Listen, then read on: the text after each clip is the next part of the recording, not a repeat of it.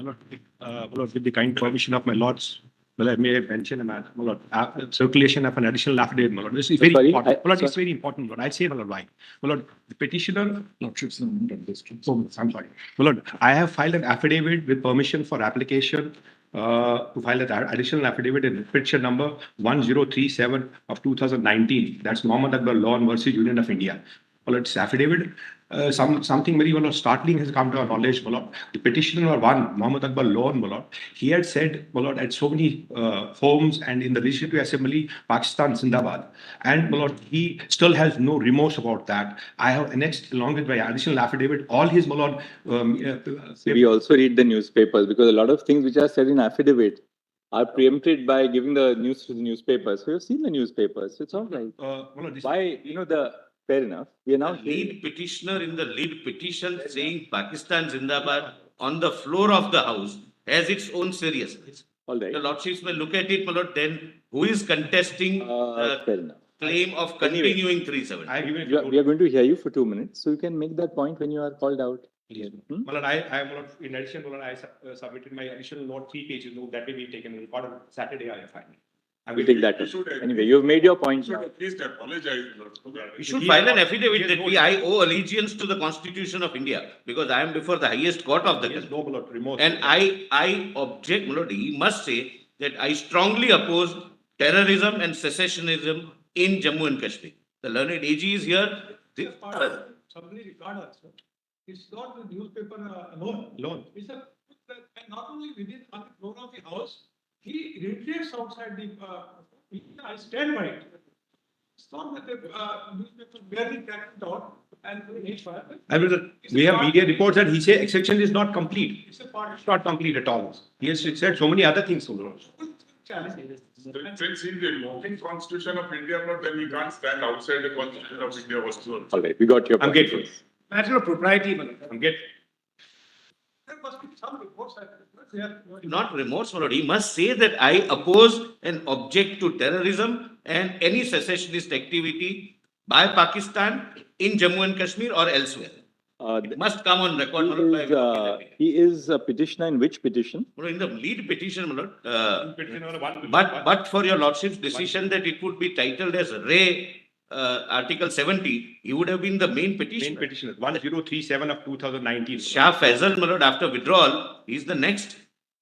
And he is not an ordinary man, my lord, he is a member of parliament. And, when he made this 1037 of 2019, titled, my lord, Mohammed Akbar Law and another versus Union of India. And others. I'm grateful. Okay. Yes, Mr. Giri. Because I had requested your lordship that I will give a note not mentioning the paragraphs of IR follow. Yes. I have circulated. You have circulated that. All right. Also drawing attention to a speech of Sardar Patel where he says democracy alone is not in alliance with dynasty.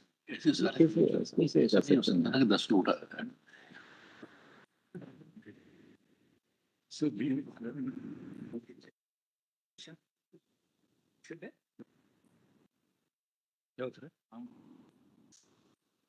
No.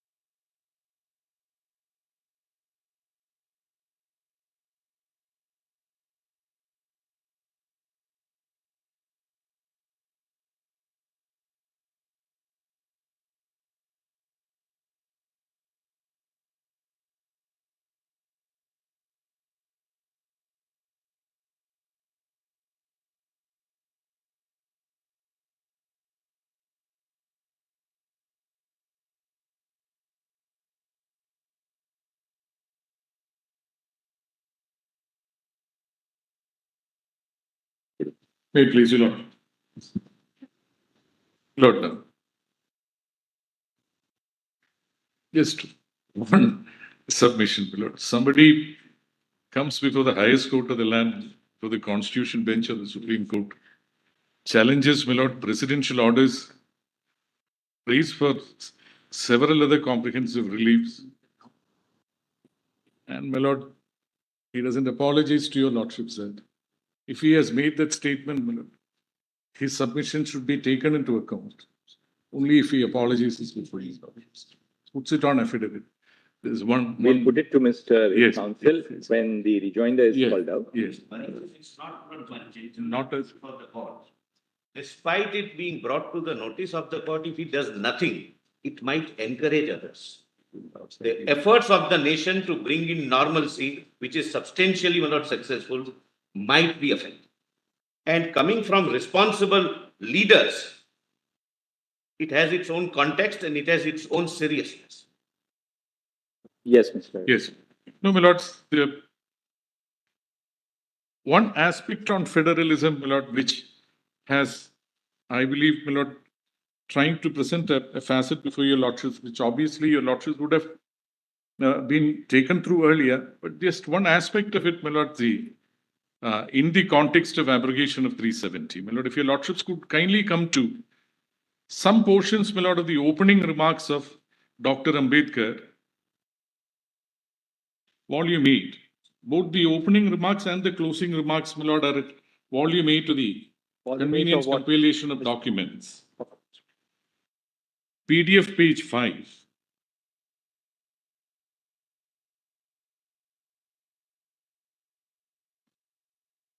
By the way, my lord, the opening remarks presenting the draft constitution was made by Dr. Ambedkar on 4/11/1948.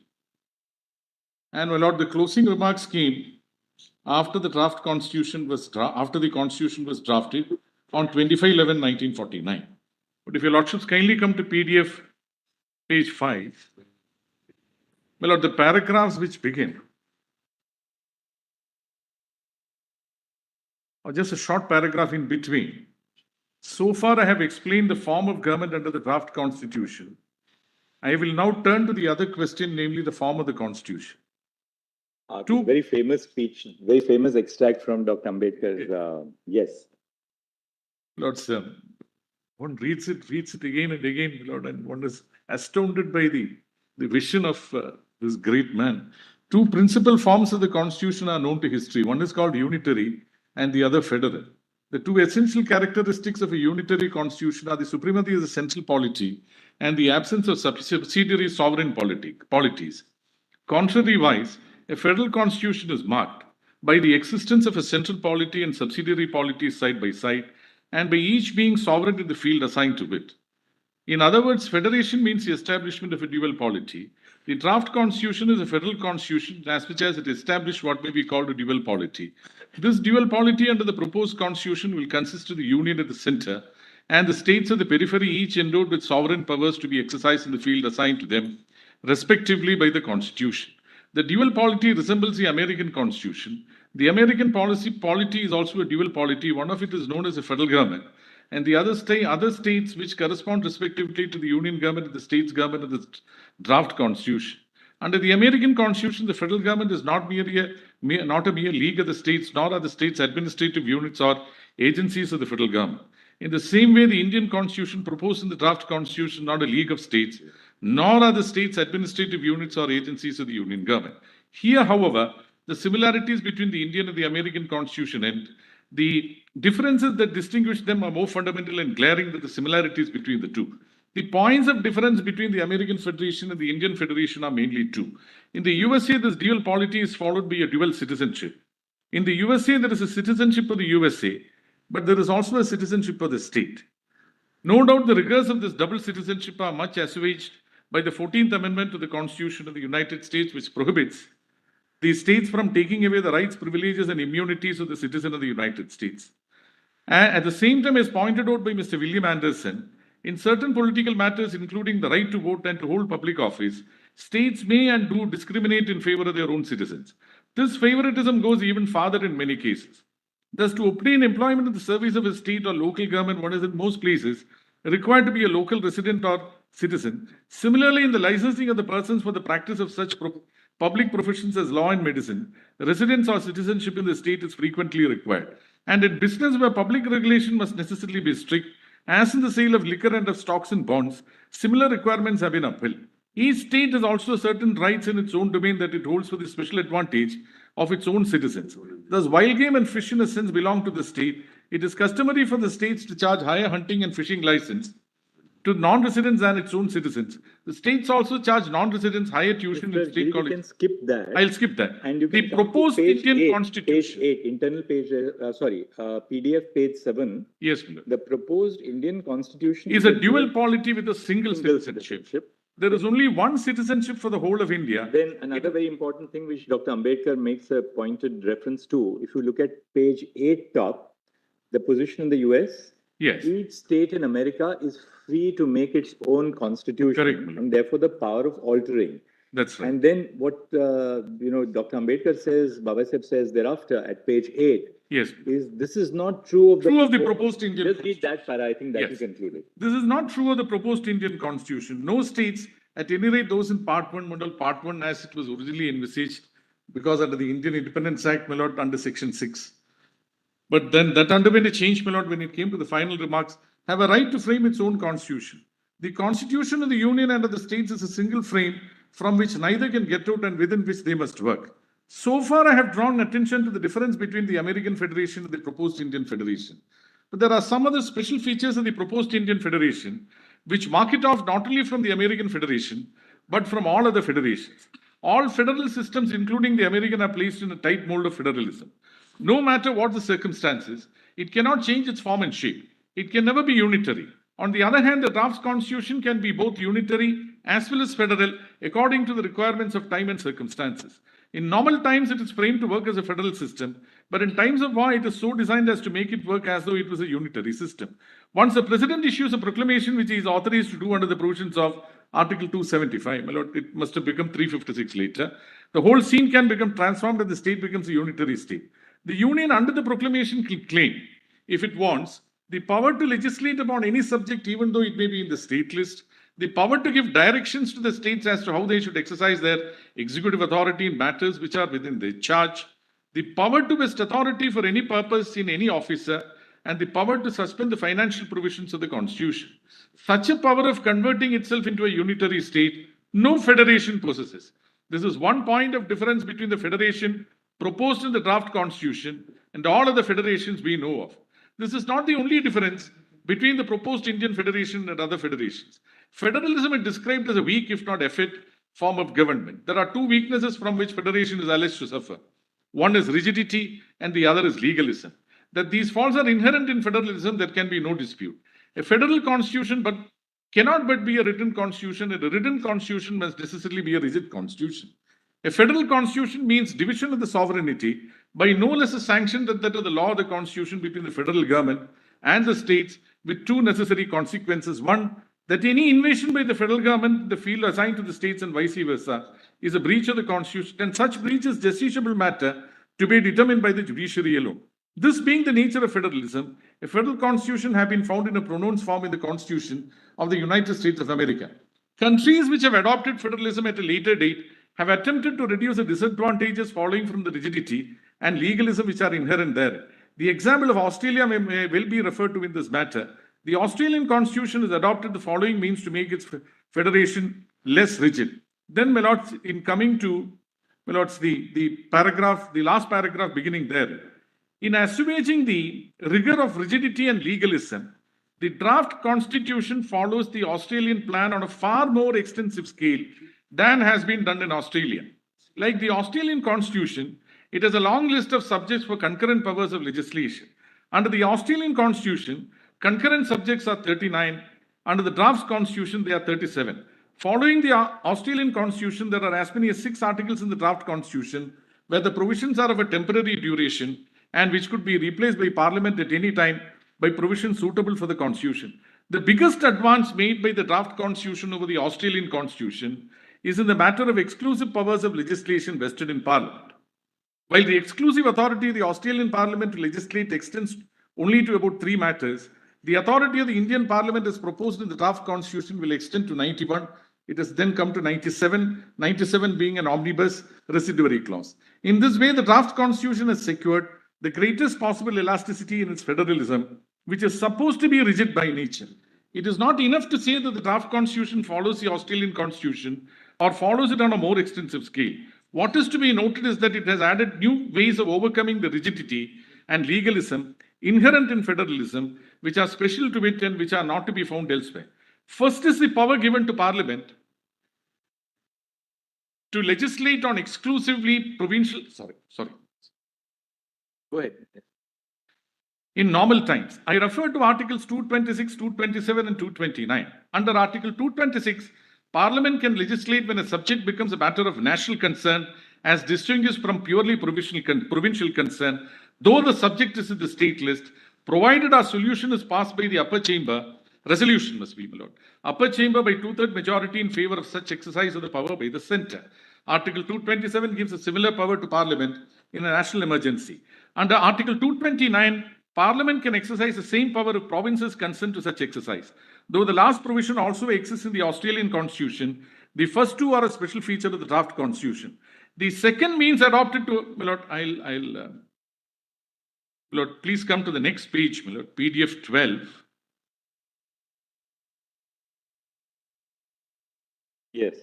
Not that the others are not important, my lord, but then to save time, because anyway, your lordships would be going through it. One can therefore safely say that the Indian Federation will not suffer from the faults of rigidity or legalism. Its distinguishing feature is that it is a flexible federation. There is another special feature of the proposed Indian Federation which distinguishes it from other federations. A federation being a dual polity based on divided authority with separate legislative, executive and judicial powers for each of the two polities is bound to produce diversity in laws, in administration and in judicial protection. Up to a certain point, this diversity does not matter. Just skip that a little bit now and then go to the bottom of that page. Yes. The draft constitution has sought to forge means and methods whereby India will have federation. And at the same time, will have uniformity in all basic matters which are essential to maintain the unity of the country. And then on the next page, Dr. Ambedkar refers to three things: a single judiciary, uniformity in fundamental laws, civil and criminal, and all India civil service. That we can then. Yeah. No, my lord, the rest of it, my lord, but of course, your lordships would be, with the utmost respect, my lord, I would commend that your lordships have a I think we have seen the key of yes, the key factors, the key features correct of the constitution which make it federal. At the same time, yes, preserve the need for that's right, a certain degree of uniformity. That's right, at the national level. That's right, my lord. No, my lord, immediately, if your lordships cut the chase to the closing remarks, that's the famous, my lord, speech by Dr. Ambedkar. 1949. Yes. Where is that? That is, my lord, at PDF page 1299. Same volume. Yes. So I don't. Would you like to read it? No, sir, you can. You can lay emphasis on. Lord, PDF page 1299. 1299. Starts at 1299. The relevant portion is at 1307. 4160. My lord? 4160 in red. Yes, 4160. My lord, see, the relevant portion is again 1307. Continuous page is 4168.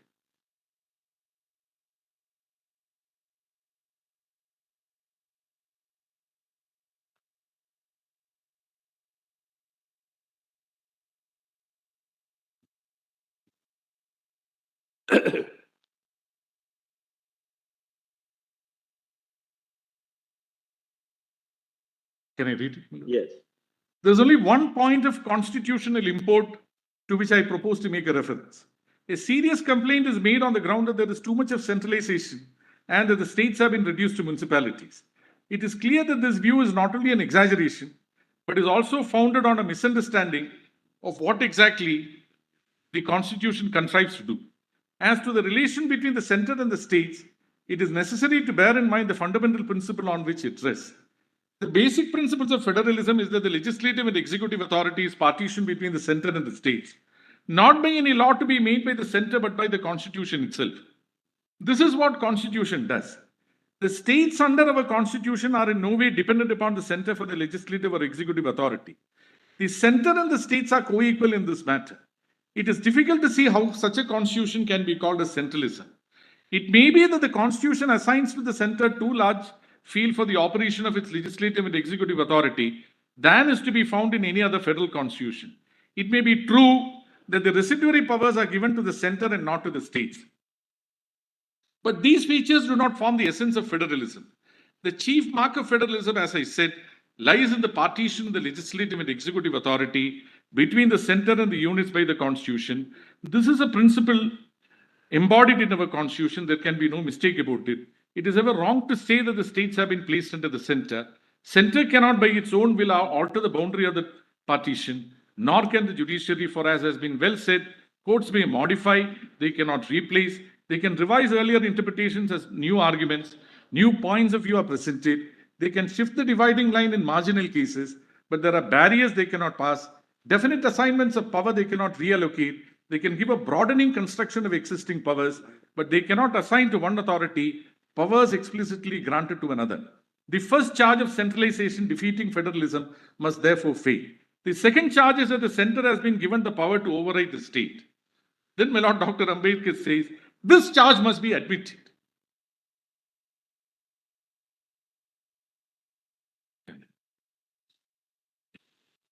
But before condemning the constitution for containing such overriding powers, certain considerations must be borne in mind. The first is that these overriding powers do not form the normal feature of the constitution. Their use and operation are expressly confined to emergencies only. The second consideration is, could we avoid giving overriding powers to the center when an emergency has arisen? Those who do not admit the justification for such overriding powers to the center, even in an emergency, do not seem to have a clear idea of the problem which lies at the root of the matter. The problem is so clearly set out by a writer in that well-known magazine, The Round Table, in its issue of December 1935, that I offer no apology for quoting the following extract from it. Says the writer, political systems are a complex of rights and duties, resting ultimately on the question to whom and to what authority does a citizen owe allegiance. In normal affairs, the question is not present, for the law works smoothly, and a man goes about his business obeying one authority in this set of matters and another authority in that. But in a moment of crisis, a conflict of claims may arise, and it is then apparent that ultimate allegiance cannot be divided. The issue of allegiance cannot be determined in the last resort by a juristic interpretation of statutes.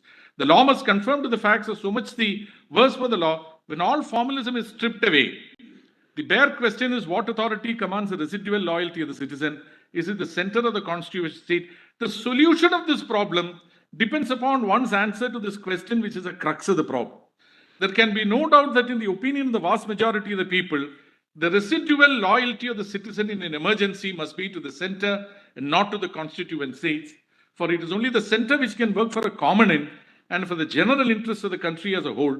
Herein lies the justification for giving to all center certain overriding powers to be used in an emergency. And after all, what is the obligation imposed upon the constituent states with these emergency powers? No more than this, that in an emergency, they should take into consideration alongside their local interests, the opinions and interests of the nation as a whole. Only those who have not understood the problem can complain against it. No, my lord, there is an anguish. Sorry.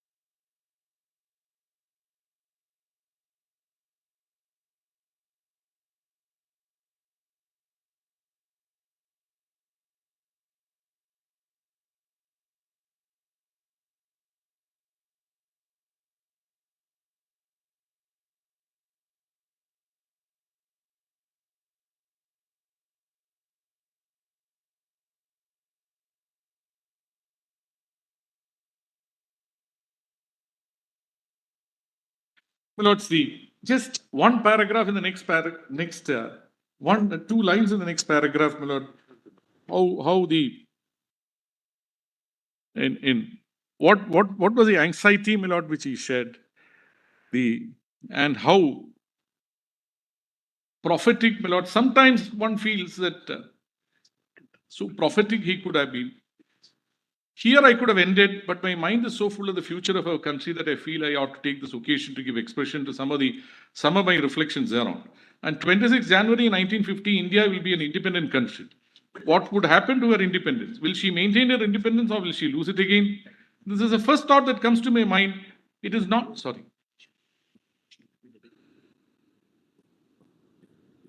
Yeah, this is Aparajita. This context. For this also. Not that, my lord. These lines which start, the point is.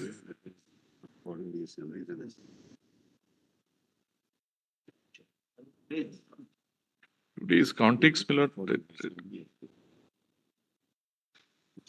The anxiety and the anguish, my lord. You must complete reading that, Mr. Giri. It's a very interesting passage. Yes, yes.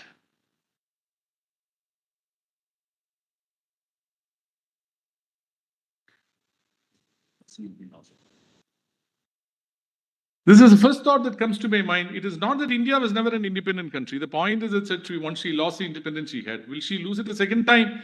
It is this thought which makes me most anxious for the future. What perturbs me greatly is the fact that not only India has once before lost her independence, but she lost it by the infidelity and treachery of some of her people. In the invasion of Sindh by Muhammad bin Qasim, the military commanders of Kandahar accepted bribes from the agents of Muhammad bin Qasim and refused to fight on the side of the king. It was Jaichand who invited Muhammad Ghori to invade India and fight against Prithviraj and promised him the help of himself and the Solanki kings. Then, my lords, I'll leave the rest. Next one, will history repeat itself? It is this thought which fills me with anxiety. This anxiety is deepened by the realization of the fact, in addition to our old enemies, in the form of castes and creeds, we are going to have many political parties with diverse and opposing political creeds. Will India place a country above the creed, or will they place creed above the country? I do not know. But this much is certain, that if the parties place creed above country, our independence will be put in jeopardy a second time, and probably we lost forever. This eventuality we must all resolutely guard against. We must be determined to defend our independence with the last drop of our blood. No, my lords, these two my lord, speeches made by Dr. Babasaheb Ambedkar, two different points of time, one while presenting the draft constitution, the other after the draft constitution, concluding remarks. There's not much variance, my lord, except to say that the slanting, my lord, if any, in the distribution of power, lawmaking power, my lord, towards the center was justified by Dr. Ambedkar after the constitution was drafted. No, my lord, it is after taking into all this that your lordships have also, my lord, over the years, after 1950, interpreted the constitution, interpreted the federal structure of the constitution. My lord, it has been done in many cases, but for the present, my lord, can I just give the paragraph numbers, my lord, and the PDF page numbers of some of the judgments, my lord, starting with State of Rajasthan versus Union of India. Just give the citation. Just give us the page, Yes. the PDF volume 26.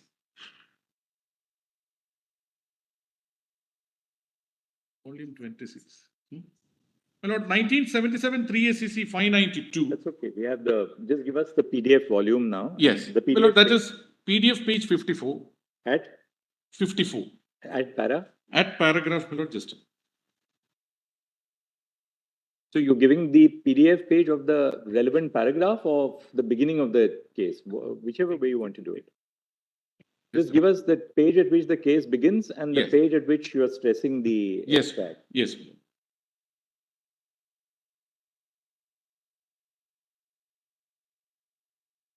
PDF 21. PDF 54, my lord, is a relevant paragraph. Three paragraphs, my lord, from Chief Justice Beck's opinion. All right. The next? The next is, my lord, Bommai. Bommai, my lord, is in volume 2,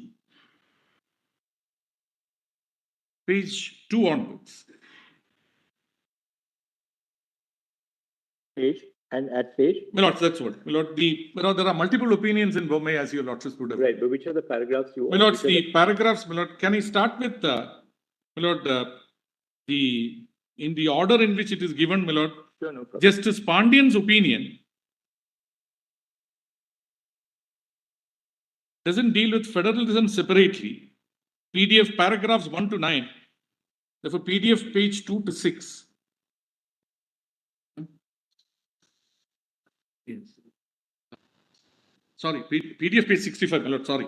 PDF page 65, the rest is all, my lord, editorial notes. Paragraphs 1 to 9, and in para 2, he agrees with the conclusions of 1, 2, 4 to 8 of Justice Sawant's opinion, my lord. All right, then. Kindly note that, my lord. Yes. My lord, see, PDF 68, Justice Ahmadi's opinion, para 10 onwards. Just Ahmadi. And the relevant portion, my lord, with regard to the federal character of the Constitution is at PDF 69, paragraph 13. PDF? 69, paragraph 13. Next. Para 23 and 24 at PDF 75. All right, next. My lord,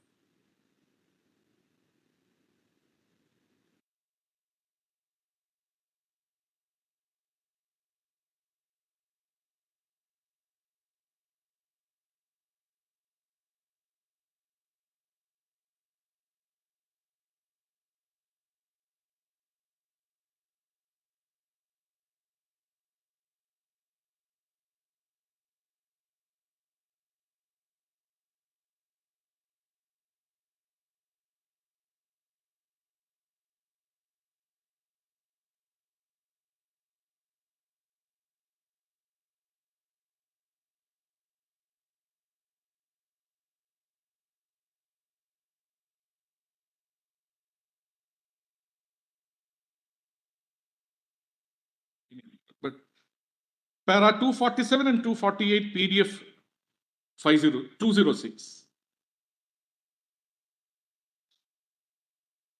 My lord, the paragraph, my lord, Ramaswamy, Justice Ramaswamy's opinion, para 247 and 248 at PDF 206.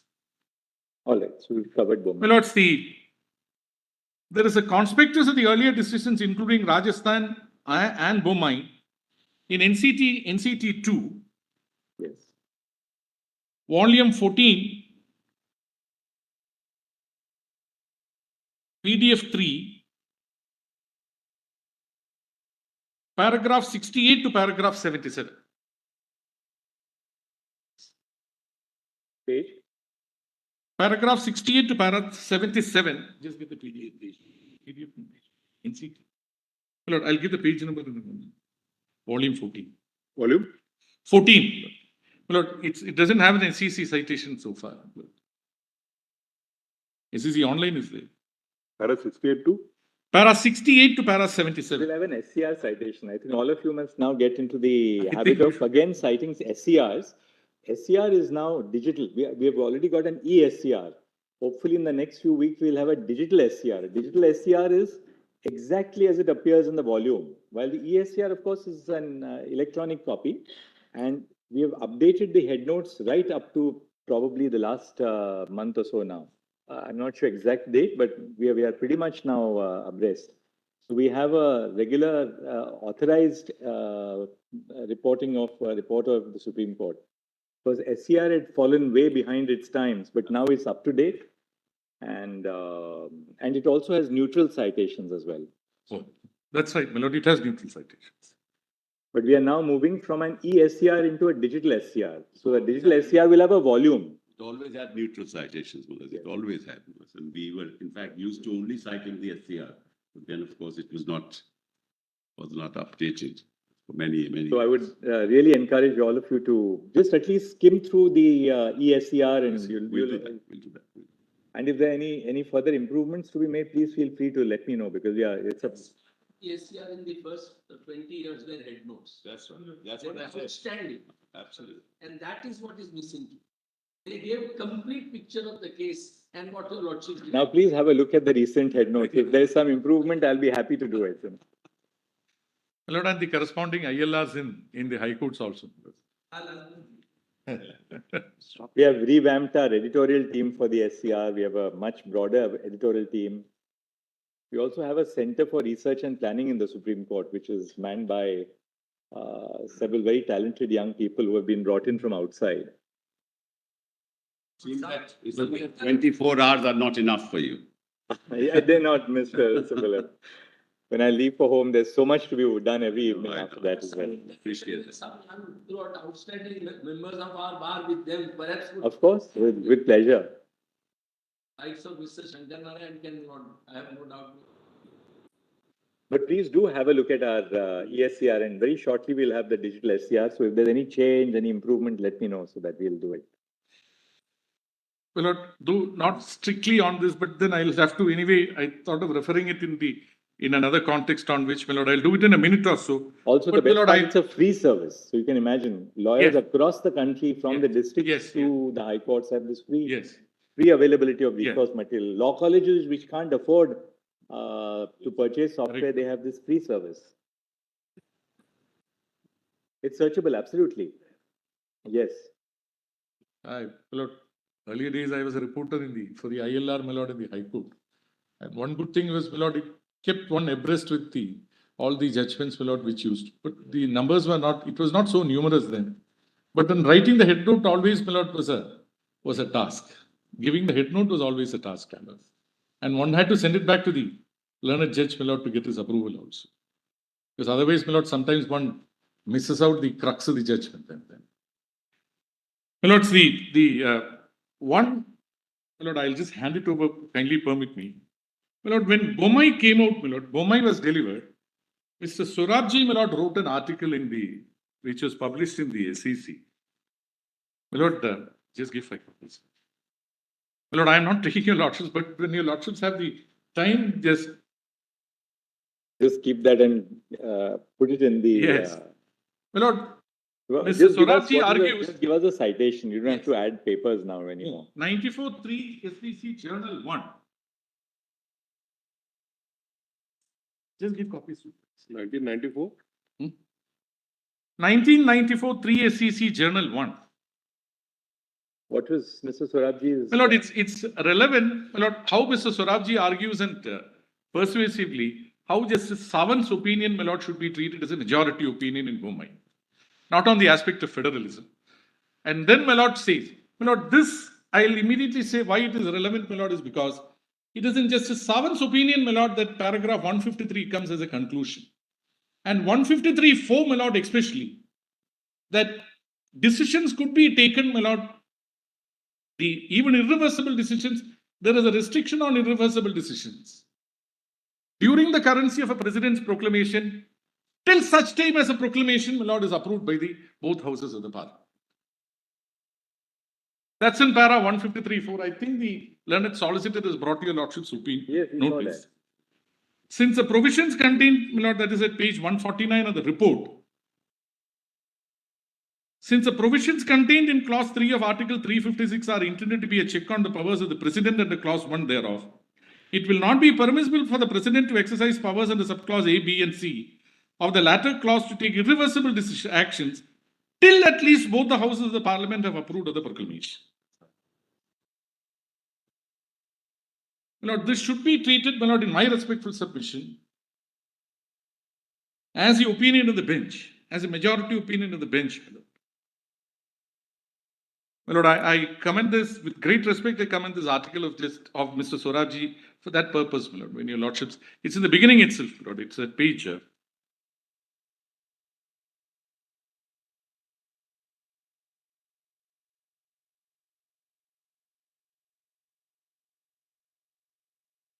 My lord, on federalism, I'll just make this proposition, my lord, and leave it before your lordships. I've given, my lord, the relevant paragraphs in the judgments, my lord. I have placed Dr. Ambedkar's opening remarks and the closing remarks. My lord, especially in the last judgment of NCT 2, where your lordships, my lord, had a conspectus of the earlier judgments, my lord, which dealt with federalism. There are 2 or 3 features, my lord, which your lordships have outlined. One is that federalism is a basic feature of the constitution. Now, my lords, when your lordships have said that, the federalism, my lord, that is revealed, my lord, from the reading of the constitution as a whole. My lord, please keep 370 for a moment aside. Is, my lord, where the distribution of the legislative powers with the parliament and the state legislatures, and with the slanting, my lord, in favor of the state. The reasons have all been given, my lord. I need not repeat it myself because your lordships have articulated it so well, my lord, in the earlier judgments. Now, my lords, whatever it is, your lordships will find that 370 constituted when your lordships have a holistic picture of the constitution and the relationship between the union and all the other states. And then if your lordships looked at 370, my lord, put in an area or carved out an area, my lord, which is not in sync with the general federal features of the constitution for the rest of the country, for the union and the rest of the country.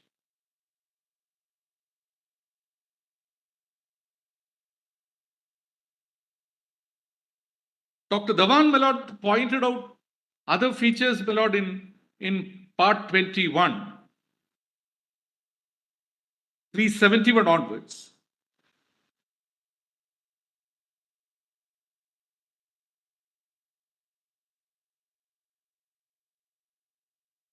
Point is, my lord, over a period of about 25 years, different provisions were introduced, were inserted in the constitution, giving certain special provisions, my lord, for some of the states.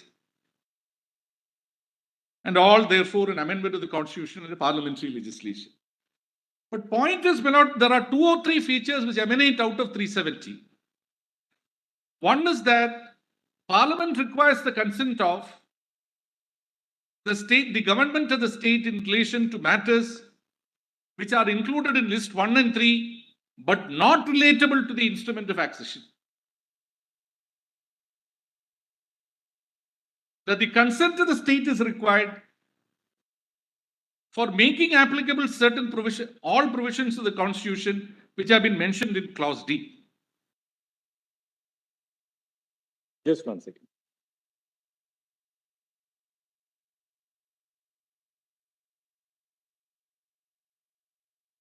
As the consent of the government of the state on list 1 and 3 matters. Yes. Which matters do not relate to the IOA. Yes. That's right. Yes. No, my lord, sin. That is B2. Yes, B2. D deals with such of the other provisions of the constitution shall apply in relation to that state, subject to such exceptions and modifications as the president may by order specify. And then the second proviso, concurrence of the government is necessary. That it has been done repeatedly, my lord, from 1950 onwards is a historical fact. But the point is, my lord, this sets out the relationship between Union and Jammu and Kashmir at a plane. I'm not saying higher or lower, I'm saying at a plane different from the constantly interworking relationship between the Union and all other states in the country, all other states forming part of the Union. Lord, when 370 is abrogated, you have a situation, my lord, which is, my lord, please consider the bifurcation of the state into 2 union territories, my lord, differently. That came about on 31/10/2019. I'm saying, my lord, that when 370 was abrogated by 272, and, my lord, all the provisions of the constitution became instanto, eo instanti, applicable to the state of Jammu and Kashmir.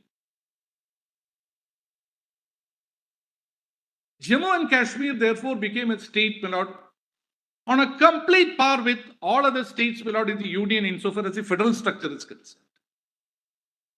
Even otherwise. Now, my lord, what do the petitioners want? As a solicitor, my lord, it's at pains to point out there is a great deal of expansion of rights, my lord, which could be enforced by the persons who reside in the state. But, my lord, what do the petitioners want? They want the 272 and 273 to be set aside and Article 370 to be resurrected. If 370 is resurrected, we would come back to a stage where there is an oddity insofar as the federal structure of the constitution is concerned. J and K would continue to be placed or would once again be placed on a plane different from all the other states of the Union. And the federal working relationship which the Constitution behoves us to do will meet with a roadblock one way or the other. Lord, I'm not saying that the one principle of administrative law which your lordships have always applied is your lordships would not issue a prerogative writ in setting aside any order or setting aside any action taken by the executive. My lord, if such interference by your lordships resurrects, my lord, a situation that was also not completely legal. My lord, paraphrase it. If setting aside 272 and 273 resurrects Article 370, in my respectful submission, if Article 370 is resurrected, that would also be violative of the basic structure of the Constitution. Yes.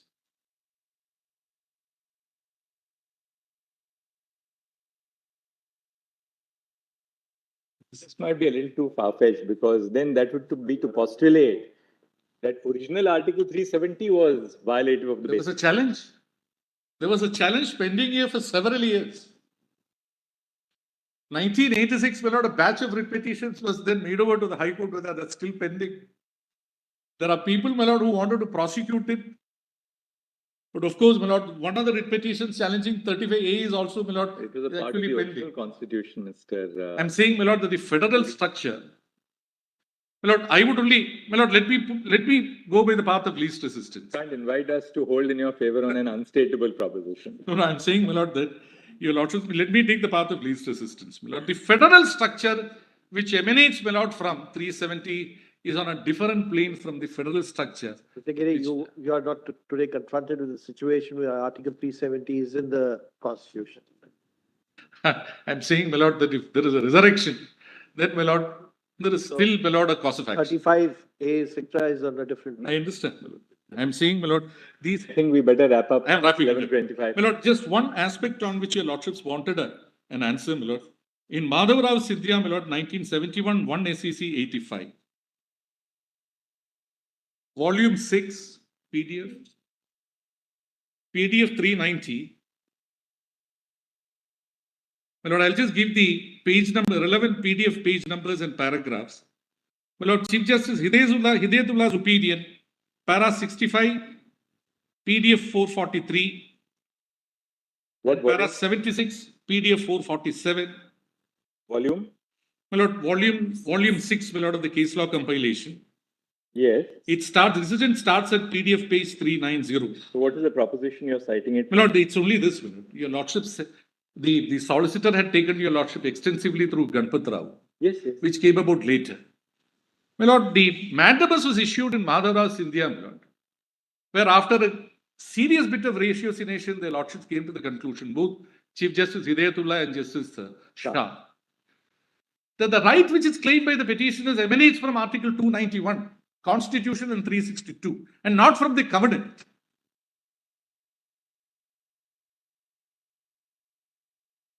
And this is same conclusion was arrived at to hold that 363, which is a bar on the courts, my lord, entertaining such disputes, is not attractive because the right claimed by the petitioners is on a right which is generated and frameworked in the Constitution and not in a covenant.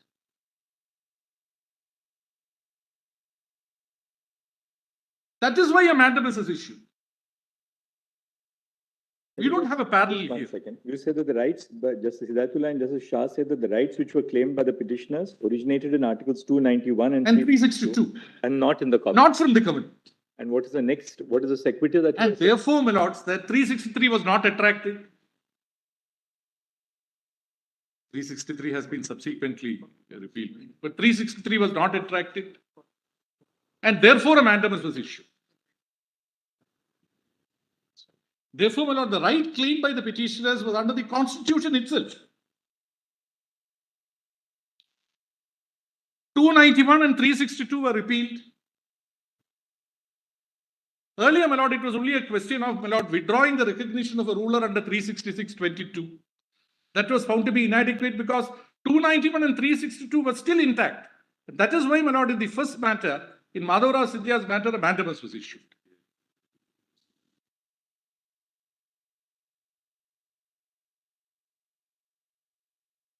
When 291 and 362 were repealed by a constitutional amendment, my lord, no further rights survived. There was no privy purse, my lord, which the right to a privy purse which emanated from the constitution or embedded in the constitution. The right was taken away by a constitutional amendment. That's why, my lord, in Ganpat Rao, a challenge to the constitutional amendment on the ground that it violated the basic structure of the constitution was repelled. My lord, petitioners cannot draw any sustenance, my lord, from the ratio of Madhavrao Sindhya is my respectful submission.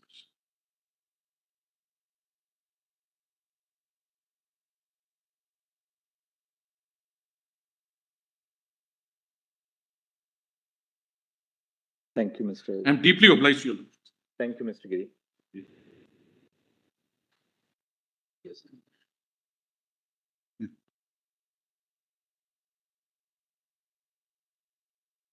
Are you appearing for? For a union.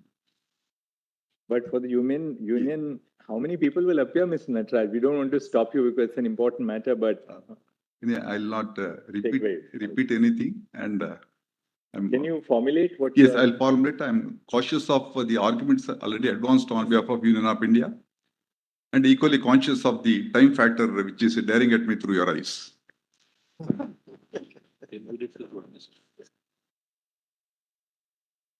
Find you to 10 minutes. Just I'll only on a different approach which I'd like to give to the entire the facets of this one with regard to the matter. Basically, I formulated 4 issues which I'll cover up within 10 or 15 minutes. I'll not go beyond that. Article 370 is the only provision in the Constitution which has a self-destruction mechanism.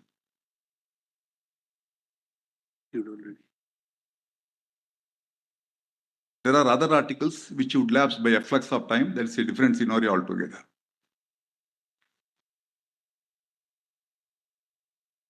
Number 2, this article did not confer any kind of right .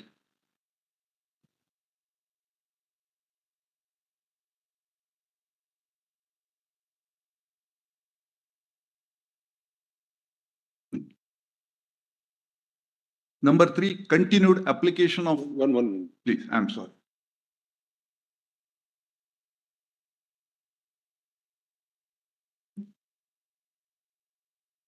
Continued application of Article 370 discriminated and opposed to basic structure.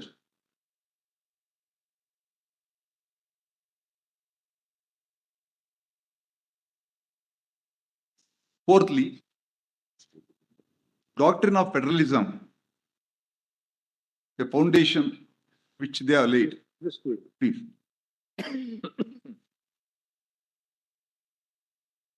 In the stricto sense, has no application insofar as Article 370 process is concerned. What is the 4th one? The doctrine of federalism, that federal structure principle, has no application in stricto sense insofar as process under Article 370 is concerned.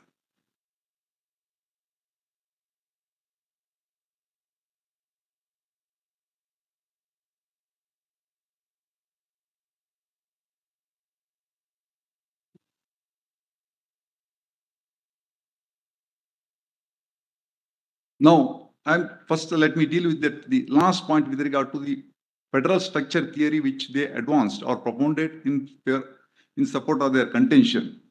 By virtue of it, the Article 370 abrogation and all this process, the federal structure has been violated. While dealing with that, first let me take this Honorable Court to the provisions under the Constitution where under the the constitutional provisions can be amended. That is Article 368. Now kindly take Article 368 in juxtaposition with Article 370. There are two situations. Under Article 368, that is the provision under which the Constitution can be amended. That is the provision which recognizes, number one, constituent power. Number two, while amending the constitutional provisions, in most of the cases, we require the majority or the 2/3 of the majority as provided under Article 368(1). The second part is equally important, which recognizes federalism, is the next part, where the ratification. Article 368(2) that recognizes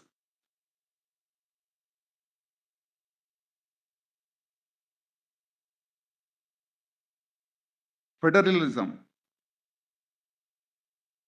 in the matter of amendment to the Constitution.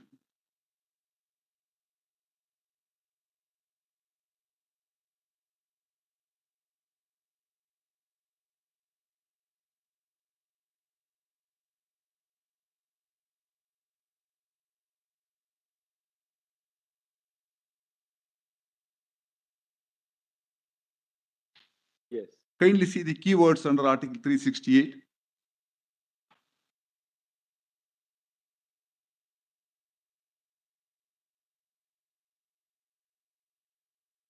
Kindly take the keywords under Article 368.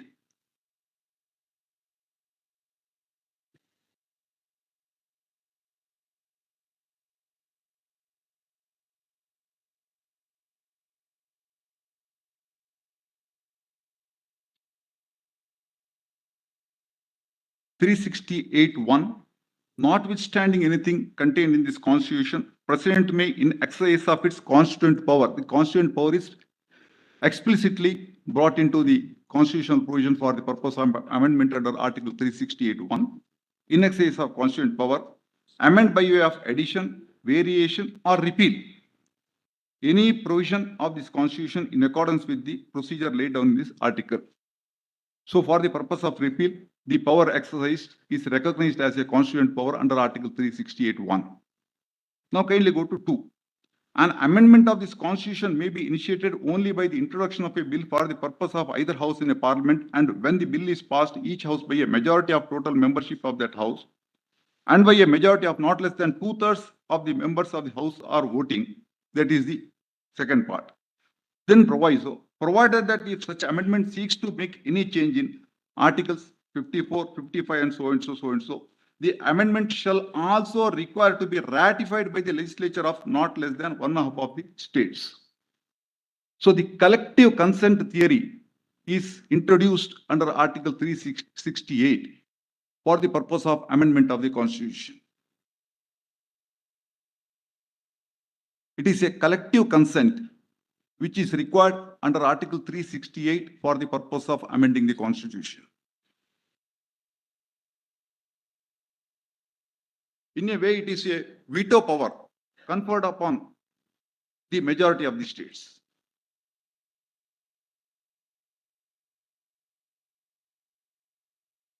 Now, have 370, Articles 370 in a juxtaposition. Kindly go to Article 373. Notwithstanding anything contained in these provisions of this article, the President may, by notification, declare that this article shall cease to be operative or shall be operative only with such exceptions or modifications as may specify, provided that the recommendation of the Constituent Assembly of the state so and so shall be necessary so and so. 368 speaks of the ratification, a collective consent, and the veto power as a recognition of federal structure is embodied under Article 368. However, when it comes to Article 370, the language is only recommendation, which already they pointed out, it is only It's been argued consistently. Please. The word recommendation has been argued. Argued, therefore I am not touching. I am pointing out the difference between the ratification as a matter of the federal structure which is brought in for the purpose of amendment, and 370 which only says the recommendation. But equally, the adaptation to the constitution ensured that even in the matter of an amendment, yes, the president has to still go through the route of Article 370 bracket 1. absolutely, absolutely. Therefore, in the stricto sense, Article 368 principles of getting it ratified will not be applicable to when it comes to 370. Only the recommendation is required, which has a very, very limited. When additional safeguard was introduced, Correct.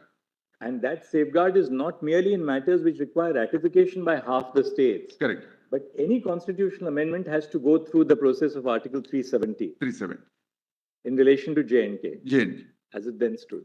Yes, that's right. But however, reading these two articles in a different language will make either of them redundant.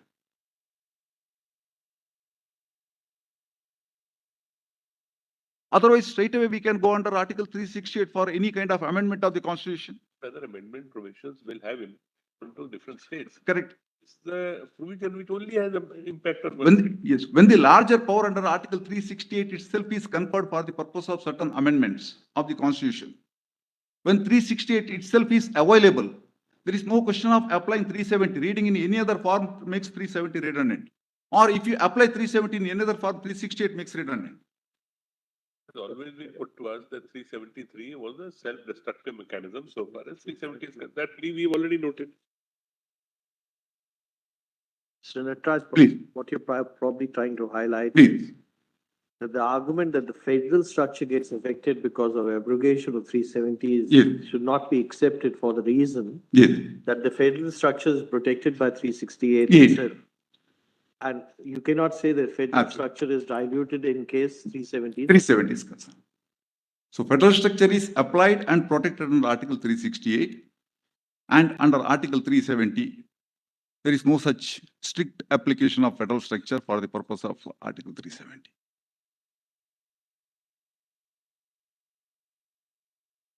Any other interpretation would in a way makes either 370 or 368 a redundant provision. No constitutional provision.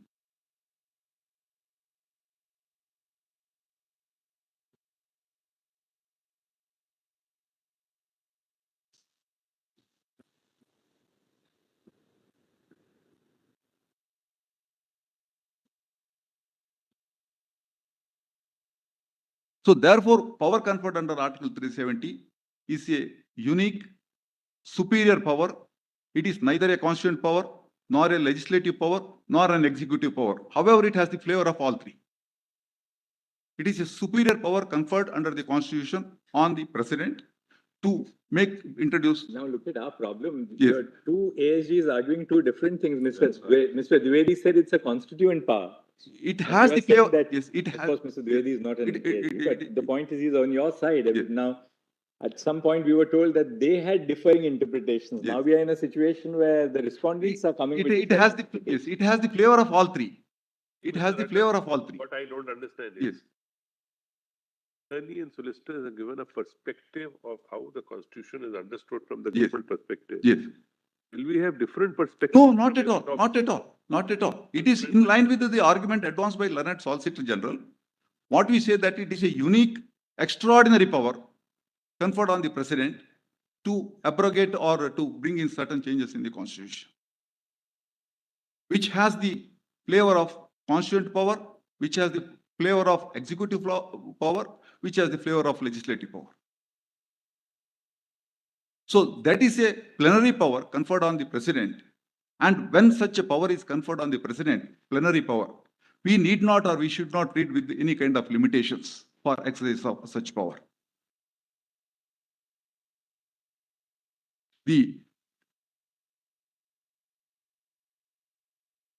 Such an extraordinary power conferred on the President need not be or should not be read with any kind of limitations.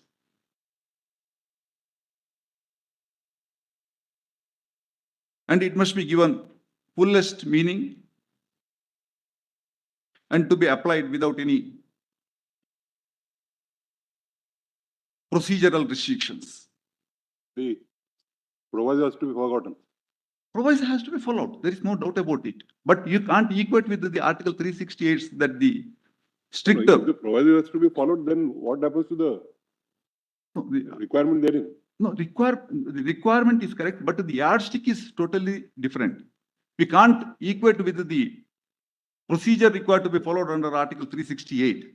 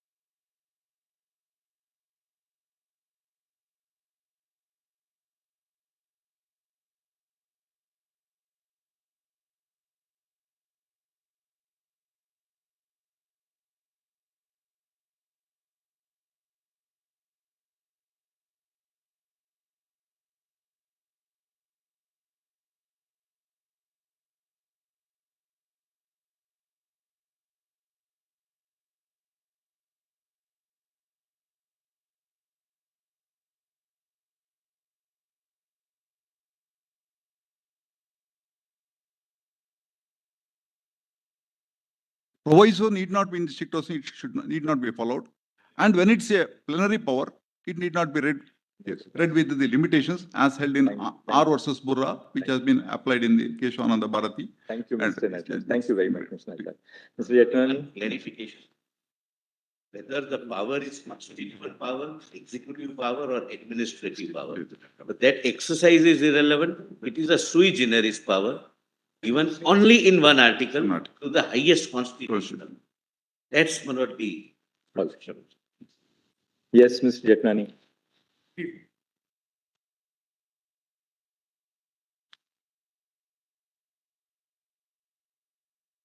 Now I appear for the interveners in 171690. Could you repeat that, Mr. Jetnani? But I number 171690 in in the lead petitions. In the lead petitions, I am the intervener. One of my clients in 1047. Yes, in 1037. 1037.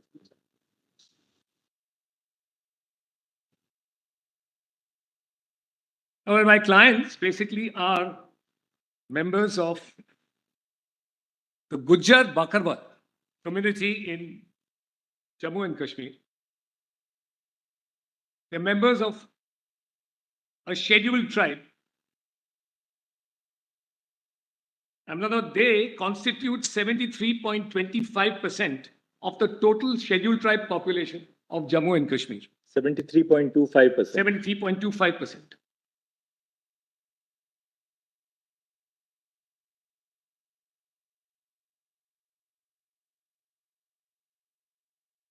But of course, we strongly support the amendments for the reason that the provisions in the Constitution pertaining to scheduled tribes, 330, etc., were never applied. But Mr. Jetmalani, your knowledge is theoretical unless you can state with certainty before us that you have driven around in Ladakh. Have you been? I've been to Ladakh. I have been to Ladakh. But Manoj, many years ago, many years ago, Manoj, in the days when houseboats used to flourish, in those days. And they've come back now. Houseboats are not there in Ladakh.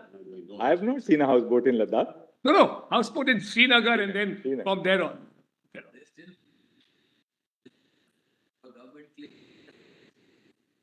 Why don't you go there? I'm told a lot of people go there now. It's Go there and take a look for yourself. Empirical evidence will stare you in the face.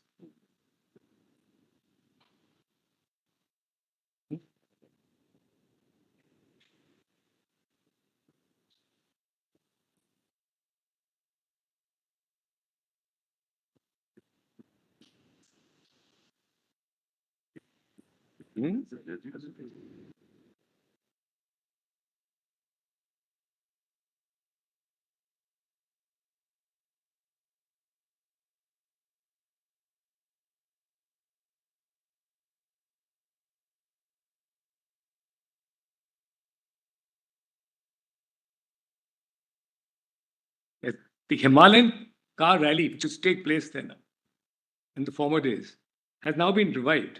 But my daughter's scheduled to go soon to Leh and Ladakh in that Himalayan car rally. So they're taking a sports car themselves and traveling up. She and her friends. That's how practical it is now. Variava used to participate. Yes, but yes, what is right, Justice Variava.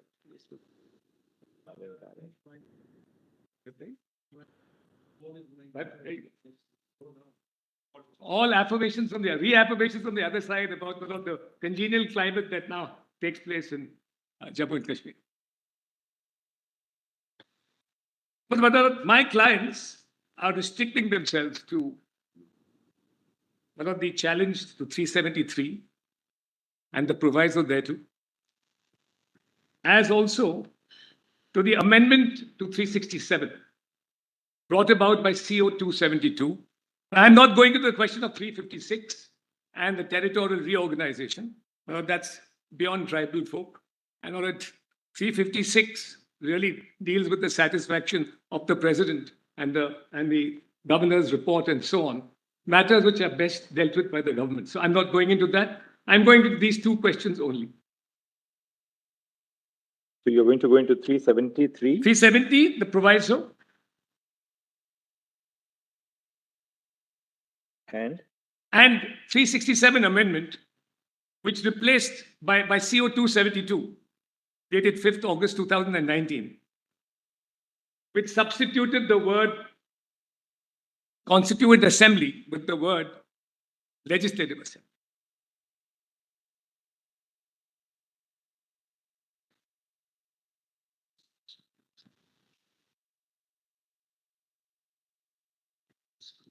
Incidentally, I might just mention that my clients are the beneficiaries subsequent to 5th August 2019. Actually, you very helpfully identified the 4 key areas in the case, yes, which the case turns. 1, 370 itself, and the proviso to 370(3).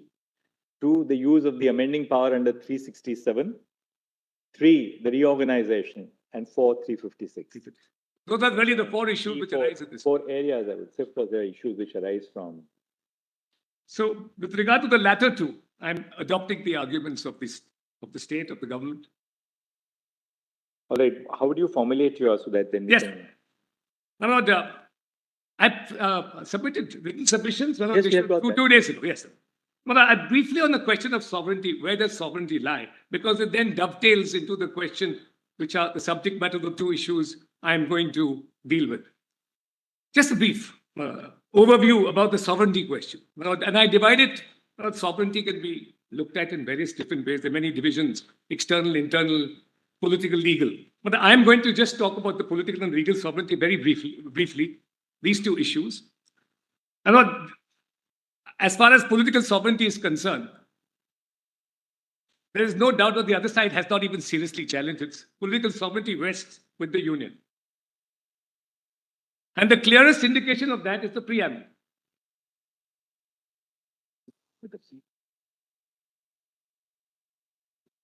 Union.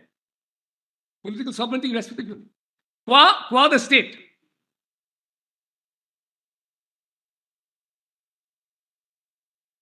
And a simple look at the preamble, my lord, would indicate that. The preamble of the 2, the Union and the federating unit of the state of Jammu and Kashmir, would reveal that. A point noted by Justice Nariman in the State Bank of India case. I mean, we'll kindly have a look first at our preamble very quickly. We, the people of India, having solemnly resolved to constitute India into a sovereign, the word sovereign is key, socialist, secular, democratic republic.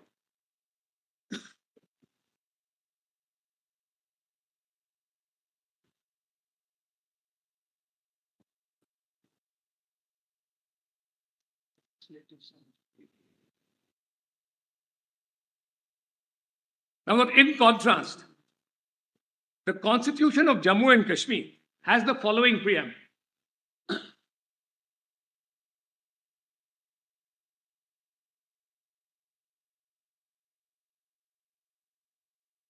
We, the people of state of Jammu and Kashmir, having solemnly resolved in pursuance of accession of this state to India, which took place on 26th October 1947, to further define the existing relationship of the state with the Union of India as an integral part thereof.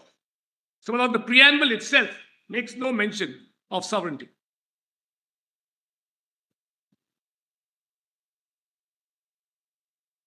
In fact, the preamble is dealt with further defining the existing relationship of the state with the Union as an integral part thereof. So it's an acknowledgement of the Union's sovereignty over the state. This is political sovereignty.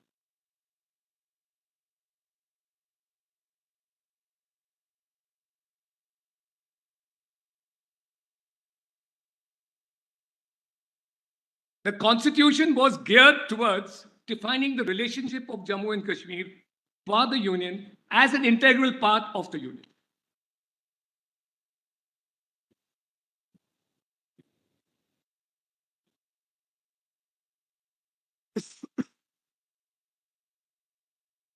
Yes. And first and foremost, the permanent residents of the state of Jammu and Kashmir are citizens of India.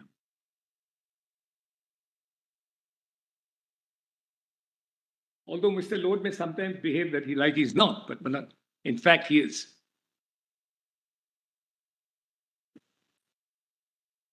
Now I come to the question of legislation.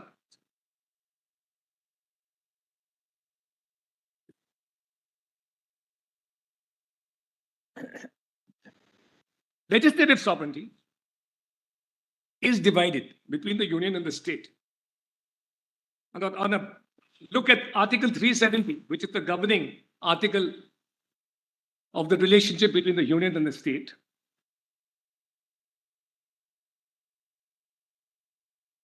Matters in the concurrent and Union list acceded to by the then Maharaja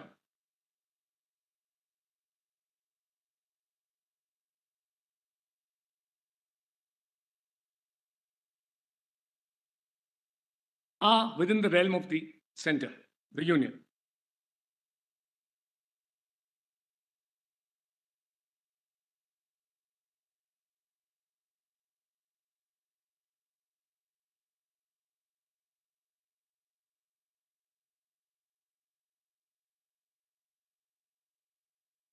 And broadly speaking, the other parts of the Constitution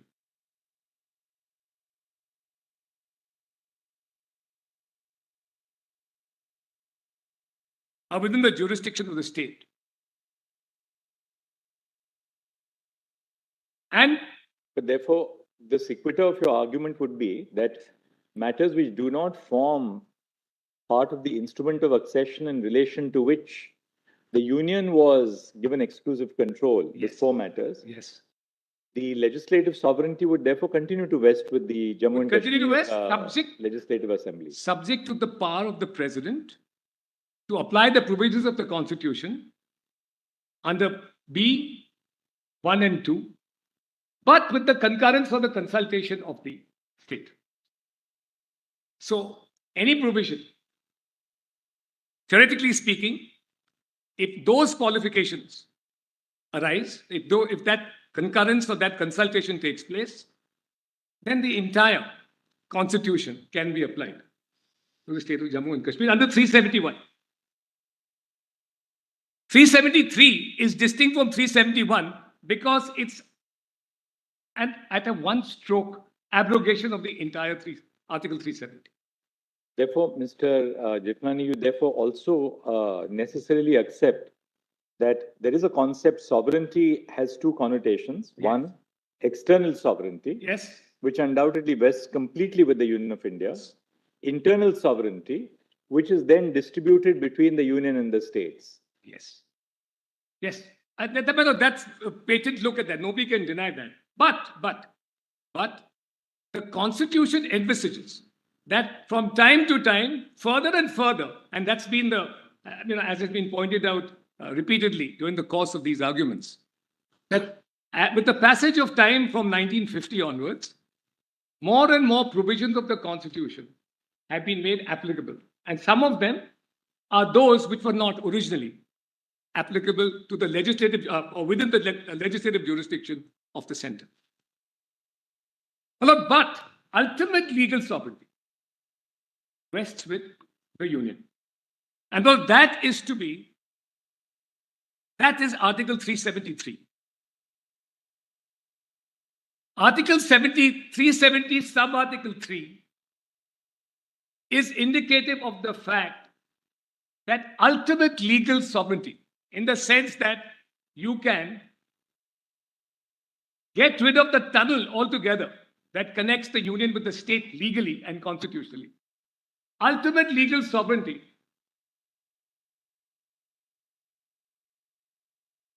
rests with the Union of India. And 373 is key, is one of the key issues in this entire discussion. It's in all these arguments, 373, and the reading of the proviso, the effect of the proviso. That establishes most of the issues that arise in this case, at least it sets a platform whereby the others can be. Absent that, there would be nothing else, which is why the other side is at pains to point out that after the Constituent Assembly dissolved or became extinct, 373 has no application. In other words, the substantive part of 373 is now swallowed by the proviso. The absence of the Constituent Assembly and the power of recommendation which was vested in it has now disappeared. That's their case. Now, on that proviso, I'll have something to say. But this is the sovereignty issue.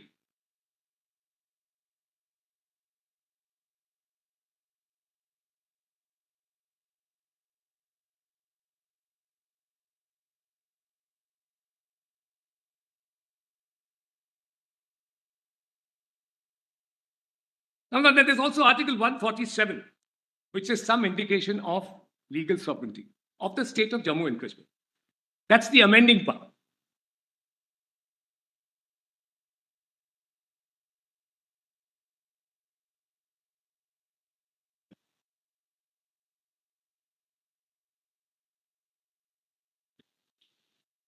That is an acknowledgement. The third part of C, clause C of 147, is an acknowledgement by the state of Jammu and Kashmir that they cannot touch the Constitution of India as applicable to the state of Jammu and Kashmir.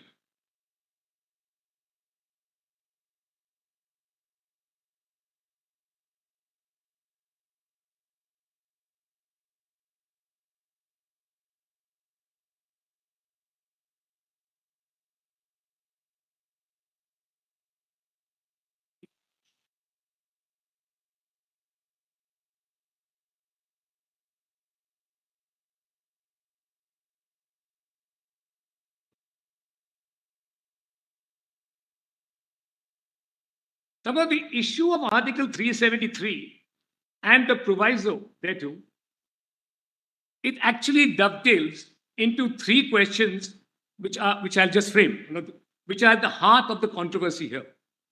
The first is Article 370 temporary or permanent?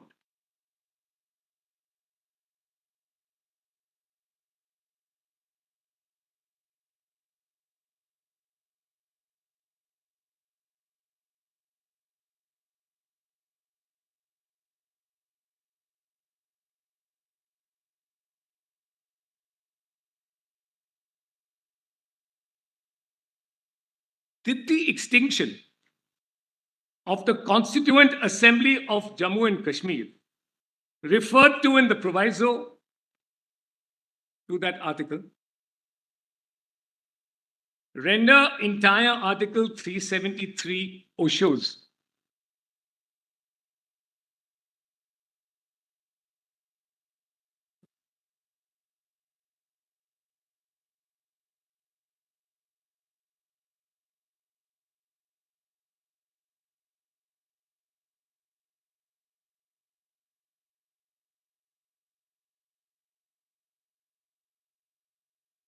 And third, was the amendment by CO 272, dated 5th August 2019,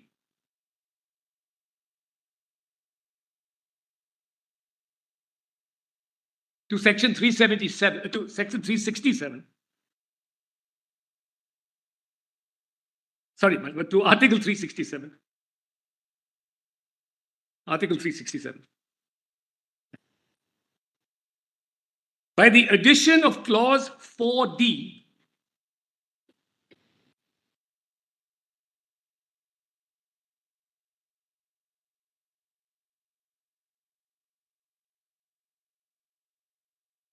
well, that article which made Constituent Assembly read as Legislative Assembly, was that constitutionally valid?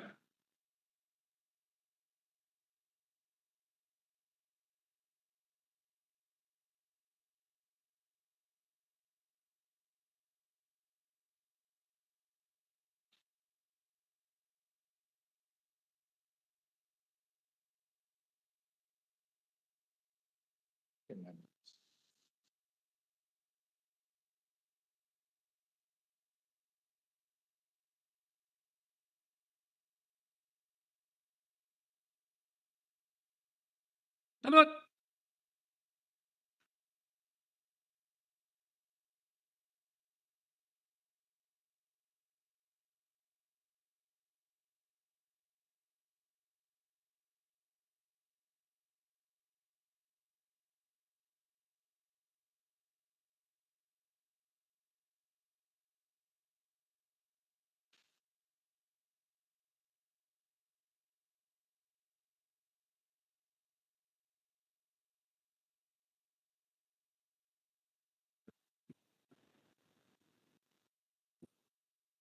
Just since we have 55 minutes now to lunch, we'll give you time till 12:20.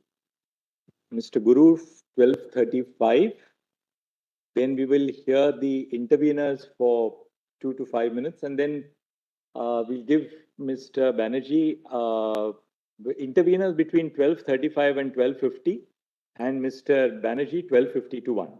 That's the way we'll do it. But because I have to read some extremely important constitutional orders, see, just very briefly. Give us the page. Yes, but I just want to read the portion that I'll tell your lordship what my argument. I'll come to it in a minute. Well, let's get to the argument. Yes. Let's not waste time management. I agree. Yes. Now, my lord, as far as the temporary and permanent part is concerned, two issues have already been discussed. One is Article 370 is a provision that is a part of Chapter 21 of the Constitution of India, which deals with temporary provisions. Yes. Lordships have already noted that. Second is the title of the article, which describes its provisions as temporary provisions with respect to the state of Jammu and Kashmir.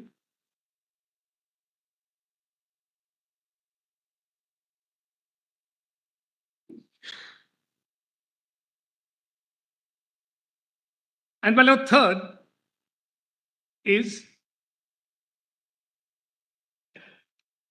the effect of the proviso requiring the prior necessary recommendation of the Constituent Assembly of Jammu and Kashmir before the President can act under 373(1).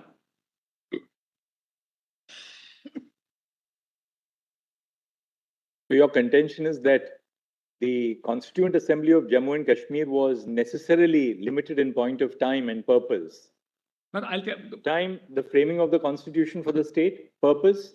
Once that purpose was over, it had to come to an end. That's your submission. and one of the proviso, and not just one judgment, which I'll just give your lordship the citation, that it is a principle of construction that unless clearly indicated, a proviso would not take away substantive rights or powers conferred by a section or a subsection. Now that's Madhu Gopal's case, and the citation is in my written submissions. Paragraph 7. Just give us the volume, PDF Yes. page and para. But I've annexed it to my note. But if your lordship wants it in the PDF, Just give it to us here. We have taken it. I don't think you don't have to flip. it's not in the PDF. I'm not. It's not. It's not in your lordship. Case law PDF. Case law PDF. It's a very short judgment, literally 2.5 pages. Anyway, GP Singh's interpretation of statutes, a whole section on how to construe a proviso. Yes. Sometimes it's explanatory, sometimes it's an exception, it's clarificatory. But the principle seems to be that unless clearly indicated, it would not take away the substantive rights conferred by the main section. All right. I'm not just a look at 373, and then I take you to my submissions on this most important point.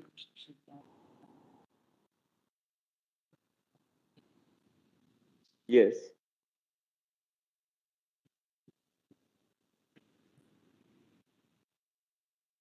Now, the Constitution and its provisions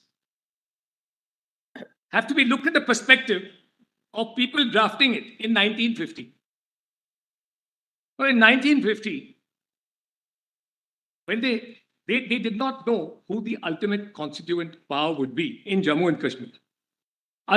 Essentially, what was 370? 373, which talked about the article ceasing to be operative altogether, because it was the terminus of the entire article.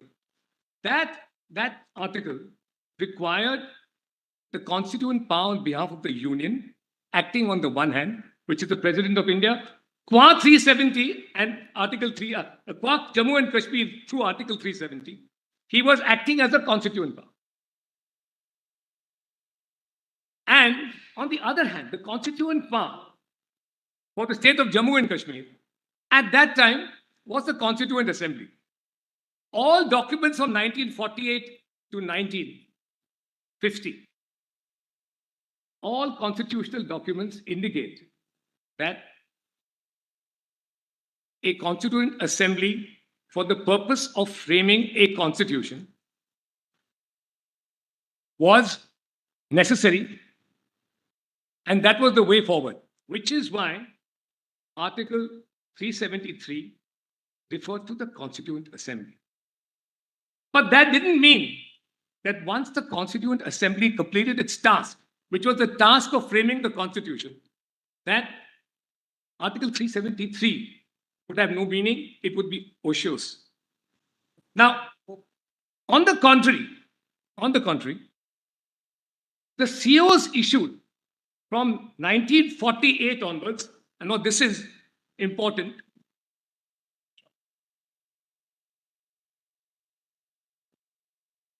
indicate two things.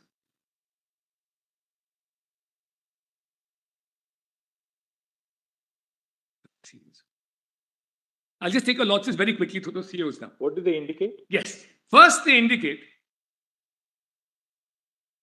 expressly that the Constituent Assembly and the Legislative Assembly, insofar as it applies to Constitution of India, are synonymous. In other words, come again, the Constituent Assembly and the Legislative Assembly are synonymous.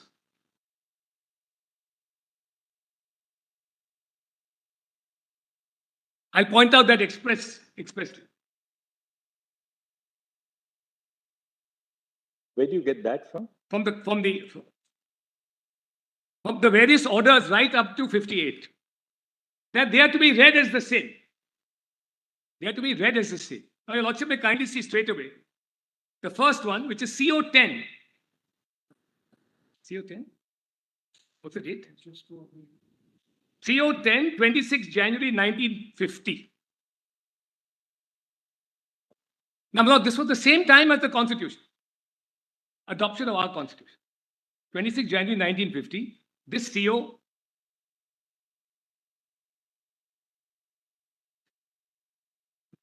CO. So what part of CO10 are you relying upon? Second schedule. Where's it? The PDF page? Just give us the volume and page, Yes. just so that we have it at one place. Documents, volume 3, PDF page 7.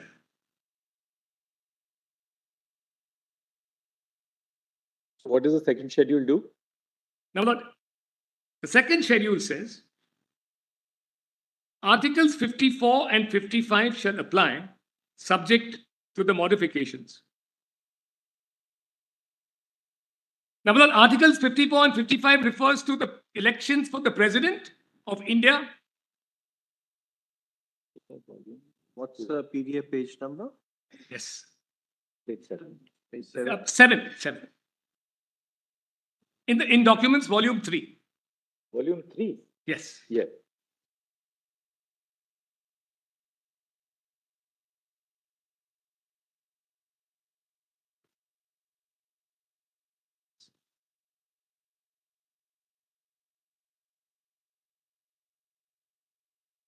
This is in column 3 of the second schedule.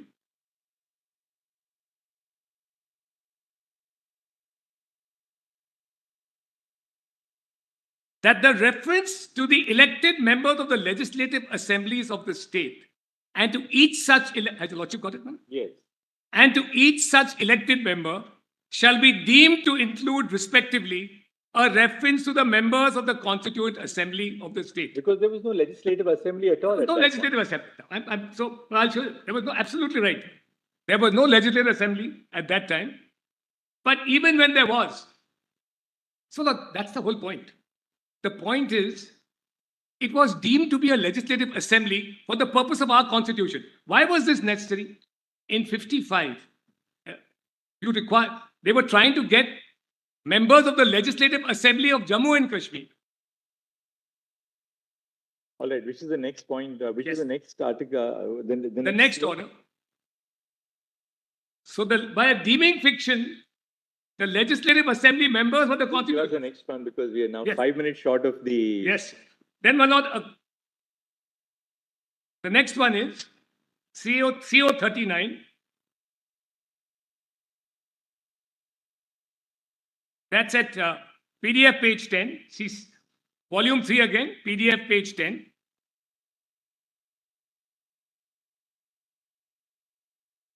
CO39. PDF page 10.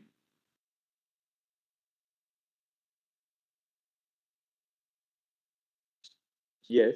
Reference to the elected members of the legislative assemblies of the states and to each such elected member shall be deemed to include respectively a reference to the members of the Constituent Assembly of the state and to each such members. Now, in CO48, which is the next one, I'm running through it now, and this was in 1954. The date of CO48 is 15th May 1954.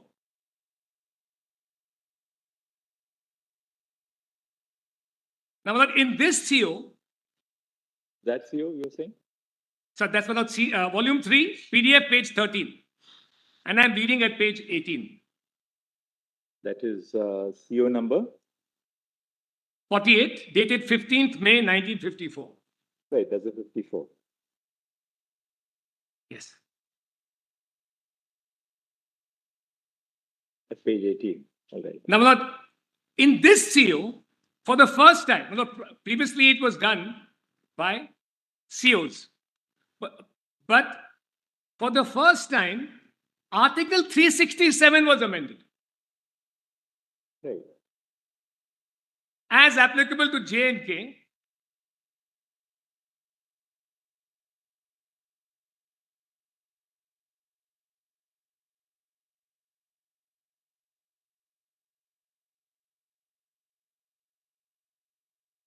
How is it relevant for your argument that Constituent Assembly means Legislative Assembly? Because that's what the Union of India has done. They've amended 367. Clause D. Yes, yes. That's CO 272, which is under challenge. The same procedure was undertaken in 1954. For the first time this was done. This was also pointed out to us by, I think, the learned solicitor. In fact, that's in his list of days. It's the first exercise of 367 power. But it was even, yes. But even earlier, they were synonymous. The Legislative Assembly and the Constituent Assembly. It emanated from 1948. This 14th of May 1954. Yes, the 15th of May 1950. Right, when there's no Legislative Assembly in Jammu and Kashmir. No, it's not. But now an amendment is made that they will be the same. Even when there's no Legislative Assembly. And now we are not talking about for the purpose of a presidential election. This is now for every purpose. All right, which is the next CO? Then, my Lord, Your Lordship might just see a provision in the Constitution of Jammu and Kashmir, 85(2), 85 subsection 2. This is at PDF page 56, volume 2.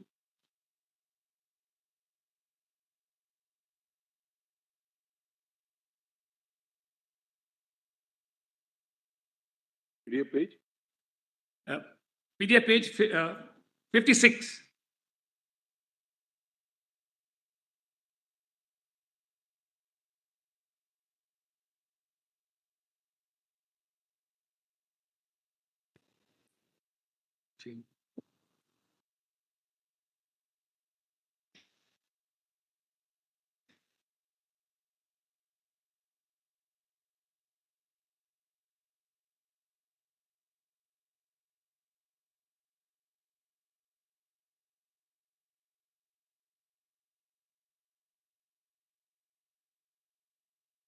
Until rules are made under subsection 1, the rules of procedure and standing orders in force immediately before the commencement of this constitution with respect to the Constituent Assembly, while discharging the functions of the Legislative Assembly, shall have effect in relation to each house of the legislature.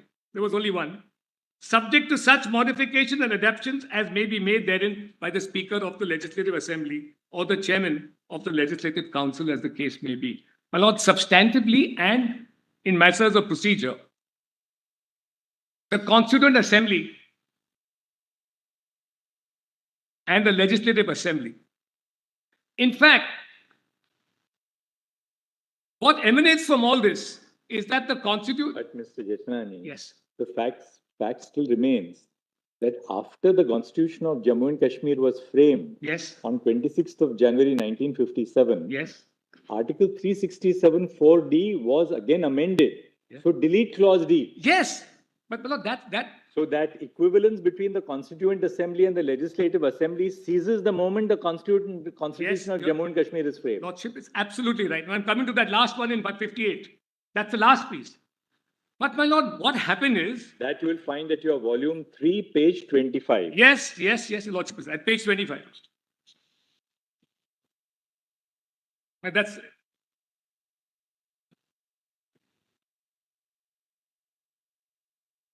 The point is, all this shows that the Legislative Assembly, and why was this deleted? This was deleted because after the dissolution or the extinction of the Constituent Assembly,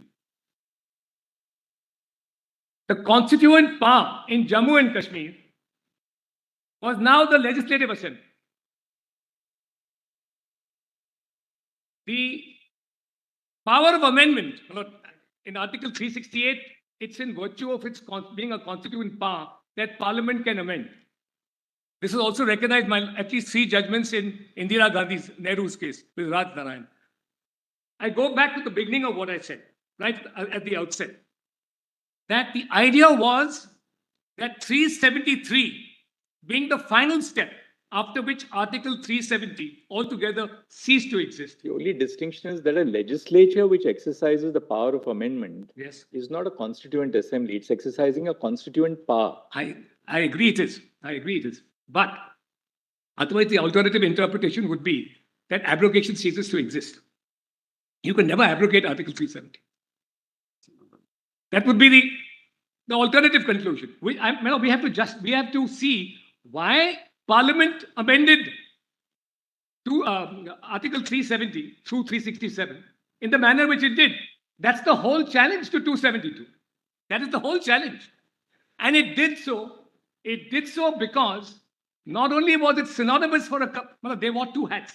The Constituent Assembly wore two hats. The same people, the 75 people who constituted the Constituent Assembly in 1951 when it was convened, were the same people who were also members of the Legislative Assembly. Argument of the learned solicitor is that independent of the amendment of Article 367, yes, 370 bracket 3 and the exercise of that power still stands. Of course it stands. And it still survives. Because I'll tell you Lordship why. To go as far as, according to him, he has not pitched it. Though he said, look, 367 has also been used in the past. Yes, yes. To the 3 times it was used. Yes. But he has said, independent of 367, it can still be done. Look, which is why I come to my next point. And that's one of the 367. They became the successors, They were certainly the successors. If there was any constituent power which could replace the Constituent Assembly in the proviso, it was certainly only the Legislative Assembly. Now, your Lordship is right, 367 could not be the source for, that did not necessarily have to be the source for that replacement between the Constituent Assembly and the Legislative Assembly. Did not have to be a source. But it was implicit in any event. All 367 did, or the amendment to 367 did, by CO 272, was to recognize an implicit position.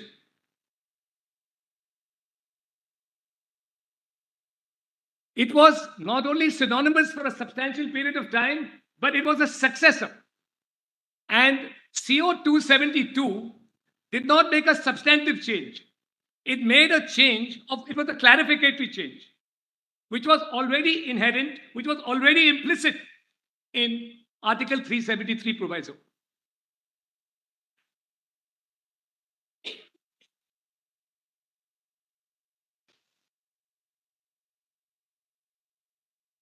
All right, anything else, Mr. Jiflani, now? But now the Damnu's case applies. Please, one look at Damnu to consolidate this argument. Damnu we have seen, we'll have a look at it. Just some paragraphs with special emphasis. Which are the paragraphs? Just give us. Yes, I'll give a Lordship's the paragraph. Paragraph 25. Oh, no, I put in my list. Lordship, just gives me a minute. Yes. My Lord, the factual situation, which, my Lord, makes the question of law decided clearer, is in paragraph 6, 1, 7, and 8. Of Damnu. Of Damnu. That's the factual situation. But if your Lordships recall, it was that change. It was that change of Sadr Riyasat to the governor of Jammu and Kashmir. And the findings are at 19, 22, actually 19 to 28. 19 to 28. And though the 367 was upheld by that Constitution bench, the amendment to 367 was upheld by the Constitution bench on the ground that it was merely a clarificatory. It was not an amendment of substance.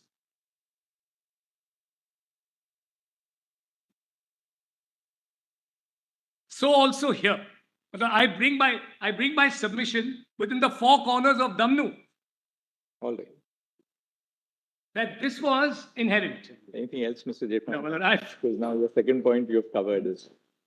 And as my learned friend pointed out, that Damnu also refers to it. Damnu says it's sought in aid of its judgment, Section 18 of the General Clauses Act. Yes. So, my Lord, General Clauses Act applies because it's my contention that the Constituent Assembly is the successor. The Legislative Assembly is the successor, and Section 18 of the General Clauses Act will squarely apply, as it does. So the powers vested in the original authority will devolve to the successor authority. In this case, the Constitution Assembly, the Legislative Assembly. Thank you, Mr. Well, Chairman. Thank you, Mr. Chairman. Yes, Mr. Guru. Made these.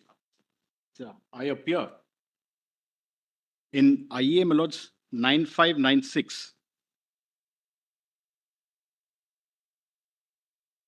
in WP Melod's 1037 of 2019.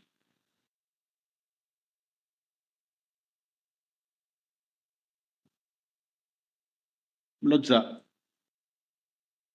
just a minute, Melod's aside. Who are the applicants? The applicants, Melod's, are persons, displaced persons from that portion of Jammu and Kashmir, which is now called Pakistan-occupied Jammu and Kashmir. They represent that set of people, Melod's, and their interests. These are the interveners. With prejudice to my time limit, which my lords have given, just an aside, my lords, I'm reminding myself of being that apocryphal son-in-law or Hindu law, my lords, which Sir Alladi referred to. Apparently, my lords, there was a very intricate problem of Hindu succession under Mitakshara and Dayabaga law before an English judge. The questions were getting so complicated that the judge tongue-in-cheek asked Sir Alladi, what would the son-in-law get? I believe Sir Alladi said, whatever he is able to lay his hands on. That Lords, seems to be my position in terms of Lords, both time and submissions to really. So what are the key submissions? Key submissions, I'll refer to this, Lords. The rights perspective is probably the decisive factor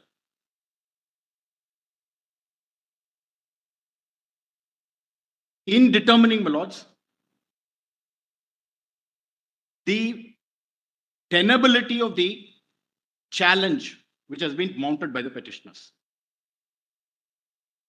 In other words, my lords, the rights perspective will trump or override all or any contentions or allegations of processual infirmities.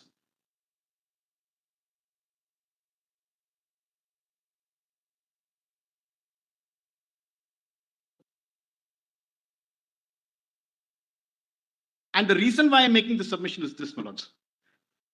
Whether it be these intervening applicants or any of the other intervening applicants whom Mr. Salve represented, Mr. Giri represented, or for that matter, Mr. Jetmalani represented, they represent a cross-section of people from Jammu and Kashmir who have suffered discrimination and loss of rights.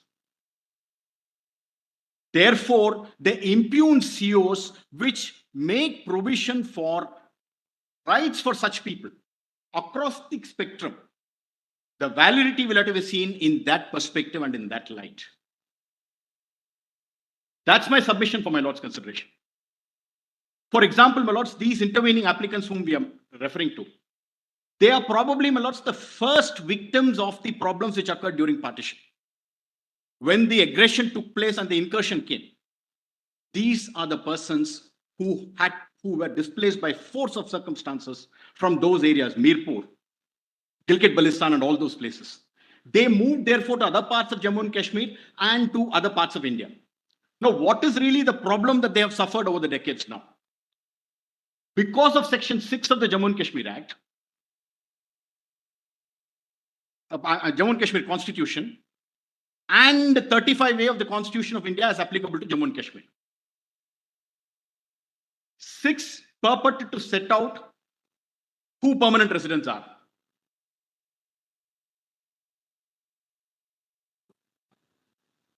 (35A) introduced, my lords, by constitutional order in 1954. CO 48.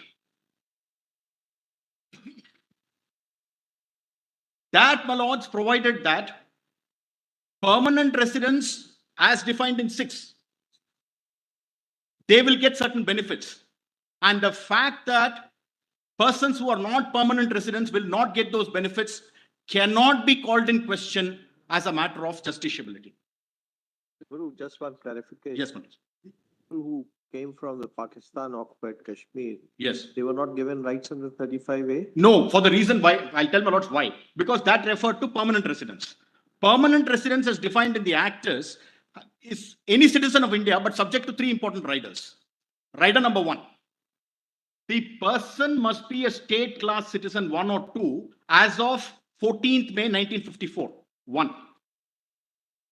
2. He must be ordinarily resident in the state of Jammu and Kashmir during a period of at least 10 years prior to that date. So the date is shifted back to 1944.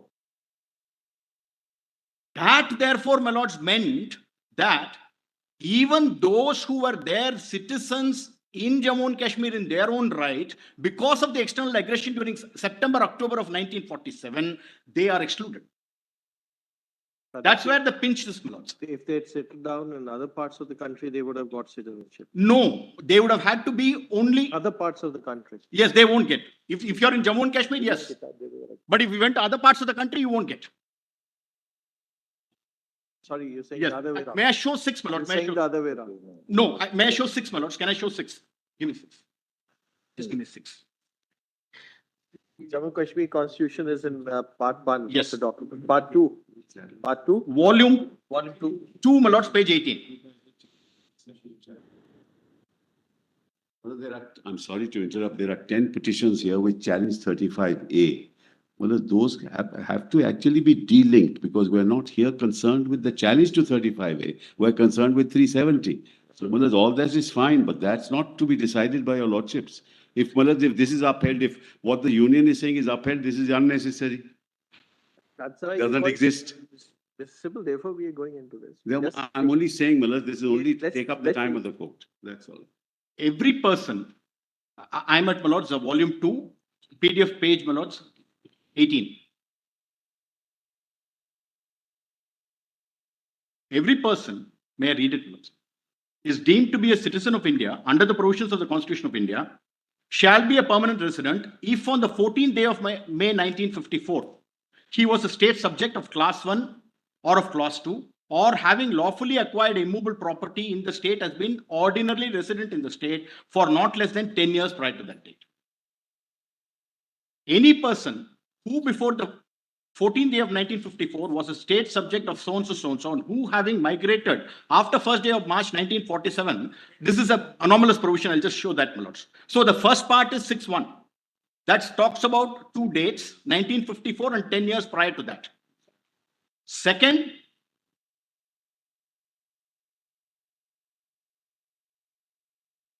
It's an alternative. A and B is an alternative.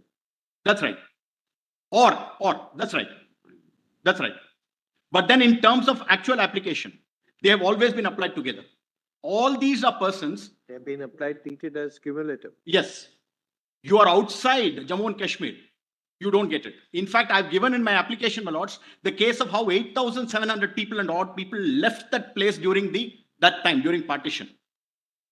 Today, my lords, after the promulgation of the impugned COs, at least 23,000 people have received domicile certificates.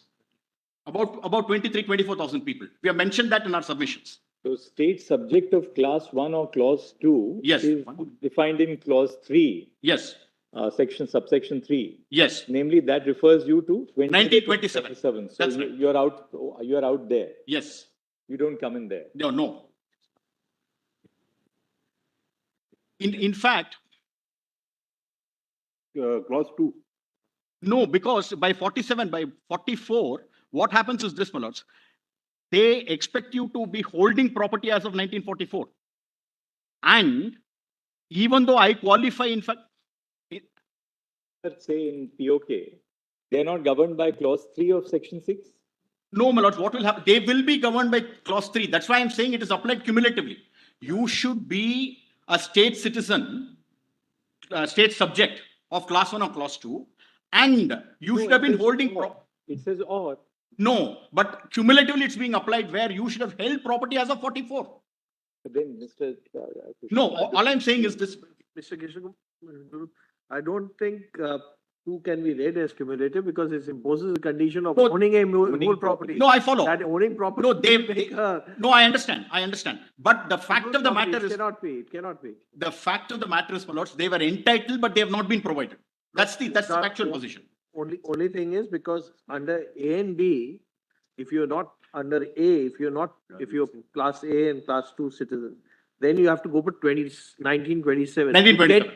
get documents of 1927 will be very difficult for anybody. That's another aspect. Absolutely. I bow down to that. I bow Now down in to that. clause B, prior to that date refers to which date? 14th of May, 1954? Yes, that's right. 1954. That 14th of May, 1954. Yeah, for clause A, subsection 3 applies. That's right, There 27. is a 1927 order. Correct. For clause B, you have to own property and you must have been ordinary resident at least for 10 years prior to 14 May 1950. I bow down. And So that date, anybody from 14th of May 1944 onwards that's right. comes within the Should purview have of clause held B. property.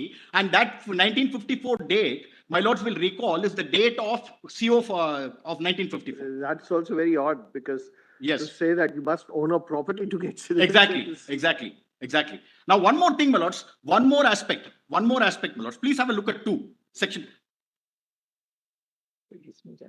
Yeah, that's right.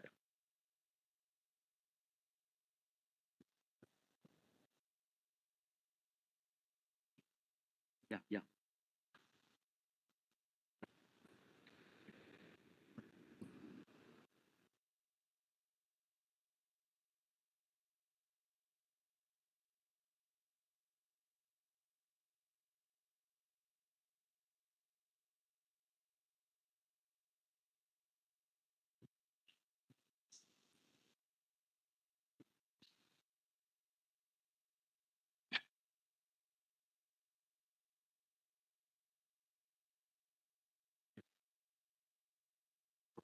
It's a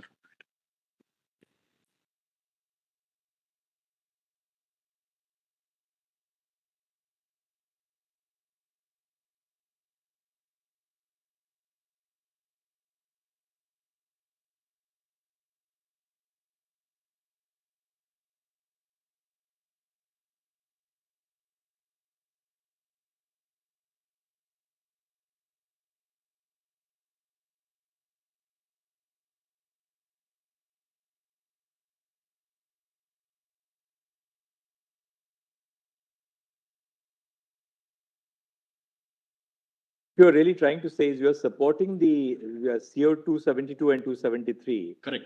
by pointing out the anomalies which would otherwise arise I as a bow result down. of Article I bow 35, down. Section The 6 and 35. I bought on the challenge, my lords, would really mean that they want to resurrect, amongst other things, this and 35A. That's the point. Of course, challenge to 35A has. It stands, it stands. But Kept aside. I bow down, my An lord. application to assist. Otherwise, that challenge has been kept aside to await the fate of the decision. I bow down, my lords. But then Provision- I am saying provision- that this is important. A provision which doesn't exist as of now cannot be challenged. No, that's true. The effect of upholding the COs is to ensure that, my lords, this anomaly doesn't exist anymore. I am respectfully submitting, my lords, that I am placing this submission from the perspective of rights which are being made available by the impugned COs. That's the point I'm making. One more anomaly to add to what fell from my Lord Justice Khanna, may have a look at it. Section 2, subsection 2.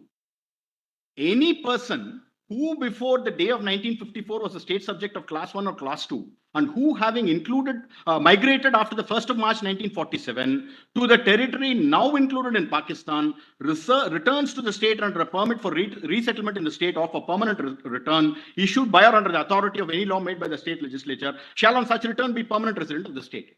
So you make an exception out of this by saying those persons who may have gone to Pakistan, if they come back, they'll get the benefit. Any persons also who was. Yeah. The anomaly is writ large. No, this included in Pakistan will not include Pakistan occupied. No, it won't. That they are very clear. It will not include Pakistan. No, it won't. That's why a separate provision is brought in. It will be portions other than. Other than POJK. There is one other, my lords, very ironical aspect. The Jammu and Kashmir Constitution makes provision for seats for POJK in the assembly, but says because it is under. 1 minute. Time is up. I know, my lords. That's why. No, now there are 2 other perspectives I'll place and then I'm done, my lords. In fact, this is something which nobody has referred to. That's the reason why I'm even troubling my lords with some of the nitty-gritty of this, my lords. So this is one aspect. 35A, just have a look at that for a minute, my lords. Now, because there's a striking parallel to 31B under the Constitution. Koilo, please see the kind of dilution which took place in Koilo. Just have a look at 35A for a minute, my lords. This will be volume 1, PDF page 99.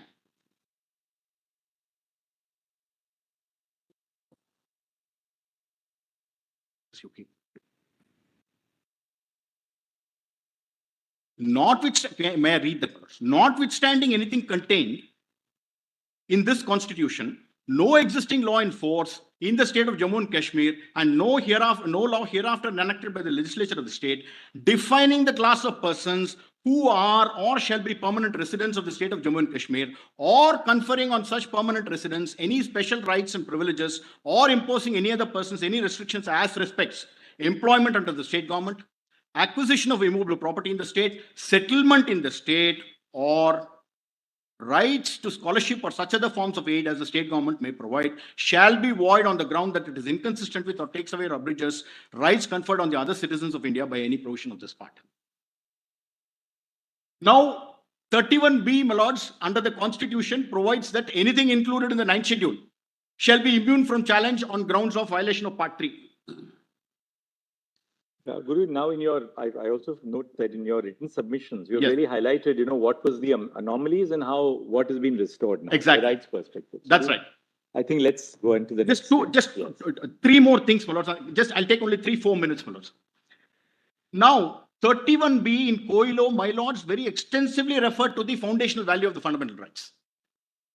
Golden triangle of 14, 19, and 21. I've given all those paras in my submissions, my lords. In fact, I've given the extracts of all those paragraphs in COILO. Now, ultimately, my lord said, you cannot take away judicial review and any law included in the 9th schedule can be tested on the anvil of basic structure. Now, surely you cannot have a position, and that's what petitioners are bargaining for. What was there in the original constitution, my lords, this is the approach of this honorable court.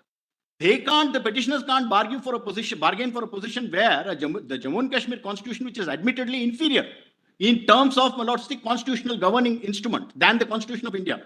They have something better than that. This is the kind of importance which has been given under the constitutional scheme of India. In fact, 31B itself, my lords said at one part in paragraph 78, just make a note of it, the validity of 31B was not in challenge and therefore my lords did not go into it.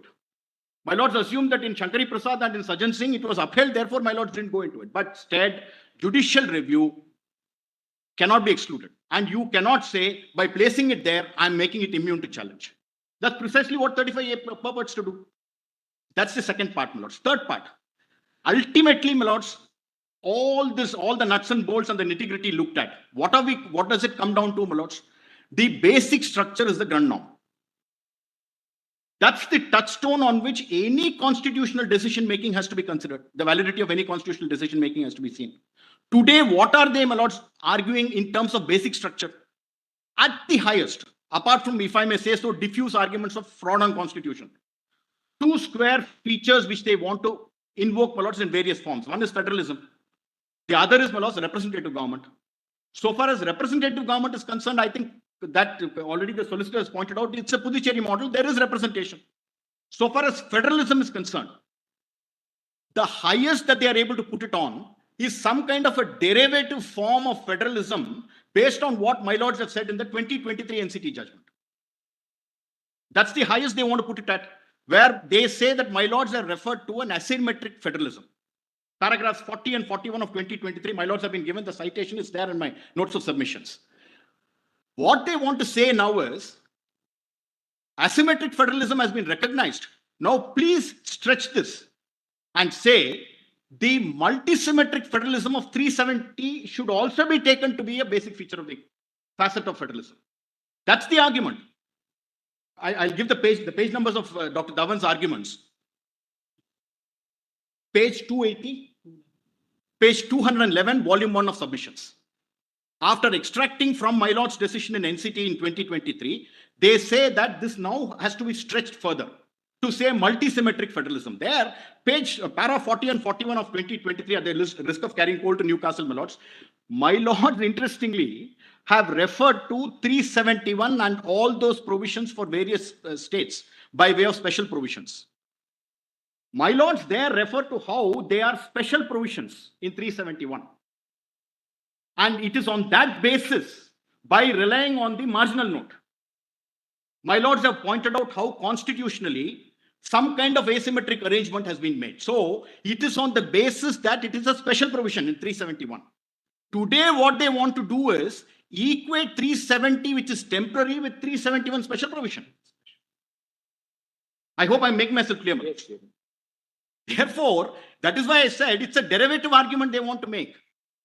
371, my lords consciously referred to the marginal notes and said how these are special provisions, and that's how they provide for special provisions. That cannot be stretched, my lords, to say that it has to be applied to 370. The temporary character, nuts and bolts of 370, all of them have been argued, my lords. I don't want to take the time anymore. I'm adopting those arguments. In the light of that, my lords, I would respectfully submit. In fact, the impugned COs are reflective of transformative constitutionalism. What was argued by Dr. Dhawan, in my respectful submission, the boot lies on the other foot. The impugned COs ensure that the Constitution of India, with all its plenary scope,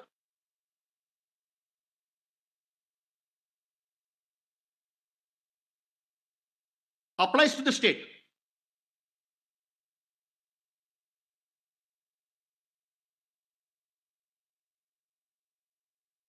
In my respectful submission, my lords, the challenge of the petitioners is really a contradiction in terms.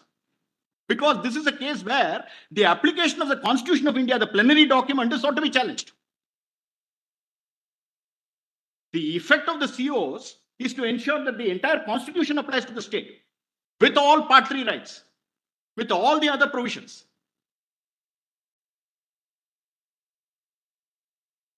And even on federalism, my lords, there is one other portion in the opening remarks of Dr. Ambedkar while placing the draft constitution, my lords, before the assembly, constituent assembly. I've extracted. No, there is another portion apart from what Mr. Giri read. So I've extracted that in my submissions. My lords could have a look at that. Therefore, my lords, in sum and substance. Thank you, Mr. In sum and substance, my lords, this is for perpetuation of vested rights. And the COs, my lords, make provision for realization of rights under the Constitution. I'm obliged. Thank you, Mr. Yes. Who are you appearing for? I am for the writ petitioner who had filed the writ petition in January 2018 against the effacement of all articles in respect of me in relation to Jammu and Kashmir. Part 3, effacement of Part 3, a core value from the Part 3. I challenged that before this output, and that has been tagged down. Enough has been argued, but I am arguing for class, that's Radhika Gill versus Union of India. Which is that? Radhika Gill versus Union of India, and my synopsis is at page, the compilation is 426. I'll take only 2 bits, my lord. This Radhika Gill and the other person belongs to that class who are descendants to those persons who have been lifted from Gurdaspur to Jammu and Kashmir in 1957 to handle the sanitation problem which had arisen on account of the long strike in Jammu and Kashmir. So they were settled in the outskirts of Jammu and Kashmir, and my lord, that now has converted now with the passage of time. Those are the slums, no property rights, etc., no education rights, etc. Now, my lord, your lordship may kindly see my prayer. The whole effacement of Part 3 in relation to Jammu and Kashmir, I have challenged in my writ petition. Your lordship may kindly see the Solicitor General referred to Article 14 effacement also. Your lordship may kindly see 35A, Clause A. What exactly it does? It does one thing, my lord, delegating the power to the state legislature to define the permanent resident and not challengeable. That's what, my lord, the delegation has been done to the state government, state legislature, my lord, in this class, my lordship, defining the class of permanent resident and delegating it to state legislature and not challengeable. So, my lord, your lordship have not allowed such a delegation to the state government so far as the Part 3 aspect is concerned. So that's what the solicitor said, that core value of Article 14 has also been taken away. And with the aid and assistance of this delegation, Section 6 was incorporated, and this is nothing but a homage to defined ancestry and none else. Whosoever is there on a particular cutoff date, I was there in 57 only, my lord. So my predecessors were in 57, and we were there, and now we are denied. I am born there, and at least no fundamental rights are available to. That's why I challenge that right to education. Right, Section 6 has also been challenged in that tradition. Now, my lord, your lordship, I'm now, so far as my synopsis is concerned, paragraph 17 and subparagraphs have dealt with three aspects. One is the powers precedent are constant in nature. The lordship may kindly see paragraph 7, subparagraph B. That's argued. That's now, one thing. Relationship between 368 and Article 37. That's been also argued. No, yes, I have taken this. I have taken this here in that. Thank you. Thank you. Anything else? Yes. Yes. What about you? I am appearing in, my lord, I number 153121.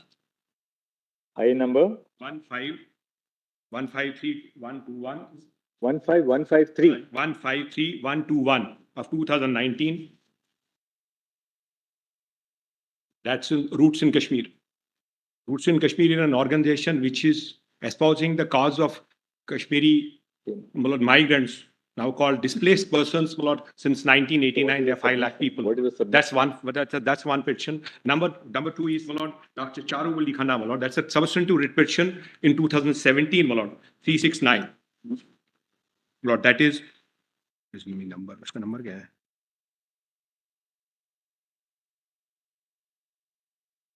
396 of 2017.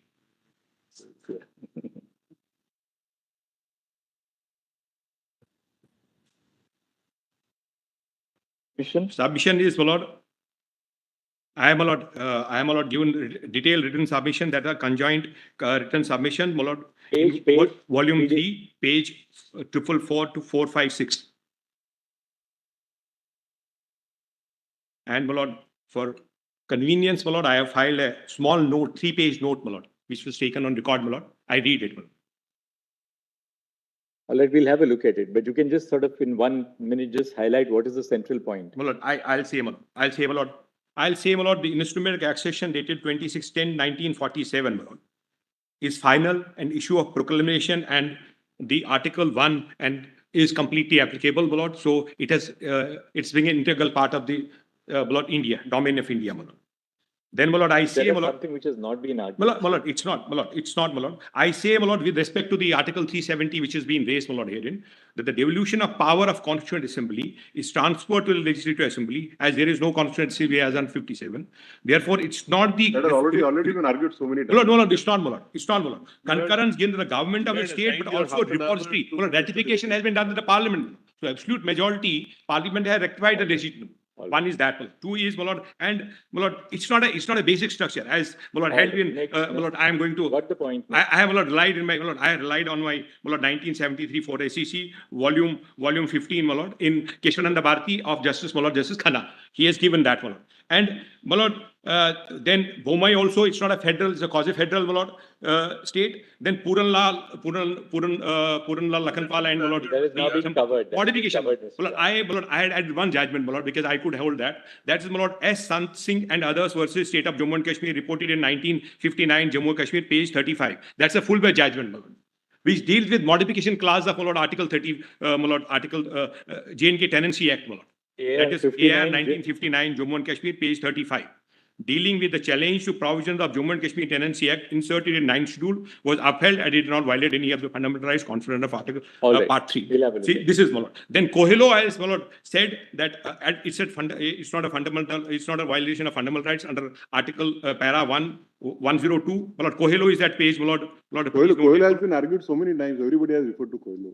Then my lord, we have very less time, my lord. That's why, my lord, I'm just going to all these things. My lord. To Mr. Dwivedi. Indra Sani, my lord. Indra Sani, my lord. Assigned to Mr. Dwivedi. My lord, 35A, my lord, I have challenged the substantive writ petition, my lord, in 2017, which a notice was issued, and this was referred to the Constitution bench in that time only, my lord. Then it was tagged along with this, my lord. So I have 4 judgments to cite on, my lord. Indra Sani, that's equality. 19. My lord, what has happened in this? My lord? You put it in your note. My lord, I said, my lord, 27 and 32 notifications. We have 3 minutes now. Let's hear some other people. I'll take 3 minutes. I'll take 3 minutes. I'll take 2 minutes. I'll take 2 minutes. No, 27. You have to close at. My lord, 27 and 30. Mr. Banerjee, what do you have to say? My lord, I'll say why. My lords, I am. We'll read your written submissions. Then I am appearing in IA 146764, my lords. My lord, just petition from 20. My lords, enough. No, that absolutely not. You have to conclude. We have to conclude by lunch. I mean, we had made that clear yesterday. My lord, my 1 minute they'll take, my lord. My lord, I'll say, my lord. I'll say, my lord. Mr. Judge, my lord, we had said that, look, we are going to conclude at 1 o'clock. We had requested everybody to so structure their arguments that the others who follow have time. We are not going to cross 1 minute after 1 o'clock for yes, this my lord. I'll read the affidavit, my lord. I'll read the affidavit, my lord, which I mentioned in the morning, my lord. My lord. You can argue for the next 3 minutes, but you know what the consequences. We are rising at the stroke of lunch. My lord, I read. My lord, let me read the affidavit. See, this is not fair. You said This is I will give my filibustering. half an hour to Mr. Dwivedi. My lord, half an hour to me, my lord. I could curtail my half. Mr. Judge, you Half an hour. specifically said Gave your half an hour to. My lord, can I read that the I'm affidavit? giving my half an hour to Mr. Dwivedi. My lord, can I read my affidavit, my lord? We'll read it. What is Read it, my lord. We are rising at 1 o'clock. In my affidavit, my lord, I'm making only one submission, my lord. Let Mr. Don't make a statement or affidavit to legal arguments that he's a citizen of India and he doesn't, my lord, support terrorist states, my lord. Let him put an affidavit, my lord. Mr. Sibbal, learned counsel is here, my lord. All right, 1 second. Just 1 second now. Just 1 second. Please. Mr. Agarwal, what point do you want to make? Just formulate it. Come. Affidavit, diversity, the assessment of Dr. Dhawan is. Well, only one thing, my lord. Mr. Your time is over. President of the bar is here, my lord. Jammu Kashmir president. Your time is over. My lord, I was appearing for Jammu and Kashmir High Court Bar Association. My lord, president of the bar is here, my lord. He wants to say something. That's all, my lord. I am curtailing my argument. We are in charge of whom we will hear. You are not in charge of who will follow you. My lord, I don't. Mr. Kanu Agarwal. Okay, that's, my lord, I leave it to my lord. Short pages that I have submitted. Federal diversity, my lord, Dr. Dhawan sought to rely on the judgment of R.C. Podial. If my lord sees, to my understanding, federal diversity in the Indian Constitution exists on a 2-dimensional plane. At the center would, as far as I understand, would be the classical states, would be the classical understanding of a state, the state which has fully governed by Schedule 7 and other provisions of the Constitution. To the right of it would be states which have limited special features, would be states like the limited features like Gujarat or Maharashtra, all taken through by Dr. Dhawan. Thereafter would be states which say fall under the 5th schedule and the 6th schedule, and some other states which have further special features. To the right end of it, perhaps, was the erstwhile Article 370. What the petitioners forget, my lords, is that there is a scale to the left of it as well. The scale to the left of it is the union territories with legislature, is the union territory of the GNCT of Delhi, and further, perhaps, pure and simple union territories. Therefore, federal diversity, my lords, it's undoubted that diversity is a constitutional fact, but not all constitutional facts can be elevated to the level of basic structure. When we adopt the identity test in terms of identification of basic structure, not all constitutional facts become basic structures. R.C. Podial was relied upon to further the argument that this diversity, a manifestation of which was Article 370, erstwhile Article 370, is a part of basic structure. Incidentally, my lords, para 128 was read in R.C. Podial. If my lord sees the last 3 lines of para 128, I think that those last 3 lines itself completely demolish the case of the petitioners on federal diversity, because those last 3 lines itself indicate that these provisions which were in consideration in R.C. Podial were for a limited transitional period. The word transitional has been used. Therefore, my lords, as far as the fact that federal diversity may be integral, it would not necessarily lead to it being a basic structure.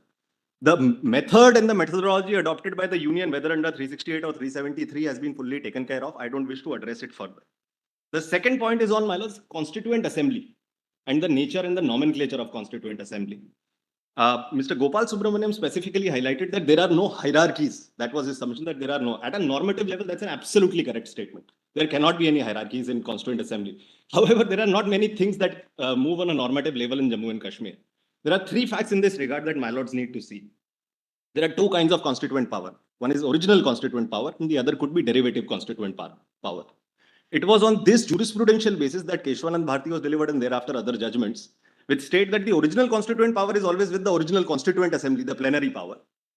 But derivative constituent power is something that is always with further legislatures, the parliament in this case. Therefore, the question that we need to interrogate is whether the Constituent Assembly of the Jammu and Kashmir Constituent Assembly had any original constituent power. The three facts, which according to me clearly point towards the fact that they had no original constituent power, were A, it was established under the proclamation of a Maharaja that had already signed an instrument of accession. Number two, just one second.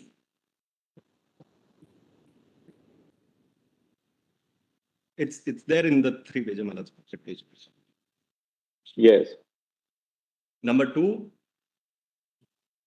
the Maharaja had already issued a proclamation dated 25/11/1949, recognizing the supremacy of the Indian Constitution.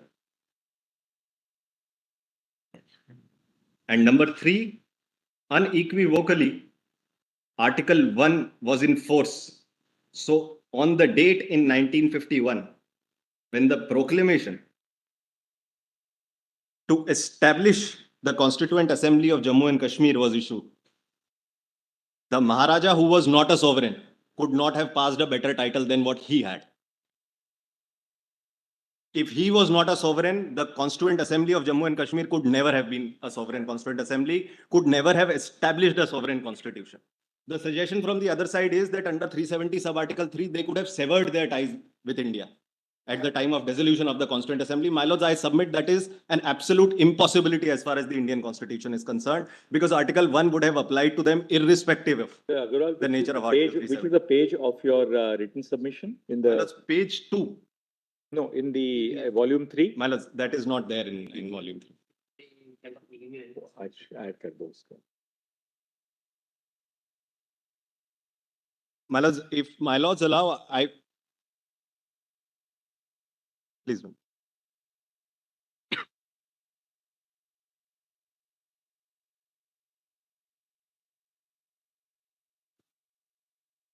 All right, thank you. Please, my lords. Just one more aspect, my lords. Yes. If the J&K Constituent Assembly had no original constituent powers, it automatically exercised only derivative constituent powers. If it is exercising derivative constituent powers, it is akin to a legislative assembly. My lords, one of the letters that was highlighted by Mr. Shankar Narayan was a letter by Rajendra Prasad to Mr. Nehru. My lords may remember 1952, 6th of September, I think, 1952 by Rajendra Prasad. That letter finds mention in Mr. Noorani's book at volume 20, page PDF 222, I believe. Mr. Noorani has done a lot of research. He should have also pulled out the letter which was written by the then Prime Minister, Mr. Nehru, in reply to the letter of Rajendra Prasad. Mr. Nehru wrote a letter dated 7/11/1952 to Mr. Rajendra Prasad on a host of issues, after Mr. Rajendra Prasad had also written a letter to the then Home Minister, K.M. Munshi. And he highlighted the fact that how this issue has been discussed with the law officers of the union at the highest level, with Mr. Gopalaswamy Iyengar and with other people. I have annexed it to my note, my lords. And therefore, requested the president, requested being the word, requested the president to consider passing the CO. That was on 7th of November 1952. Within 8 days, my lords, the learned president passed the CO 44, which was 15/11/1952, under 373, thereby changing Maharaja to Sadar area. Sir. Therefore, my lords, I think the SG had also pointed it out that actions speak louder than words. That is all that I have. Yes, Mr. Vikram. Well, I'll just make a small submission. Well, everything is, well, my submission is this. My lords have seen the original constitution. The original constitution. Biju, move towards the center. Yes. Well, the original constitution, there were transitional and temporary provisions. It wasn't, the special provision was subsequently added as an amendment at a later point of time.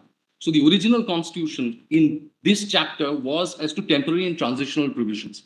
So the very fact that this is taken to be a transitional and temporary provision means that this is the entire objective of the original part. Subsequently, a large part of it, my lords will recall, has from 75 to 91 have now been amended out. So the original intention of including 370 in that chapter, and it was in the genus of that, was this was a transitional provision. And my lords will see 391 and 392, there were presidential powers which were given to make amendments. Thank you, Mr. Banerjee. My only submission is this was permissible to This has been follow. already argued, Mr. Banerjee. Thank you, Mr. Banerjee. Now, Ms. Pathak, come along, come forward. 1 second. We'll call out. We are calling out people. Don't jump the gun. Yes. 1 minute, my lord. 1 second, Biju. Yes, I'm sorry. Yes, Ms. Dave. What do you want to? I'm appearing in an IA 171722 of 2019. So what's the point? Tell us. Well, the point that I'm making is, well, the permanent residentship, well, no one has talked about the rights of the women that were taken away. So the permanent residentship would not come to the women who have married outside the state of Jammu and Kashmir. So, my lords, That was set aside. That was ultimately constitutionally. yes, my lords, state of J&K versus, my lords, Dr. Sushila Sahani 2002 judgment. In fact, the full bench of the Jammu Kashmir High Court held that they will have permanent residentship even if they marry outside. But the state then, my lords, the learned AG there made a statement that they will not get, in fact, my lords, the right to employment, right to scholarship, as well as the right to hold immovable property was taken away if you marry to a person who is outside the state of Jammu and Kashmir. Thank you. Well, Mr. it's my written Biju? submissions. Yes, we'll take. I have. What is your page of the written submissions? I'll give it to the learned court master, my lords. We had submitted to the nodal council. All. 2 pages only, my lord. Volume 3, right? Yes, my lords. There's one Yes, thing, Biju. my lords. We have got these rights now after 2019. Can a writ petition filed under 32 take away fundamental rights given to the other citizens of the country, my lords? Is my respectful submission. I'm obliged, my lords. Yes, my lord. Yes, Biju. I'm appearing for my client who is a retired major. He dedicated his substantial time in the area in question, which is J&K. And my lords, my IAS 171000 of 2019 petition civil number 1082 of 2019, my lords. Kindly note this because my. Did you just make a point now? Yes, my lords. 171000 of 2019 in WPC number. We'll see that. You just make what? Just what's the substance? Yes, What's the point and substance? My point is this, my lords. Before that, my lord, page 5152 525 of volume 3, my written submissions, where I substantiate what are the ground realities, where I substantiate what was happening, as my lords already asked. My lords, what is after going again and again, 370 sub-article 3 provides so there is a special provision. And if it is non-functioning, then what is the way out? This point has been argued. What is it? Come on now, tell us something. What is the next remedy, my lords? My respectful submission, my lords, is extremely clear in the Constitution of India, Article 368(1). Then 2 is saying that, 368(2) says that if so and so articles or chapters, if you are going to touch, or if you are going to touch basic structural principle, then you have to have the ratification of the 50% of state governments. In that subclause 2, there is nothing to do with 370. So 368(1) is starting itself is, my lord, extremely important, that language, that notwithstanding anything contained in notwithstanding anything. Thank you, Biju, we got the point. We got the point. Thank you. Sir, there at the back. Biju, there's somebody at the back from Srinagar, Jammu, who is. This is one area, my lords. Then my respectful submission, my lords, what I did again and again, my lords, I was repeatedly reading my lord judgments from 1950 onwards, at least 5 judgments, which are constitutional judgments, saying that there is every power for Indian Parliament and the President of India. Thank you. That time, my lord, separately indicated in paragraph. We'll see on that. Yes. What is your point? I'm grateful just for the time. Lords, I'm appearing in 108-43 of 2018, Lords. There's an IA filed, Lords, by the Bar Association, High Court of J&K and Jammu. Now, Lords, I adopt, Lord, the submissions of the SG and everybody, Lord, who is supporting this, Lord, CEO. One submission, Lord, if the Honorable Court would permit me, is that whether, Lord, at this 76th year of our association with a country, a question mark, my lord, on our nationality also would not hit, my lord, in the extended interpretation of Article 21. If I would seek the Honorable Court's indulgence, my lord, that whether right to live with dignity, my lord, starting from Menaka Gandhi's 78, would also include, my lord, a right to have a nationality after having lived with the country and identified oneself with. So, my lord, we take pride in being Indians outside of India. But when it comes, my lord, within India, can there be somebody, my lord, allowed to raise a question mark on our nationality? Because, my lord, when I was, my lord, following this, my lord, debate on the VC from J&K, questions like referendum also, my lord, were addressed. Now, in this, my lord, 75th Golden Jubilee, which we say, if, my lord, at this point in time also, a question mark on our identity with a particular nation where we have contributed and will live with pride within India, if this is still, my lord, is hanging in balance, though, my lord, we owe our, my lord, gratitude to the Constitution that this debate is still permissible. But then, whether the Constitution, my lord, can be so flexible as to include a debate also as to a person who has contributed a lifetime. No, this is the third generation, my lord, into it. Now, from 47 onwards, we are now, my lord, in 2023. And in 2023, my lord, if I have to prove to somebody that I am an Indian, whether, my lord, my life is actually a life of dignity, is, my lord, my humble submission. I'll seek honorable bench, my lord, indulgence. Thank you very much.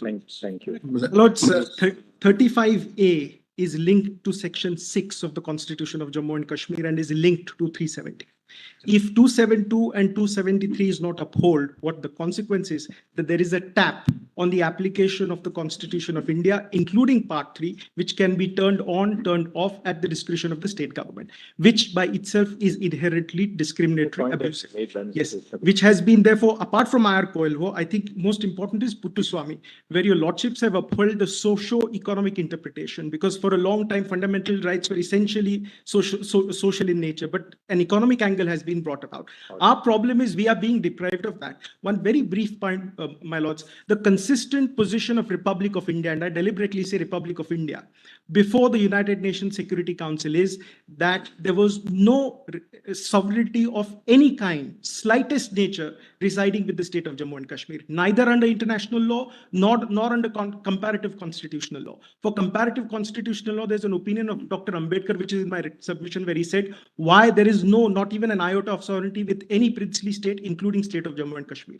In international law literature, it is very clear, settled position of customary international law, which was also taken by the Republic of India in the Security Council in MC Chagla's speech, and also Krishna Menon's speech, very clearly spelled out that under international law, there's no possibility of any such constituent, which is an integral part of India, to have any sovereign right. So that is clear. So therefore, no question of Constituent Assembly or Maharaja having any sort of sovereign power.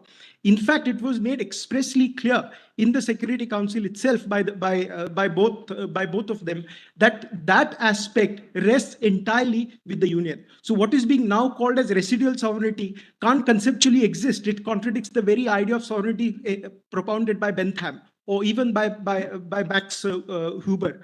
Therefore, sovereignty, there is only one sovereign. All that they can have is legislative competence, that is also to minimal extent. Apart from that, there was a major argument which was made that instrument of accession had to be approved by JK Constituent Assembly. It wasn't necessary. The only requirement was Section 6 of the Government of India Act. This was the consistent position again put forward by MC Chagla before the United Nations Security Council. Also under section, one very last point, India was the successor state which included princely states. That comes from section 311 of the Government of India Act. Therefore, by virtue of that, India already a singular entity where all sovereign authority rests with the Union and the constituents don't have any other power. To use the phrase of Krishna Menon, they're sub-sovereign entities. Yes. Advocate General, and nothing for UT. Yeah. United Nations. This is past history. There is nothing pending in United Nations or anything. It is our internal. Yes, my lord. Only thing I was saying, that's the position that there's no such internal. being the AG, first of all, I subscribe to the submissions made by attorney and solicitor general and my colleagues on this side. One aspect perhaps need to be brought, but the basic fundamental rights include the health also. And health generates from the health medical education. All judgments, whenever it would come, I am passing a judgment to Lordship just now. But kindly see the plight in J&K. Whenever it comes to the taking a health care, the point would be that we, because of 370, will not allow those benefits which are emanated from Article 21 to flow to J&K. Now I am passing to judgment of this Honorable Court. But whenever this issue comes, this is 1984, where they say, yes, for the rest of the country, that sending 70% of seats and 30 for local is funded.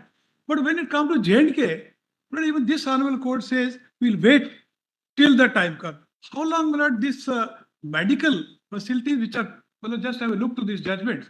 Right? In this last paragraph, the court says, so far as J&K and Andhras are concerned, we are told that there are some constitutional provisions, and therefore we deal.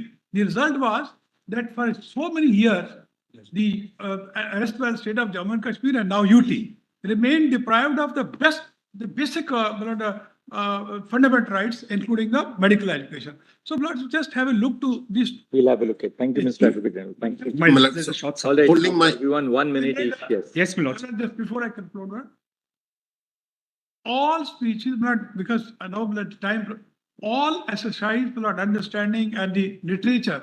One word is very important. All leaders, including Mr. Sheikh Abdullah, in unequivocal terms said, accession, not the aggression. In the parliament on 8 January 48, everywhere. No blood, even at this stage of 75 years, yet we have to define our relationship with it. But as Article 371, Part D, Part 3, they were discussed so. In all cases, we are the integral part of this great nation, Union of India. All arguments to the contrary are too late in the day when the Constitution of India had all its place, and now it is only academic, otherwise we are a part of that. I'm grateful. Thank you, Mr. Lord, the short submission. This amendment A cannot be seen as a silo in light of the larger transformative nature of a constitution. 3 bullet points that come in it. The violation of rights of those who are persecuted is so extensive, my lords, that it has been recognized as a grave human right violation in 2019. A violation, my lords, which is considered an international crime in international law, therefore attracts customary international law and is jus cogens norm. So therefore, my lords, when such an acknowledgement does come in, really a case for restorative and transitional justice does arise. So clearly, my lords, those who have been persecuted and they want to go home, it will have to happen that security is ascertained and restorative and transitional justice does arise. So fact-finding missions, truth commissions, transitional commissions, therefore become the norm. Unless and until, my lords, an amendment of this nature does not come in, that takes away the conditions of oppressions that were there and that ensured that they were not only persecuted but had an exodus in 89 and 90 is not taken away. This higher feature cannot really be attained, my lords. So therefore, my lords, I submit that this has to be seen holistically. And attributing of responsibility. You can put it in your note. It's in your note. Let's. Now, I'll limit my intervention on just 2 aspects, Lords. One is the proviso under Article 3, my lords. The contention of the other side was that the requirement of taking the views of the state legislature is a condition precedent. My lords, as the learned Solicitor General has shown already that wherever Article 356 was invoked, this proviso to Article 3 was suspended. Secondly, my lords, the views of the state legislature under the proviso are not binding on the parliament. Your lordships have so held in Babulal Parate's case. Thirdly, my lords, Article 3 is a plenary power. So any interpretation, any construction cannot be given to the requirements of obtaining the views of the state legislature, which denutes from this plenary power. My lords, the second argument is the Rajagopal case, Karunanidhi's case, which was cited by the petitioners, is wholly inapplicable, my lords. That is a 1-paragraph judgment, and the finding that is given in that judgment is that dissolution of state assembly will not be a ground to hold that the constitutional machinery has been broken down in the state. Rajagopal case relies on UNR Rao, which is delivered by the same bench of your lordships. In UNR Rao, the contention was that a writ of quo warranto was sought against the Prime Minister and her cabinet. The contention was that since the House of People has been dissolved, and since the cabinet is responsible to the House of People under Article 75(3), the President should dismiss the cabinet. Your lordships rejected this contention and said that Article 75(3) will only apply where the House is not dissolved or prorogued. So this case is wholly inapplicable. Thank My lords, you. my note is My on lords. volume 6, PDF page 50. Kindly consider that. I'm grateful. My lords, my IA is, my lords, 146764, my lords. Yes, Mr. Bhushan, what do you have to say? Yes, my lords. I have to say or make only one summation that this temporariness and permanentness of Article 370 has to be looked through the prism of word further in the preamble of Jammu and Kashmir, read with Section 3 and 147 of Constitution of Jammu and Kashmir also. Even Constitution of Jammu and Kashmir has not given power to itself to amend Section 3, where it is said that it is and shall be the integral part of Jammu and Kashmir Constitution of India. And second is will of people. This was argued strenuously. Lordship, I appear. Yes, for, Dr. Khanna. Lordship, I appear for Youth for Kashmir, Pannu Kashmir. We were the people who were displaced in 1990s, whom I represent. Lordship, my first point of submission is when the instrument of accession was signed, that day it was complete and formal integration with India. And That point has been made. What is the next point? Lordship, the second point that I wanted to make that because of 370, there was no economic integration with India. That was we were making. And the other point I wanted to make was regarding the women's right, which Ms. Pathak has made. And Lordship, the final point I want to make it till 2016, even transfer petitions could not be filed in this court under the regular provisions. We have to approach under 32 or in the other provisions. Thank you. Yes, yes, sir. What do you have to say? 19618, my lord. In my matter, my lord, no counter, no students has been filed, my lord. I got a letter circulated on 27th July, my lord, saying therein that I shall be able to file written submission only after hearing both the parties. Now I have may kindly be allowed to. What? And what is that SLP? 118, my lord. Filed by whom? Filed by whom actually? You are the SLP petitioner. My lord. What is the order that you are challenging? My lord, I am challenging the order passed by the High Court, my lord. I saw there, my lord, to declare Article 370 a left provision. Second, my lord, declare separate constitution for the J&K void ab initio. That is My lord, that I am seeking permission. I am seeking permission to file written submission in view of my letter, my lord, which I circulated on 27th July. So we'll come back after. Yeah, why, during recess, may I just file my submission so that they are on record? My lord, after going through my They are longer than I have to reply, Malad. I have to reply. They are longer than the main arguments. I'm sorry? You can open your submission. Lord, We'll see. That's what I'm saying, Malad, that I will. We'll hear you, Mr. Sibil. After lunch, we'll hear you. In the meantime, I should be able to file, Malad. They are longer than the main submission. One second, you have filed hundreds of documents. I never objected. Even my first submission, you never. What is all this? At lunch. We'll My hear lord, you at lunch. written submission may kindly permitted to Well, file, sure. my lord.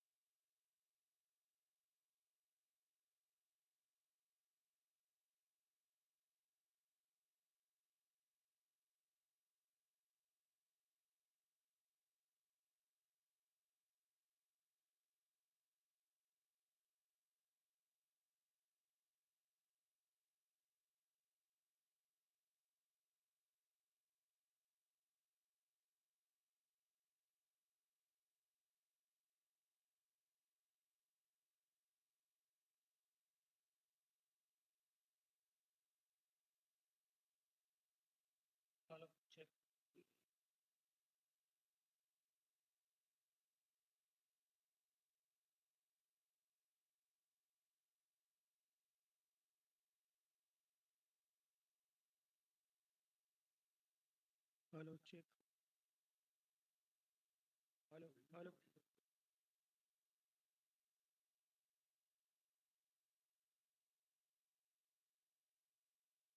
Hello, check. Hello.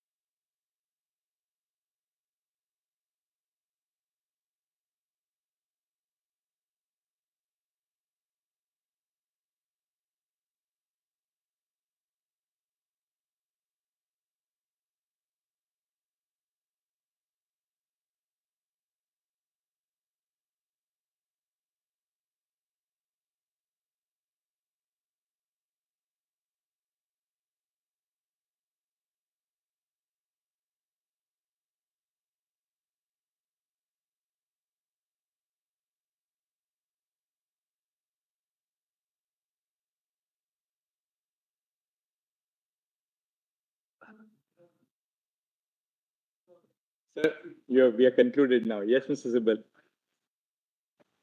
No, sir. Thank you. Sorry. Sorry, sir. We have. Sorry.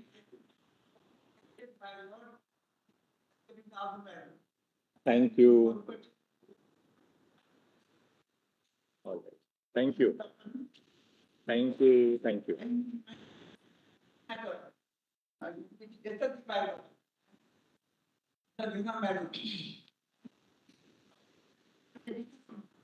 Selfie arose out. Thank you. Yes, Mr. Sibal.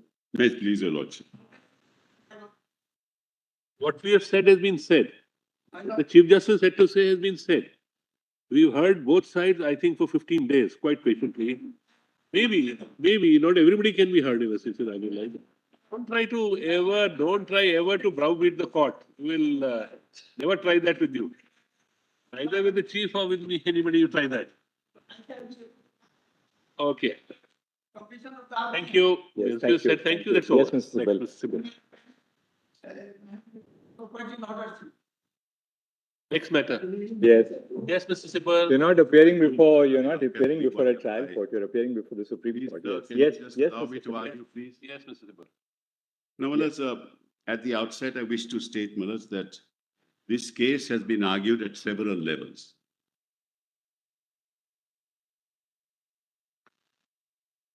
And most of them unsolicited, without reference to the arguments made by us. I don't think anybody on this side challenged the sovereignty of India.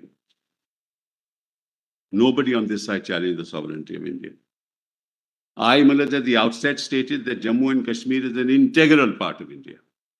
They say your first petitioner has said something which are not in sync with. I'm not concerned with that. If the first petitioner has said something, if he has said it, in what circumstances he says it, is it recorded? You ask him for an affidavit. I have nothing to do with it. There are two petitions. Hold on. Let's not take time on that. 1 second. Let's not take time on that. I am not standing for him for what he said if he said it. I am not here. Mr. Sibal, do we take it that Mr. Lone, therefore, unconditionally accepts the sovereignty of India and that Jammu and Kashmir is an integral part of it? He is a member of Parliament today. He has sworn to the Constitution of India. He is a citizen of India. How can he say otherwise? And if anybody has said it, I, at my level, deprecate it. No, it is one thing for Mr. Sibal to deprecate. Let's not go into an issue. A litigant before your lordships. Ask him to file an affidavit, then I have nothing to do with it. No, but it's your client. You have to ask. I don't know. You are making an allegation. I don't know. Not support terrorism. Let them reflect on it. If you don't mind, take it on the pleadings. Ask him to file an affidavit. I may not appear for him. I don't know, Manoj. I am not to answer what an allegation that is made. Because when he invokes the jurisdiction of our court under Article 32 of the Constitution, he therefore necessarily abides by and owes allegiance to the Constitution. He's a member of the Lok Sabha. He is sworn to the Constitution of India. He's a citizen of India. One second, Mr. But that's one second. That's a submission, Mr. Sibal. But we want to have it from him that he unconditionally accepts that Jammu and Kashmir is an integral part of India, and that he abides by and owes allegiance to the Constitution. Of course, he has sworn to it. And he became a member of the Lok Sabha. He swore to it. Mr. Sibal, because then when you argue and you accept, as far as sovereignty is concerned, you accept the sovereignty of course. Number one, the people of India. Number two, that J&K is an integral part of India.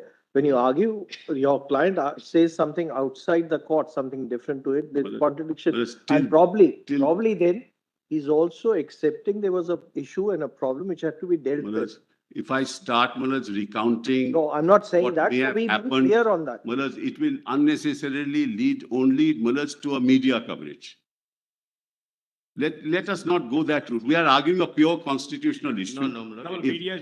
There is a speaker of the BJP who was present there when this allegedly happened. There are some people who asked him to say something which he did not say. Why do you want me to go into all this? No, please go into it. I have no difficulty. Lord, there is it is not part of the record. It has been withdrawn. It has been deleted from the record. It is said in the, what is all this? It was said in the assembly, the BJP speaker was there. It was speaker not of his party. The BJP speaker was there. He was asked to say something which people ask other people to say on the streets of this country. Why do we want to go into this? We would insist, he must go in. Therefore, we accept. Of course, but unconditionally.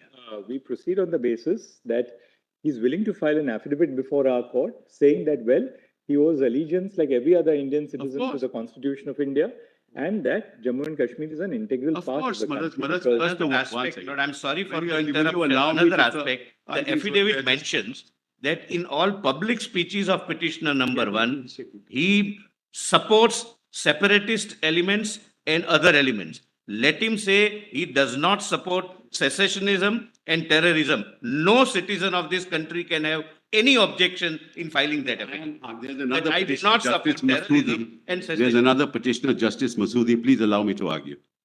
No, for Justice Masoodi. You want to take any action against the gentleman, you take action. Unfair to us. Please don't derail a pure legal submission. We'll hear you for Mr. Lone as well. There's no difficulty. He wants to have it. He has come to our court. We are more than duty bound to hear his submissions, and we are in the course of hearing his submissions. All that we want to say is, like everyone else here, because we have had people from across the political spectrum in Jammu and Kashmir who have presented rival viewpoints before us, different perspectives, which is welcome. That's why we are here to resolve those issues. But all of them have come here in one spirit, which is that they abide by the integrity of You cannot be a member of the Lok Sabha and be a member there without abiding by the Constitution and an oath of office that I abide by the Constitution of India. He has to take that oath because he enters the Lok Sabha, as we all do. That's what. And there's an affidavit filed there, Malaj. How can that be? But be that as it may, Malaj, I did not know of this fact till this morning. Somebody asked him to file a short affidavit before us, a one-page affidavit. That's all that is necessary. Lord, we are given a copy to Mr. Sybil's client. Lord, we'll give the affidavit. There is no question, Malaj. I would not stand here if he doesn't give it. I would not stand here arguing for him. So before we close the argument, tomorrow just ask him to file a one-page affidavit. That's all that we Yes, and I would request Mr. Sybil to insist to his client that no citizen would have any objection in saying that I do not support terrorism and separatist activity. Let him say that. Or say that I will not say this. What is all this? Which he is supporting. What is all this? Well, we will certainly, Malaj. I'm sure Mr. Sybil will. So we'll convey this to him and he will file a short affidavit. Had I known this, I would have myself. What affidavit? Anyway, will you allow me tomorrow? If not 2:30, half an hour is lost just on this. Mr. Sybil, yes. It's not just on this, Malad. It is a serious issue. What is a serious issue? But do you want me to say something that I shouldn't say in court? Well, he wants his fundamental rights to be enforced in this country. Everybody has fundamental rights in this country. But you take a including those who on the streets you vilify. They are also wrong. So then it's all right. Then you should apologize for them. All right. Yes, Mr. So let me argue the case, please. They are not Mr. Solicitor, we have indicated to Mr. Your Lordship have indicated now open the argument. I made a commitment that there will be an affidavit. Mr. Sybil, you open the argument. Yes, please. So, Malas, this case has been argued at different levels. Yes. And Malas, I was somewhat pained when one counsel argued that we respect the sentiments of the people of Jammu and Kashmir. But you must also respect our sentiments. Now, I think that we cannot reduce this case to an emotive majoritarian interpretation of the Constitution of India. Whereas all residents in Jammu and Kashmir are citizens of India. They're as a part of India as anybody else. If historically there is an article of the Constitution that gives them certain rights, Mullahs, they are entitled to defend that as a matter of law. Yes. That those rights may be taken away, may not be taken away constitutionally or without reference to the Constitution is another matter. But to say that you must respect our sentiments as if they are somebody else itself is creating a kind of chasm that shouldn't be created, especially in court. That's number one. Number two, Malats, and I adopt Mr. Salve's argument, that we are concerned with the interpretation of 370. Read the text, understand the context, and interpret 370.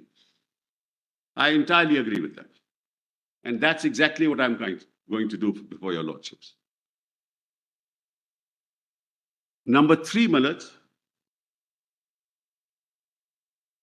if you look at the history of India in that context, my lords, you will find that Jammu and Kashmir had no links with the rest of India, geographically.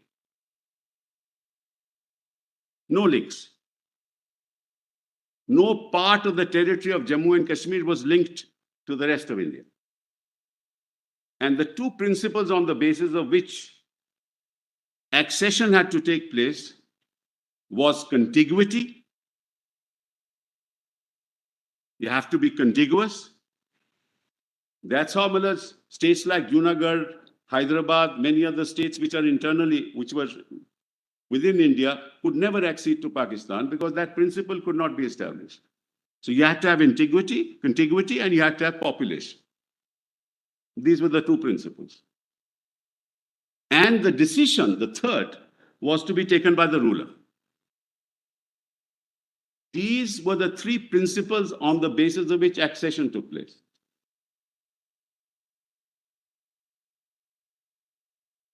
Factually, Jammu Kashmir was not contiguous to India.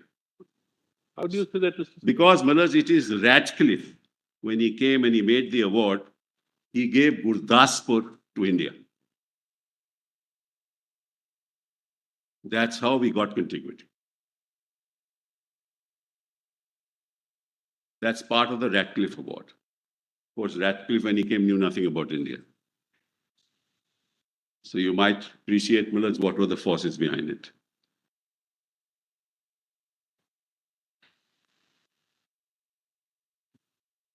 And Firozpur was a district connected to Gurdaspur, which had a Muslim majority population. Firozpur was also given to India. That established contiguity. That one historical fact, your lordships may note. And it's part of the records, of the case.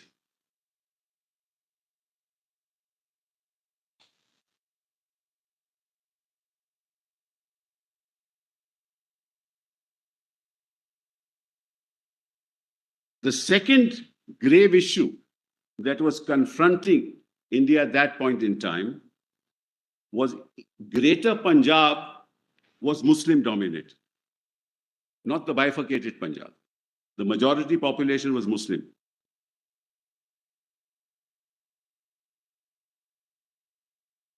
If you gave Greater Punjab, or what was Punjab at that time, to Pakistan, their boundary would reach Delhi. Nobody could afford that. And if India got all of Punjab, our boundary would reach Lahore. Neither Pakistan would accept it, nor India would accept it. These are this is a historical background in the context of which the fate of Jammu and Kashmir was to be decided.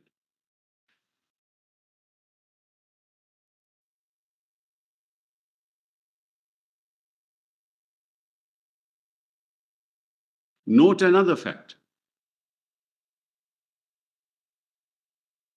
Jammu and Kashmir had a constitution, a detailed constitution of 1939, which had an administrative structure like any other democratic structure, except that the Praja Sabha was dominated by Dogras. In fact, all the nominees in the Praja Sabha were Dogras.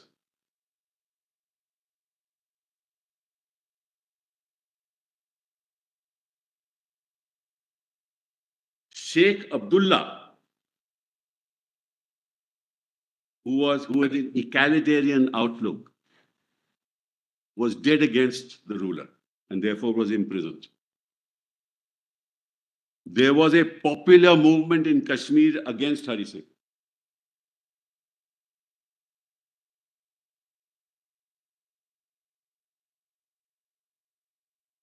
Sheikh Abdullah and Pandit Nehru were of the same bent of mind, because Pandit Nehru also showed utter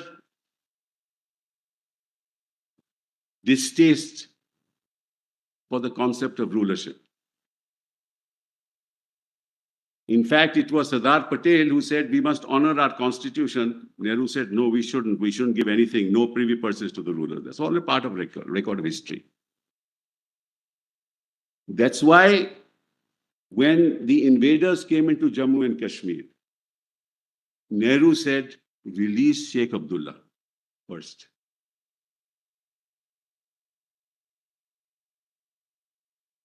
And he became the interim prime minister.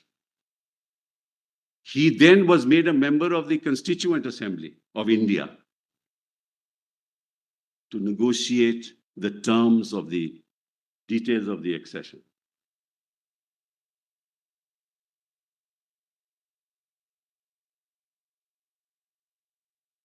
And remember, the Constitution of Jammu and Kashmir, like no other princely state in India, no other, I say, was drafted after 1950.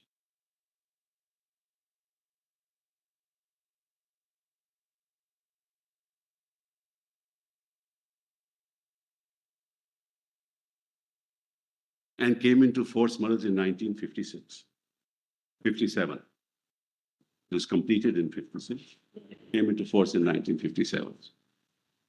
Only state, only princely state. That's one set of historical facts that your lordships must keep in mind. Second set, even more important. The Indian Independence Act was passed in Parliament in UK on the 18th of July, 1947.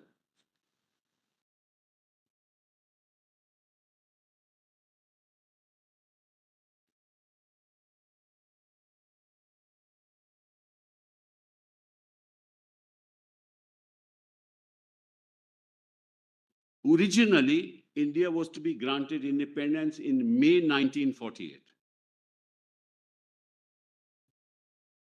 The date was preponed to 15th August 47.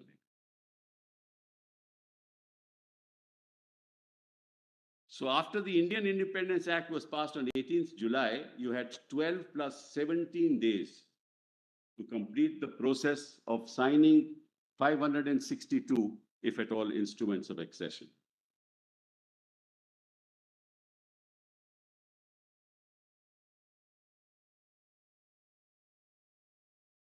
On the 25th of July, note this date, that's why I said I needed to put it on record, because your lordships don't allow me.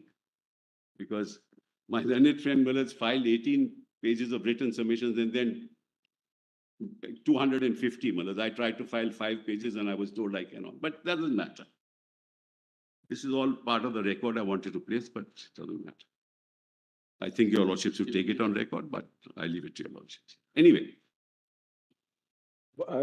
Is it the only thing that you want to file is now this 5-page submission? No, that was originally which your lordship denied me at that time. But I, because he has made some list of dates. What do you want to file now? Nothing, just basically I have to meet the arguments. Fair enough, but so long as what you're filing is not much more than what everybody has so far filed. No, Manoj, why would you don't want to be confronted with a 300-page document. Your lordships, I will not waste a minute of your lordship's time. Manoj. So how big is it, and what is it that you want to file? 38 pages. There's nothing much. All right. File the 38 pages. No difficulty. Simple, we've even taken note of your earlier 15 pages. But if we had permitted you to file, the whole sequence would have... I agree. I'm not complaining. Everyone else would have been followed. That's the last one to complain. I never raised the issue. But when I was told that I can't file... No, Mr. Simple, it was not meant for you. It was meant for everybody. I know that. So but don't everybody filed. The problem is everybody filed. But neither, there's too little time. We took down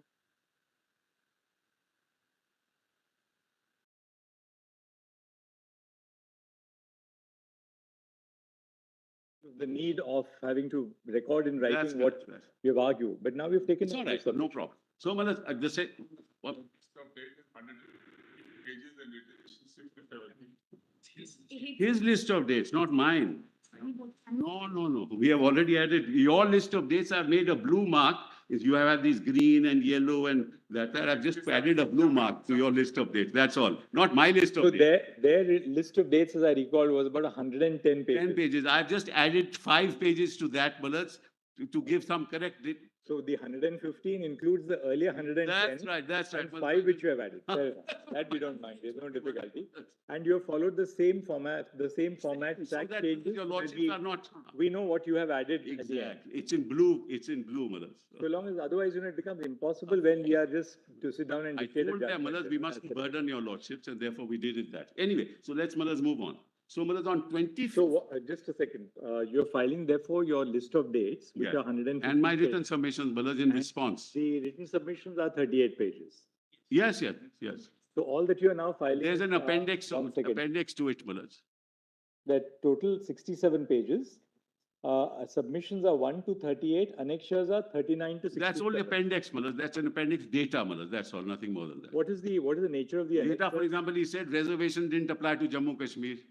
So I'm saying it applies. This is the article. So these kind of things, Malaz. All right. There's for example, no education. Actually, education in Jammu Kashmir is free up to university. Free education till university. In the constitution itself. Malaz, these are facts which should have been stated by the other side. They say there's no official language. There was an official language. You can file it because we now, it's 5 pages, basically 5 pages of list of dates added on. Yes. And your submissions about 38 pages. The annexure is to explain what, according to you, has been made available or what is... That's all, nothing more. And But in the same vein that you said, don't take into account what they have said on the more, should we say, developmental aspects. We shouldn't take into account what you have said also on what is available. Exactly. To answer the core constitutional issue. Exactly. That's why I never went into that. So, Sibyl, when you say 5 pages on the lighter side, my court, at least when I used to say 5 pages, if somebody handed over 10 pages, I has to remove the last 5 pages. Right. Confine it to the first 5 pages. Now, let's note another thing. On 25th of July, 1947, the Chamber of Princes met.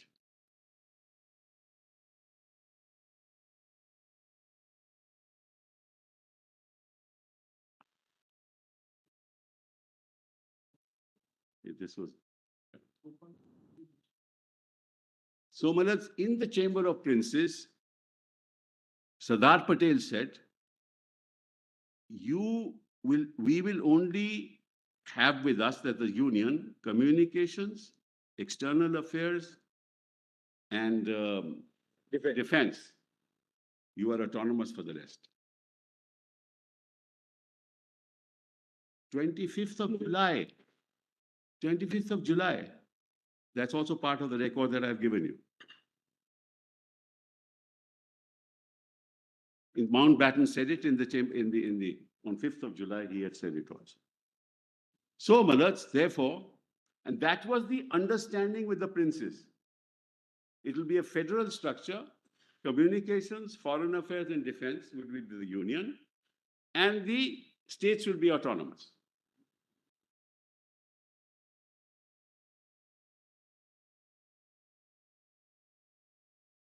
That's one part. The other part was, Malaz, there were some princely states, Malaz, one of them, the only property it had was a well. He was a prince of that well, Malaz. He had no means of livelihood. They naturally, such small states had to join larger princely states. Kathiawar, Saurashtra. Saurashtra had incorporated 220 princely states within it. The whole process of 17 days was an entirely asymmetric process. idea was to persuade all of them to please sign instruments of accession.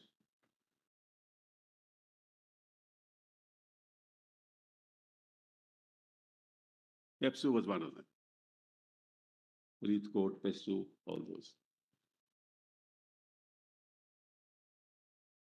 That was happening, Millets, with Sardar Patel and VP Menon and Mountbatten, who had personal relations with all the princes, which neither Sardar Patel had nor VP Menon had. Because then the Governor General Mountbatten was actually served in India for a long period of time, and each of these princely states had a resident. And they would be told that you only should spend 10% of your revenue of the state on yourself, the rest you should spend on the public, but most of them spend 80% on themselves. But ultimately, they all exceeded. They all signed instrument of accession by 15th of August. With a standstill agreement and nothing more. Some of them who merged into larger administrative units didn't have to do that, because then they were represented by the larger administrative units. So my learned friend, the solicitor, is right that many of them, princes, did not merge because they were merged with other larger administrative units. So it was an entirely asymmetric way of actually getting them all together in 17 days. It was a Herculean task.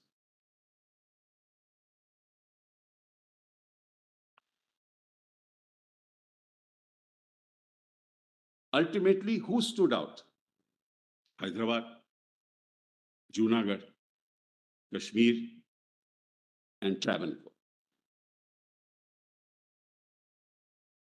In fact, the first ruler to revolt was Travancore. Yeah, because of the advice of the Dewan Mullahs, who ultimately got attacked and was in hospital, and then they signed the instrument of accession. But that's just the Mullahs. I know, I don't want to take it. And Mullahs, now you were left with Junagadh, you were left with Hyderabad and Kashmir. And as far as Kashmir was concerned, your lordship knows, the instrument of accession was signed subject to certain conditions. In many of the instruments of accession that were signed by with other princes had a provision that there can be a supplementary instrument of accession, but there cannot be unless I give consent. That is, the ruler gave consent. So some of them had supplementary, but this didn't happen in Jammu and Kashmir. The point that I'm making is, Mullahs, Jammu and Kashmir was the only state in India where a special dispensation was made for reasons which were domestic and reasons that were international.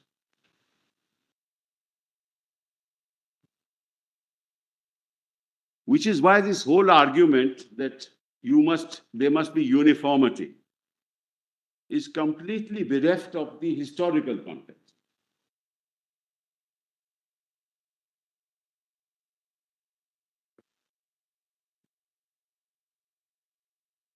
Now, principle was contiguity and population. Junagadh acceded to Pakistan. Acceded to Pakistan. Somnath temple was in Junagadh, very dear to all of us. So, Mullahs, having acceded to Pakistan, India wanted to invade and take over Junagadh. Mountbatten said, you can't do it. He has acceded to Pakistan. This is foreign territory for you. So ultimately, Mullahs, infiltrators were sent. And they took over and there was no resistance. Then negotiations took place and Pakistan agreed to a plebiscite, a referendum. Knowing full well that such a referendum would happen in Kashmir also then.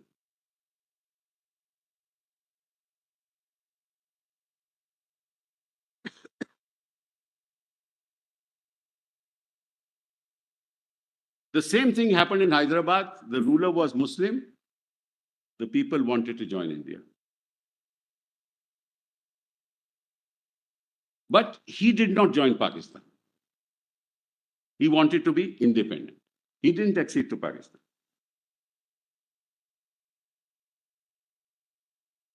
And there was a general this happens nowadays also. There was a freelancer who promised the ruler of Hyderabad that I will get you arms, you give me so much money. So they piled up a lot of arms to resist any invasion. Ultimately, that man, Mr. Cotton, left him, and the invasion took place and be occupied. Now you're left with Jammu and Kashmir. Jammu and Kashmir, the population was Hindu, was Muslim majority, and the ruler was Dogra. It is in this historical context that you must view what happened in Jammu and Kashmir was only to ensure that Jammu and Kashmir becomes an integral part of India. There can be no question about it. I'll come to that. Yes, I'll come to that. There can be no plebiscite in Jammu and Kashmir. That is our position.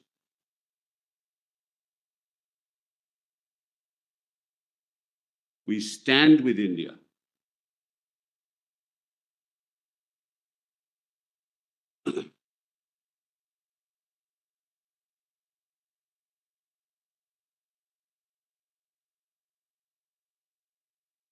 Now, Manas, having signed the instrument of accession by 15th of August and some of them standstill agreements, the question then was they had to merge because none of them had any administrative units in place. You had to have local self-government, and your lordship knows at that point in time, we wanted India to be a democratic nation. So then Sardar Patel and Menon persuaded all of them to please have merger agreements so that we can treat you in the same way as other provinces. So all of them signed merger agreements, not Jammu and Kashmir. Nor was Jammu and Kashmir asked to sign a merger agreement. Never.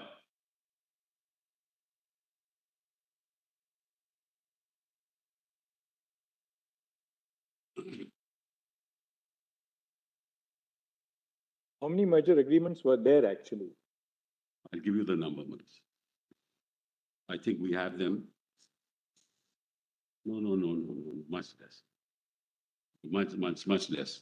I will give your lordship the number. Because everybody who signed an instrument of accession didn't necessarily sign a merger, right? No. Because what happened was, Manas, many of them had formed unions with existing states like Kathiawar or Saurashtra. That's right. Pepsu. That's right. You'll have that. Manas, that's not an issue. So, Manas, that didn't happen in Jammu and Kashmir. So when the infiltrators came, Manas, and he couldn't defend himself, and he went away from Srinagar, Manas, he ran away from Srinagar. And we helped him, Manas, by going there. The issue arose, we had no communication systems in place. No communication system in place, and we didn't know the topography. Our army, because we had never been there. The army represented that if you want to deal with the infiltrator, the source of it is Pakistan. So we'll have to target Pakistan, to which Mountbatten said that will declare war. If you do that, it will be war. You cannot be allowed to do that. So we were not allowed to do that. So the result was that in that situation, kindly remember, referendum is not the only place that we're talking about in Jammu Kashmir. There should be no referendum. There can't be a referendum in any case. But referendum happened in the northwest provinces. We had the Congress government in the northwest frontier province. A referendum happened there and they went to Pakistan. Referendum happened in Junagadh. So it is not as if this was alien to the concept of how people express their wills. But in our case, what happened was the government of India said, let the Constituent Assembly, namely the people of Jammu and Kashmir, represented in the Constituent Assembly, express the will of the people. That's how 370 came in. There was no other way to express the will of the people, certainly not through a referendum. Nobody wanted it, especially after the first year, because in 1953, Sheikh Abdullah was arrested by Nehru because he raised the slogan that we want to be autonomous. Sheikh Abdullah was arrested by Nehru himself. Nobody wanted a referendum. Nobody would have allowed a referendum. But the way out was, in that context, draft a provision in 370 by which the will of the people of Jammu and Kashmir can be expressed through the Constituent Assembly.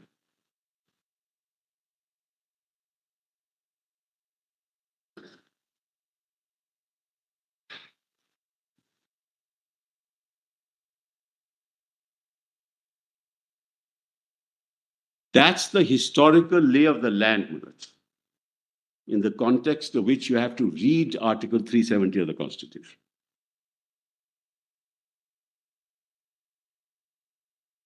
Now, Mullahs, let me disabuse your lordships of some of the myths that have been portrayed here. Number one, that Parliament has plenary powers under 370. Just the contrary.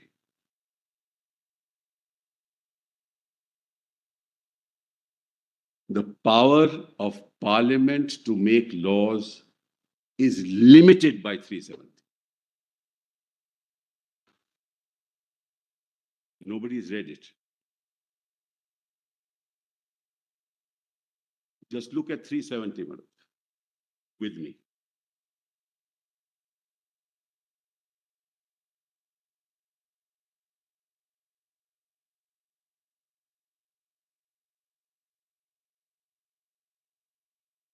Please read 370. I don't think there are limitations on Parliament's lawmaking power because... No, not that. Yeah. That I'm not saying that. I'm saying something different. Just read 370 with me. I'll read it with you. Yes. Notwithstanding anything in this Constitution, the provisions of 238 shall not apply, and the power of Parliament to make laws for the said state shall be limited. What are you reading? Which? Article 370. 270. It is a limitation on the Parliament to make laws. Yes, 1B. To matters in the union list, to matters in the state list, in the concurrent list. It stares you in the face, and you're talking about plenary power.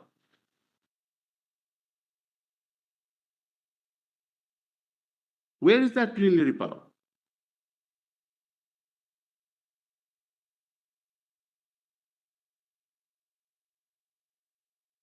If you want to pass any law, or if you want to extend the provisions of the Constitution of India, forget about 371 B1 and 2.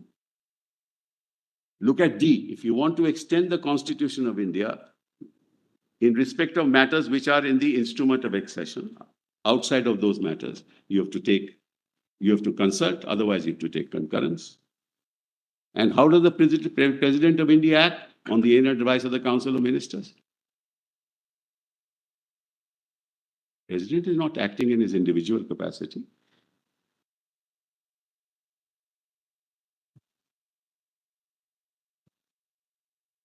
It is the Council of Ministers which will decide, not Parliament. The Governor acts on the aid and advice of the Council of Ministers. It is the Council of Ministers at the other end which will decide, not the legislature.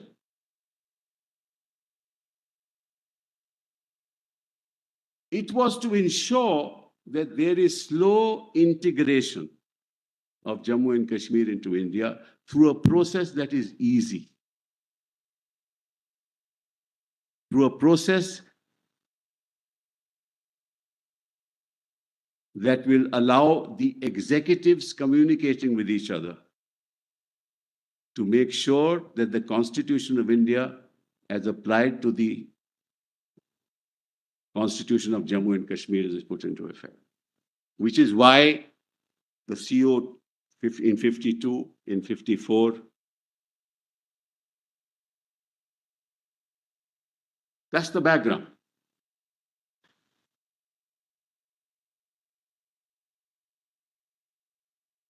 Once we decided on the list that this is the entry in the list on which a law can be made, and two executives agreed on it, a law is made and it will be applied.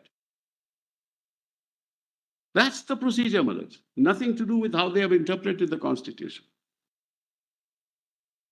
And that's how it happened all the time. Which is why, if your Lordships will remember at the outset, I said, this is an exercise of executive power. It is not even exercise of legislative power. Far be it some quasi, some ancillary constituent power. Doesn't exist. Yeah, Malaj, I am asked this one question for which, Malaj, if you have an answer, Malaj, I certainly don't have an answer. Malaj, throughout, Gopalaswamy Iyengar, who was part of the drafting committee and who introduced the bill, understood 370 as we have argued before your Lordships. Exactly that. From 1950 to 5th of August 2018, no member of parliament, no member of parliament, no individual in the public space said otherwise. Nobody said it. Every interpretation of the Constitution as reflected in the debates in Legislative Assembly and in Parliament interpreted the Constitution as Iyengar interpreted it and as we have argued before your Lordships. There has never been a dissent. When the government of India files an affidavit in this court, it's the same thing, except they say that now through this process, we have substituted the Constituent Assembly with the Legislative Assembly. They have understood 370 in the same way. Now in the argument, not part of their affidavit, not part of their pleadings, they say, no, there is some plenary power. Your Lordships are not sitting here in an advisory capacity to tell them as to what 370 means. We are, Malaj, testing the action of the union. We are not having some academic exercise of the interpretation of 370. We just to test CO 272 and 273. Whether it was rightly done or wrongly done. Maybe rightly done, maybe wrongly done, that your Lordships will decide. But it has nothing to do with any plenary power, nor is it the case of the union. Now, let's accept their argument. Let's see, test it, Malaj, how it would be. They say, this is a plenary power. Forget the proviso because the Constituent Assembly is dead. There is no Constituent Assembly now. There is a Constitution of Jammu and Kashmir which is in place. And the argument is, now that it is dead, I can exercise that power and abrogate it. That's always been the position. So what it means is, Malaj, that the Constituent Assembly and the people of Jammu and Kashmir signed their death warrant on the day the Constitution was made and the Constituent Assembly was dissolved. On the next day, 370 could have been abrogated. Instead of 5th of August 2018, 19, they could have abrogated the next day. So they were signing the death warrant that while we are there, you can't do anything about it. But the moment we have drafted the Constitution of Jammu and Kashmir, then you can tomorrow just take away. Just abrogate 370. Well, can any constitutional court can never interpret 370 in this fashion?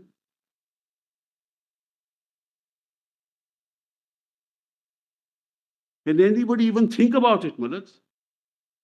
That a Constituent Assembly drafting the Constitution of Jammu and Kashmir, saying that we are an integral part of India, taking note of 370 in the manner in which it is to be integrated into India, will say to themselves that the day we are not in place, it will be abrogated because there's a plenary power superior in 370, which is not there in 370, but because we say so, and which is not even part of the counter affidavit of this. This is not even the case of the union.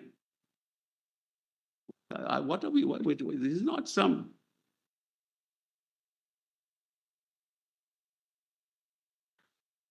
I mean, this is not even. You look at it textually, you look at it contextually. There is no other conclusion you can come to. Now, your lordship asked me several times and asked others also, what's the way out? That's not for your lordships to decide.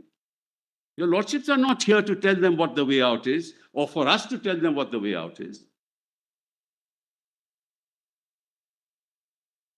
It's a political process.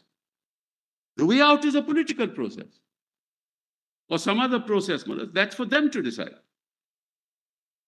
But the way out is not this, that you do something consistent with the interpretation of 370 and you argue exactly something else, which has nothing to do with your own counter affidavit, and that's the union. How can they be allowed to do that, Manoj?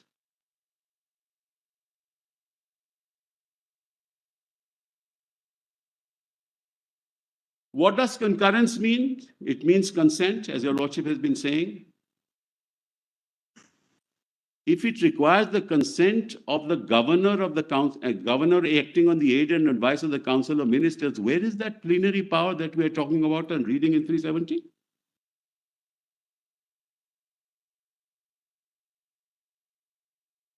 And 370, sub-article 2 says that if an order is made, Malaks, between 1950 and 1951, when the Constituent Assembly was in place, the Constituent Assembly can reject it. Mr. Sibal, why does the proviso to clause 3 use the expression recommendation when two other provisions in the same article use the expression concurrence? Yes, yes. I'll give your lordship that. B2 uses the expression concurrence, and the second proviso to D uses the expression concurrence. Absolutely. In other words, Mullahs, when it comes to applying the Constitution of India to Jammu and Kashmir in respect of in matters which are not with reference to the lists, Mullahs, you need the concurrence of the state government acting on the aid and advice of the Council of Ministers. At least, Mullahs, with that, there is no plenary power of Parliament. Concurrence means I can say no. Means an executive can say no to what is proposed. Now, if you read 370, and I just answer my Lord's question, if you read 370, the presidential notification cannot be initiated. Because the expression in the proviso to 370 are two expressions, necessary and before. The timing is set when it's before the president issues a notification, a recommendation has to come, and that is necessary. And the order in which is that the first recommendation will come, then you will pass an order. You can't reverse that process on a plain language, on a textual reading, which I said, Mullahs, I accept what Mr. Salve said. Read the text and give the answer. Mr. Sibal, is it not conceivable? I mean, I'm just thinking aloud. Yes, sure. That so long as Article 370 operated, it provided modalities for the application of the lists, the entries in the three lists, consultation in one case and concurrence in the other. Right. So long as Article 370 operated, it provided for the application of the other provisions of the Constitution, subject again to the same process. Same formula, consultation and concurrence. Absolutely. You probably rightly said that the object was to bring about a slow integration. That's correct, which I've been saying. In achieving that slow integration, the Constitution framers provided for consultation this whole formula of consultation and concurrence. Absolutely. Checks and balances at two levels of government, the union government and the government of the state. But significantly, the constitution doesn't tell us what would happen after the constitution of Jammu and Kashmir would be framed. It contains no express provision that that constitution would then be embodied or incorporated in the Indian constitution. Because the Indian constitution, by all indicators, we've seen several indicators, was always to reign supreme. So when it came to abrogation, it left in 1950 the point of abrogation to the exercise of wise statesmanship. You just said a short while ago, why didn't they do it in 1950? No, not a question to do it. They had the power to do it. I'm not on that. You're right. Yeah. I mean, you're right. Why did they not do it? They had the power to do it. If they had the power to do it, because they never understood 370 in this fashion. No, there's an alternate hypothesis. It was always presumed that allow 370 to work out. There should be an eventual process of integration. Let that integration take place over a period of time, during which you will have this twofold procedural check of consultation and concurrence. At what point of time the integration is deemed to be complete, or that Jammu and Kashmir is ripe for an integration with the rest of India in the full and true sense of the term, was not hedged in by the constitution. Mullahs, I'm sorry, with the greatest respect. Is that not a possible? No, it's not. It's not, Mullahs, on a plain reading of 370. Because there are very significant silences in Article 370. Mullahs, you don't need expression of interest in this fashion for the simple reason that that 373 itself gives you a clue as to what was the reason. There are not sufficient silences in Article 370 to lead to the conclusion that the framers, both when they were on that side in the state of Jammu and Kashmir and on this side in the Union of India, left it to wise acts of statesmanship in 1950. I hope on both sides, Mullahs.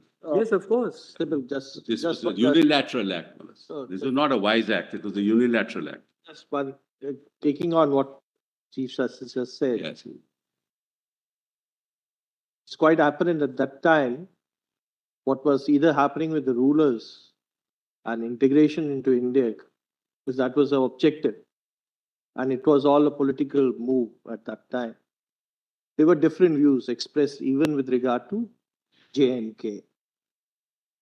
If one looks at the wording of the articles, the argument of the other side was it was deliberately left very flexible and to some extent contradictory. Yes. Mullahs, I don't see the flexibility here, Mullahs, neither I see the contradiction. Just read 3 with me, Mullahs. If you find, Mullahs, that there's a silence there about what would happen, Mullahs, certainly. And except for the provision for permanent residence, Section 6, which finds its mirror image in Article 35A, every other provision was really a mirror image of the Indian Constitution.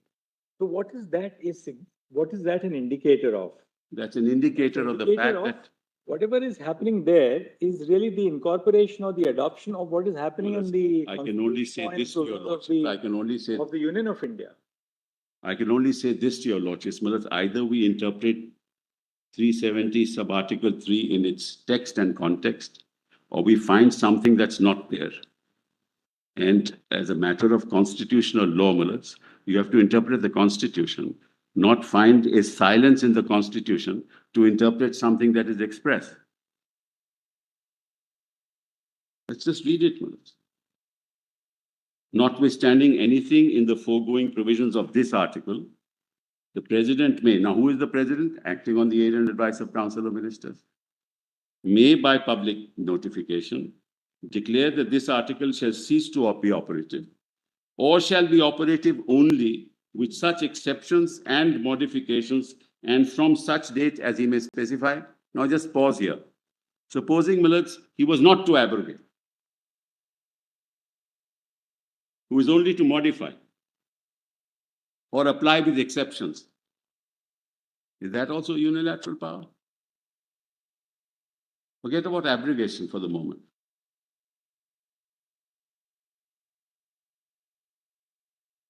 we have to interpret constitutional provisions as we read them, not as we find some element of silence which is not there.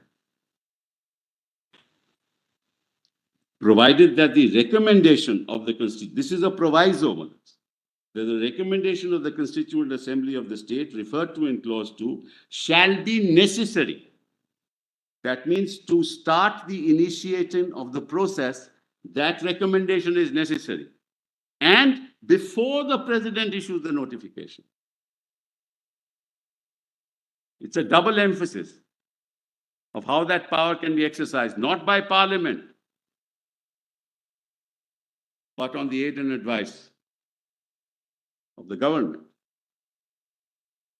So, Manoj, we'll of course have to then, to accept your argument, we will have to read a further condition in the proviso that the recommendation of the Constituent Assembly has to be in the same terms of the action which is proposed to be taken by the President. Namely, either that if you are abrogating, there must be a recommendation that yes, abrogate. Yes. Or if you are making 370 applicable subject to such changes, yes, same thing. Then the recommendation must be also along the same. Yes, yes, absolutely. But that's not there in the proviso, isn't it? It is, Manoj. It is before any of this. Kindly see, provided that the recommendation of the referred to in clause 2 shall be necessary. Look, this is a core argument on which you have taken one stand, the other side is That's taking what we have another to- stand. We'll have to. No, all I'm saying, Manoj, at the moment is, Manoj, What their stand is that proviso will not evaporate and write off the third clause of Article 370 after the Constituent Assembly as. Manoj, at least it's That's so their far. stand. Your so far, stand is to the contrary. So far, Manoj, I can only go by precedent. So far, the proviso has never been interpreted in the fashion that they are seeking to interpret. In any judgment of the Supreme Court since That 1950. occasion never arose, probably. That's not the way they acted. Manoj, kindly please appreciate what they've And done. therefore, according to you then, if the proviso cannot be applied because the Constituent Assembly has come to an end. No, Manoj, with respect, I say, that's not the point. Because the proviso says the Constituent Assembly referred to in clause 2. Correct. So it is only one Constituent Assembly which was formed for the purpose of the framing of the Constitution of J&K. Correct. Even if you have another Constituent Assembly in J&K, you can never have that Constituent Assembly which was for forming the Constitution. No, Manoj, let me answer. Therefore, the proviso cannot apply at all. Let me answer it. In your submission? Yes. My answer is the following one. When the Constitution of India was framed in 26th of January 1950, there was no Constituent Assembly and there was no Legislative Assembly. So what did Manoj, the Constitution makers, provide for in the proviso? They envisaged that there would be a Constituent Assembly. They envisaged that there would be a legislature. If there was a Constituent Assembly which would abrogate 370, there would be no Jammu and Kashmir legislation. Constitution, there would be no Jammu and Kashmir Constitution. Because that's abrogation. Constituent Assembly would recommend abrogation. At that point in time, those who drafted the Constitution were not aware as to what was going to happen. That's why. Sorry. I'm sorry. 370 in the slide, there are two arguments. One, obviously, with reference that the proviso will not be controlling the main part of 3. That's a core dispute between them. That's right.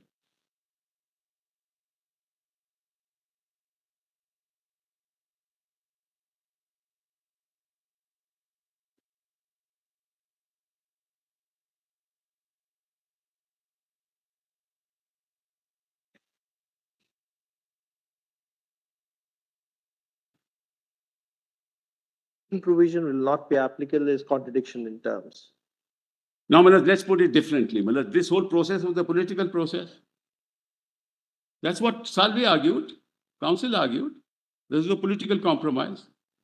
So you pull the plug anytime you want to pull the plug. At least 370 doesn't allow you to do that, but assume that's the case. If it's a political compromise, there will be a political solution. Why are lordships finding some constitutional solution that doesn't fit into this? That's not what your law, Malad. You have to, please look at it this way, Malad. If the process was political, the solution has to be political. Now, how that solution comes about is not neither for your lordships, not for us to suggest. This is something that they have to do in collaboration. The initial part was political, now it has to be constitutional. No, Malad, if that is so, Malad, if now it's constitutional, then that means that the Constituent Assembly, just look at it this way. The fact that the intent behind the article was temporary and transitory. Well, that I'll come to a little later, but Malad, the answer to the question is that the Constituent Assembly was framing the Constitution of Jammu and Kashmir, knew that after that task was over, it would end, and was signing a death warrant under 370 sub-article 3 that now you can abrogate the Constitution. Well, that can't, I'm sorry, Malad, on a plain reading of 370, I have the greatest respect for your lordship. Therefore, the sequitur of your submission on the proviso to clause 3 is that once the Constituent Assembly has formulated the Constitution of J&K, which has been adopted, yes, the proviso ceases to have any existence. Yes, and 370 ceases to have effect. Therefore, 370 ceases to have effect. 3 ceases to have effect. Sorry, 370 or sub-article 3 ceases to have. Therefore, 370 bracket 3 ceases to have effect. Yes. In which case, 370 by itself, apart from 370 clause 3, assumes a permanent character. Permanent in the sense that, well, what is left of this autonomy that we are talking about? If the argument is it is just a shell, what is it that you are trying to do? What is the argument today, Malad? I've heard it, Malad, several times over.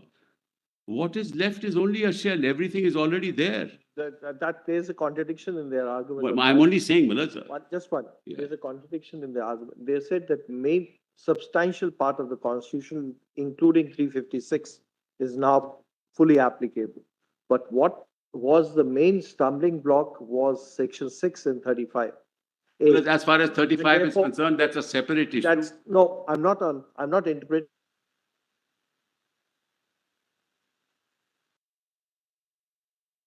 Complete adoption of the Indian Constitution in toto, in completely, as in case of other states. Strike down 35A. Well, I don't understand where we are getting here. If this is the only stumbling block, you strike down 35A. That's the judicial way. No, that can't be politically done in any case. Because there can be reasonable restrictions and there can be classifications in terms of Article 14. It has happened in Uttarakhand, it has happened in Himachal, it has happened in other states, Malaj. It can't happen in Kashmir. Malaj, it is happening in Assam. You are fixing a date to people who came into Assam. We'll come to that a little later. I'm only trying to indicate, show the mirror to myself that if it happens in Kashmir. There's actually, I feel, the two spectrums which have to be decided. Yeah. When you use the word temporary, whether it is actually temporary in the sense they understand it, or it is temporary in the sense you understand it, that it was with the context of the Constituent Assembly, one. Number two, how you understand subclause 3 is that once the Constituent Assembly dissolves itself, 370 in the form it exists according to you is frozen in time for all times to come. Correct? This is what your argument is. No, 370 sub-article 3, Manas. The rest of it is still remaining. Yes, I'm saying 370, the remaining part is frozen as period of time because of the historical perspective. No, not remaining, Manas. You can continue to integrate. 3 is frozen. 3 goes to the remaining part subsidy. Yeah, absolutely. They say no, 373 is not limited to that stage because of the manner COs have been issued and can extinguish themselves. That COs have been issued not in under 3. Then comes the methodology, whether they could have done it or not. Well, the COs have not been issued under 3. This is the problem, Maharaj. These COs can continue to be issued. All of them are under 1.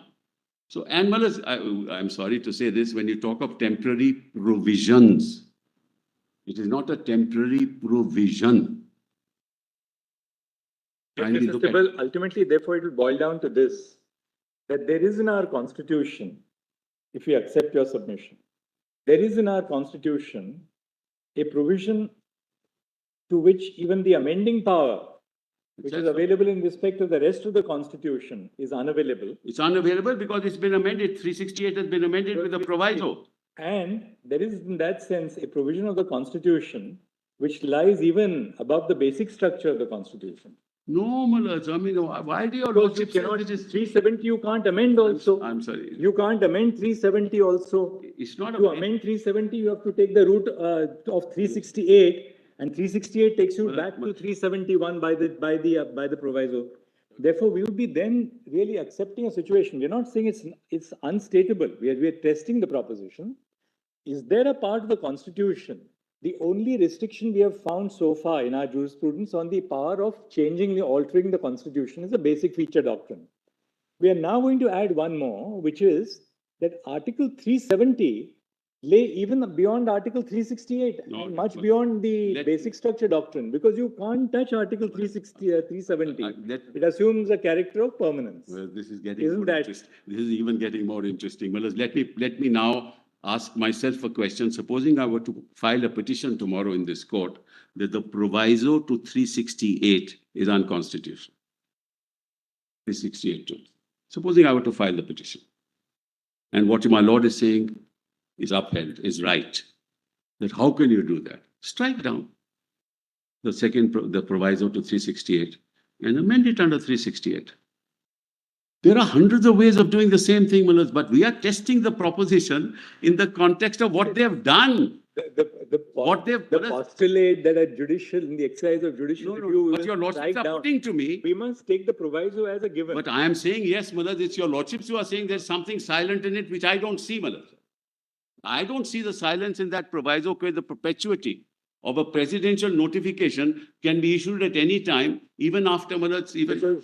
The two plain consequences of your submission are, first, once 370 clause 3 goes out of operation for all intents and purposes, 371 and 2 have a permanent character in the Constitution. 2 is not there, Manoj. 2 is not there. Right, 2 is, of course, yes, after the Constitution. Yes. 371 has a permanent character in the Constitution. Correct.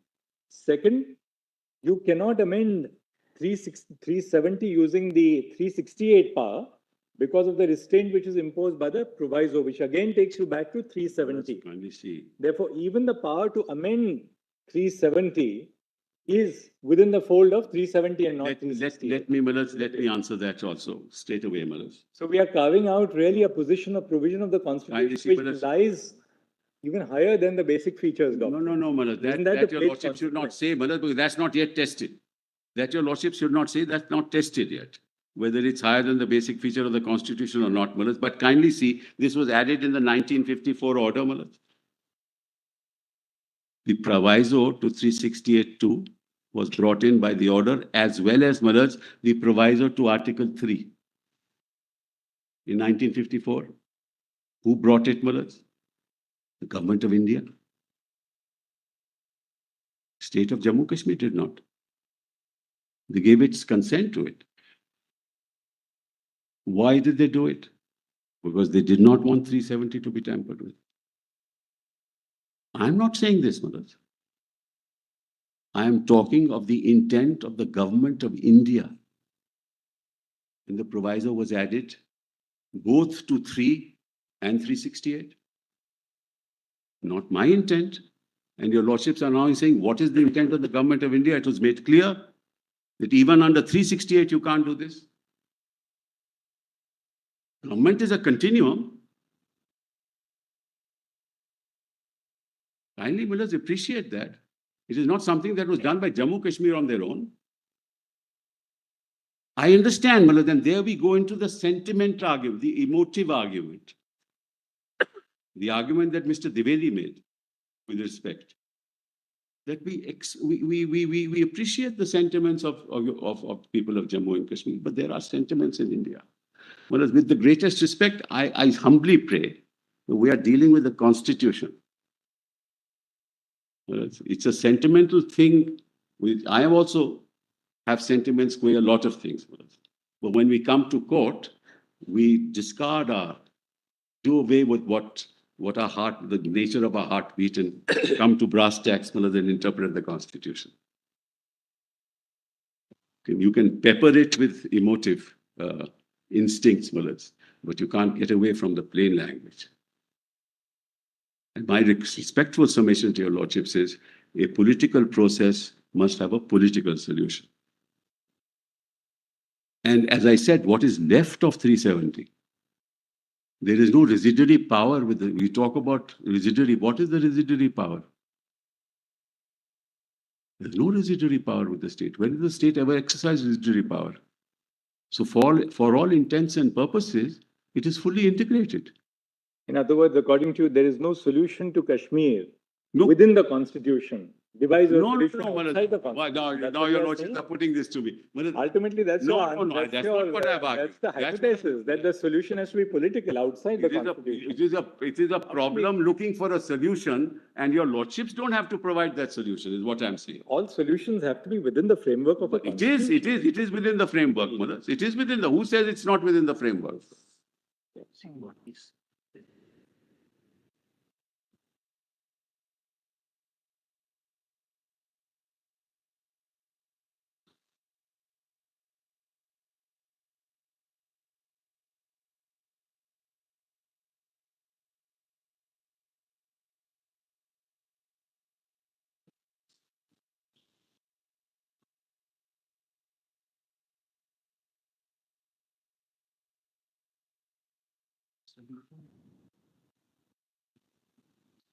Well, isn't 370 a classic form of federalism? Unlinked to the federalism that we practice? It's a classic form of federalism. There's nothing unconstitutional about it. There can be a lot of arguments on the other side. Let's not go into all that, whether...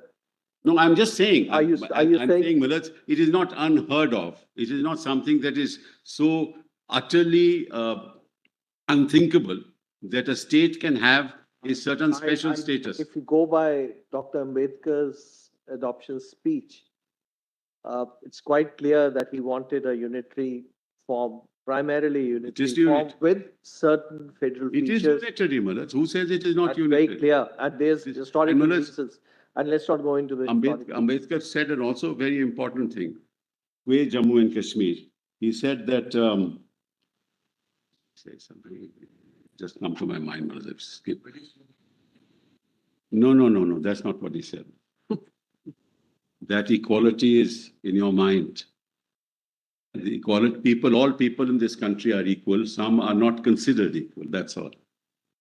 That applies not just to Jammu and Kashmir, it applies to a lot of places in India.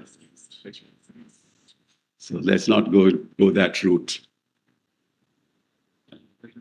Well, just because it's a union doesn't mean we are not federal. We are a quasi-federation is what we are. And that's what Ambedkar said, that we're a quasi-federation. But it's quite apart from that. That's how all members of parliament since 1950 have understood it. Why are we? That's not their case. We are trying to find a solution, which is not the case of the Union of India. Civil, Dr. Ambedkar in his speech, both speeches, 4th of November 1948, as well as 25th of November 1949, he has distinguished the American Federation with our federal structure, and he has specifically stated that in America, there is a citizenship of the federation as well as the state citizenship, and it permits two constitutions, the state constitution as well as the federal constitution. Correct. But in India, we have adopted a single constitution and single citizenship. Absolutely. Right, Manoj. But kindly look at it this way. It is this Constituent Assembly that approved 370, of which Ambedkar ji was a part. So therefore, the question will be whether it was a temporary measure. No, this is what the Constituent Assembly said. This is what Manoj, the cabinet said. This is what the government said. This is what the government has been interpreting 370. This is what they have done, Manoj, in the light of the interpretation of 370, as we have placed it before your lordships. What is 272? To replace the Constituent Assembly with the Legislative Assembly. That is trying to implement the proviso. No, they've used the proviso. Now they are arguing just to the contrary. How can your lordships even allow them to do that? We are testing, Manoj. We are testing the process. We are not testing the power. We are testing the process. And the process adopted by them is the 370 sub-article 3 process. They have substituted Constituent Assembly to Legislative Assembly. Then they have imposed 356 and Parliament has become the Legislative Assembly and given consent to itself.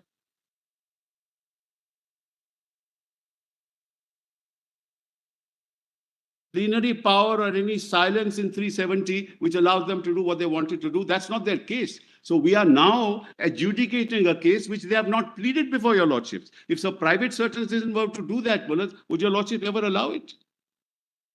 Mr. Sibal, you are saying 373 doesn't exist practically. Correct? That's your argument. Their argument is 373 exists and we've taken that. No, they say 370. That's the second part. Whether the process applied by them under 373, if it exists, is the proper process as per 373 or not, is the second limb of the... But I'm saying something else to your lordships. They proceed on the basis that 370 exists. Correct.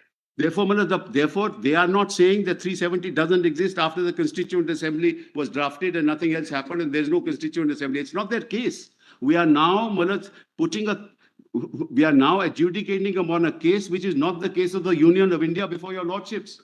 Many things have been said, Mr. Sibal, from both sides, which are really not, in our view, prima facie germane to this. The main issue is this of 370, as you say, one side of the argument, that with the Constituent Assembly going away, 373 really did not subsist, only 371 survives. Their view is that 373 subsists and that's the route we have adopted. Second limb arises if 373 exists and the route they have adopted, what's the correct route, permissible or not? But that's what I'm arguing. When I opened, I only argued on the route. If your lordships remember, correct. I never went into any political argument, any historical context. So that is your argument? That I never talked about lack of sovereignty. I never talked about federalism. I never talked of any of that. I said this is the process they have adopted and this process is unconstitutional.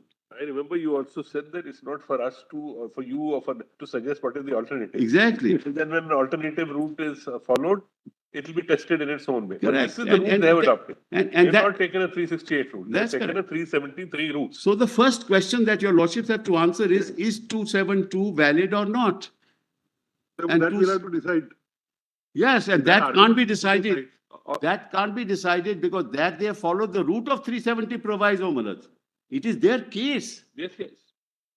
So the problem there with the argument is that 370 can't be decided in the context of the argument now raised.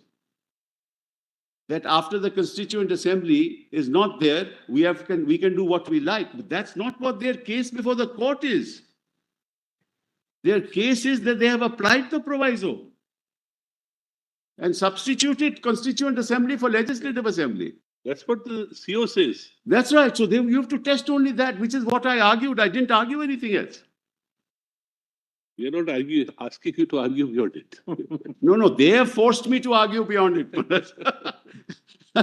They have forced me to argue beyond it. But let me go back Even a little. Assuming that they have followed the route of the proviso to 373, I don't think we can prevent them from sustaining the exercise of power on the ground that even independent of that, we are entitled to. That's not in their counter. I'm sorry, Manoj, that's not their case. I'm sorry, you read your counter.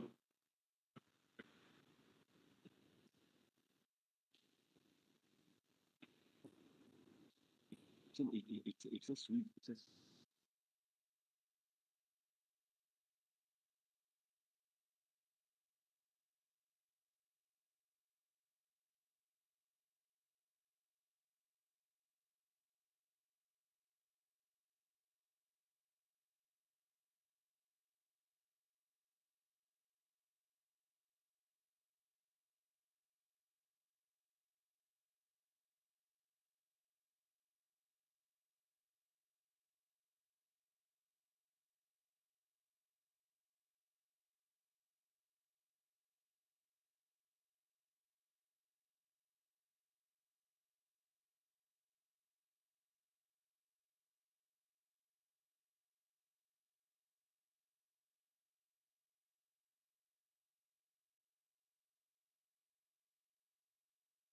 With me as to what they say. They meant 367. No, Manoj, in exercise of the powers under clause 1 of 370. Absolutely. So, Manoj, they are saying that, and then they say the proviso. That was for incorporating the proviso. But I'm only saying that they are. Sorry, 367 to the, that was for amendment to the 360. That's what I'm saying. But ultimately then they invoke the power under 370 clause 3. With the proviso, Malad. Yes, with the proviso. But that's all I'm saying, the Malad. I'm saying nothing more than that. That's the We have problem. understood your argument on that. Yeah, have I'm just saying, In Malad. fact, we had put that question to the Attorney General also. You also given the answer, Malad. This is a sui generis provision of the Constitution, must be interpreted in its own terms. That's all that I'm saying, Malad. And kindly take a counter. This part, I think we've conceptualized, we have put our doubts to you, have conceptualized your Giving answers, life yeah. to 373 through Article 367. That's their counter. That's all that we are testing, Malad. Okay, so Malad, that's done. That's done, Malad. I've done with that. Now, Malad, kindly go back to Now, kindly go back to the list of dates. Just orally, Malad, I'll mention to your lordships. 20th of June, 2018. Well, that's 19th of June, BJP withdrew support. 20th of June, Governor Malad puts the assembly in suspended animation. Now, the latter part, now you are going into the... I'm going to test 356. 356. 356. Right. And the dissolution of the assembly on 19th of December, on 21st of November 2018.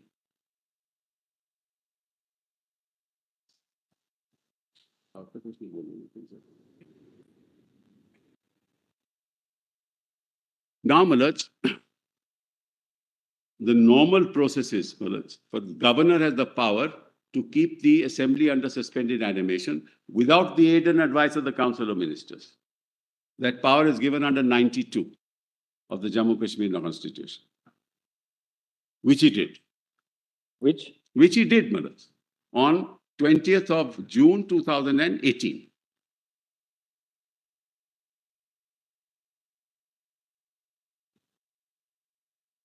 Now, Malad, the Jammu Kashmir Constitution also says that this will last only for 6 months.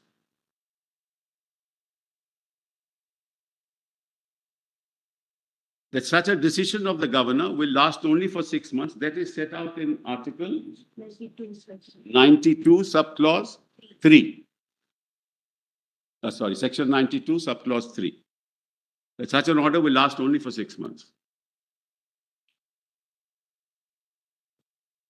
Now, which means by 19th of December, there should have been revival of the assembly, because the assembly was not dissolved.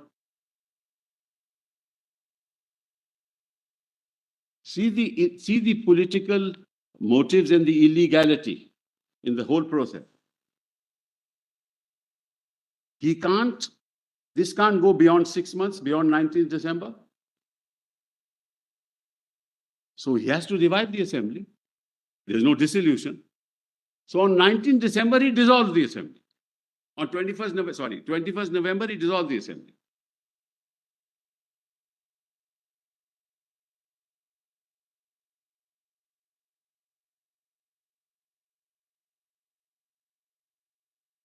Now, dissolution can't take place without the aid and advice of Council of Ministers. Section 53 of the Jammu Kashmir Constitution. Section 36, 38 and 92 are the only exceptions under the Jammu Kashmir Constitution. I mentioned it earlier also, where the governor can act on his own. But 53 is not. 35, 38 and 92. 30. So, Malad, he could not have dissolved.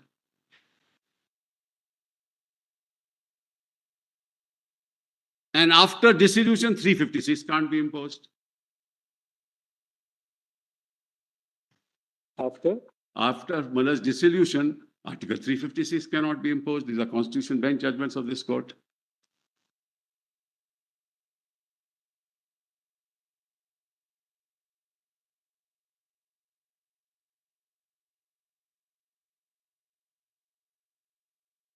Now, your lordships asked me the question last time also, you've been asking other council also, why did you not challenge it?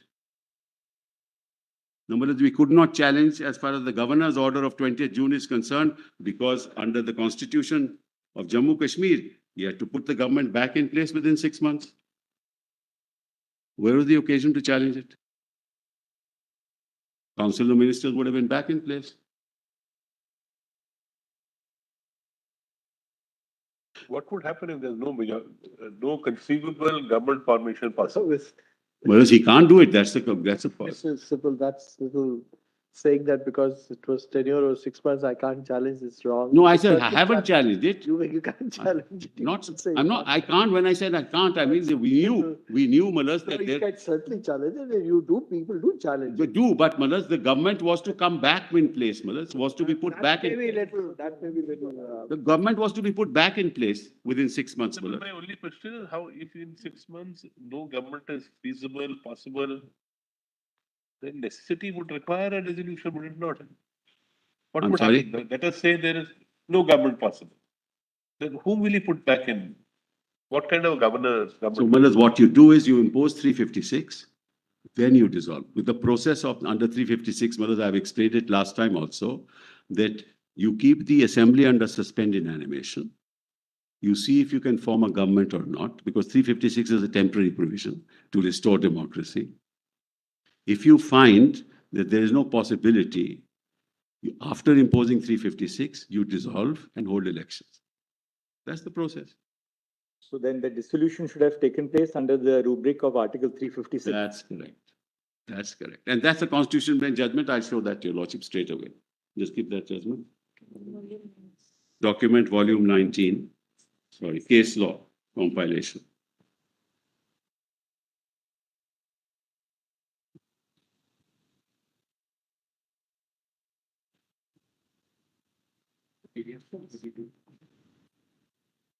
PDF 232. This is the Constitution bench judgment in the matter of special reference 1 of 2000. Compilation. Compilation 19, volume 19, case law compilation 19. Page. And the relevant part. What is the page, Mr. Sibbal? It starts at 232, PDF 232, relevant is 313.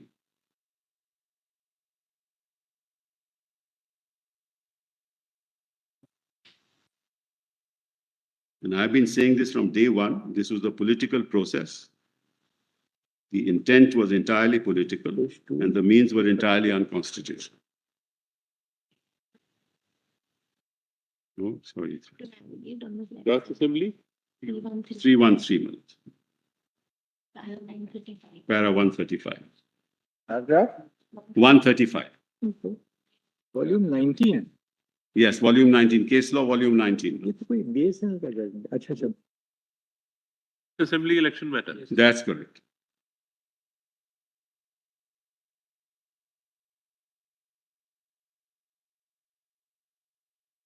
Para 135.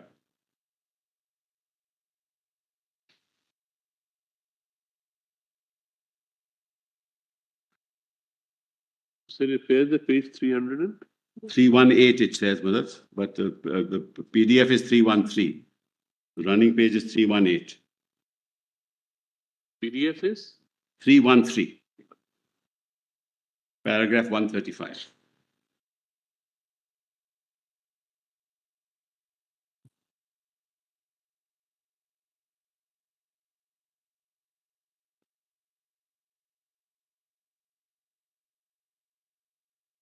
My lords have it, man? Yeah. My Lord Justice Call doesn't seem to have it. You have it. May I read it, Malas? Dissolution brings a legislative body to an end. It essentially terminates the life of such body and is followed by constitution of a new body, legislative assembly or house of a people, as the case may be. Prorogation, on the other hand, relates to termination of a session and thus precludes another session, unless it coincides with the end of the legislative term. The basic difference is that prorogation, unlike dissolution, does not affect the legislative body's life, which may continue from session to session until brought to an end by dissolution. Dissolution draws the final curtain upon the House. Once the House is dissolved, it becomes irrevocable. There is no power to recall the order of dissolution and or revive the previous house. Consequently, effect of dissolution is absolute and irrevocable. It has been described by some learned authors that dissolution passes a sponge over the parliamentary slate. The effect of dissolution is in essence termination of the current business of the legislative body. In its sittings and sessions, there is cessation of chain of succession, sittings for a dissolved legislative body, and there cannot be any next session or its first sitting. With the election of the legislative body, a new chapter comes into operation. Till that is done, the sine qua non of responsible government accountability is non-existent. Consequently, the time dissolution is non-existent. Stipulation is non-existent. Any other interpretation would render use of the word "its" in relation to the last sitting of one session, the first sitting in the next session without dissolution. Right, Melissa? Now 319.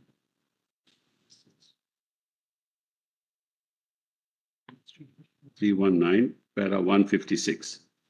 Now come to 356. The court, what the court says on 356.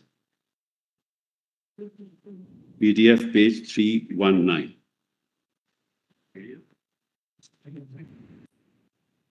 Lord has 156. Justice Gawai. Yes. So far as the applicability of 356 is concerned, though in the order of election commission has specifically dealt with the possibility of applying that situation, in the written submissions of the arguments made before this court, the view was given a go by. And in our view, rightly, mere non-compliance with Article 174, so far as the time period is concerned, does not automatically bring in Article 356.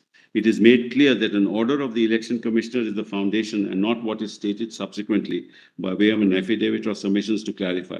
But in view of the concession, which according to us is well-founded, we need not go into the question in detail. It is submitted that by some of the learned counsel that the election commission's order otherwise makes out a case of applying 356 when the requirement of 174 is not met. In Thiru Rajagopal versus Karnanidhi, a constitution bench of this court said, Article 356 of the Constitution makes provisions in the case of failure of constitutional machinery in the state, but when the assembly is dissolved, there is no failure of the constitutional machinery within 356. Because the governor was ruling for 6 months, where is the question of 356? So you do it this way, tell the governor, whereas he sort of puts it in suspended animation, less the 6 months almost part, when the government, when the two parties say that, look, we are ready to form the government, but that's not proved, Malaz. Then on 19th December, President rule is imposed after the assembly is dissolved on 21st of November. Couldn't be done. Then if that's bad, and that has to be decided by this court, because that's the basis of 202, 272 and 273. So whether we challenge it or not, that's the very basis.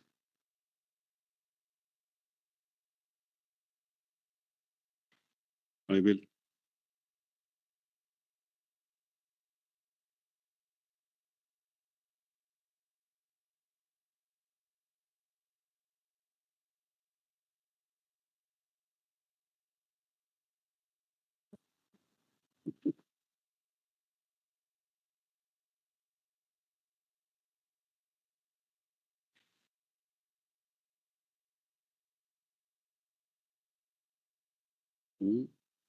What do you want me to read?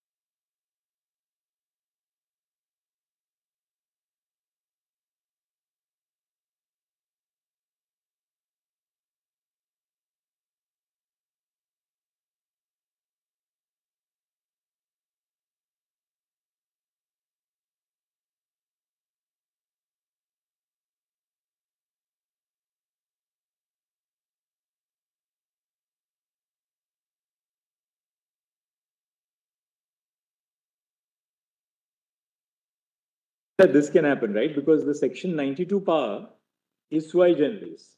Yes. Normally, even when He has to act on the aid and advice. No. normally when an assembly is placed under suspended animation, as we call it, that's also an exercise of the 356 power.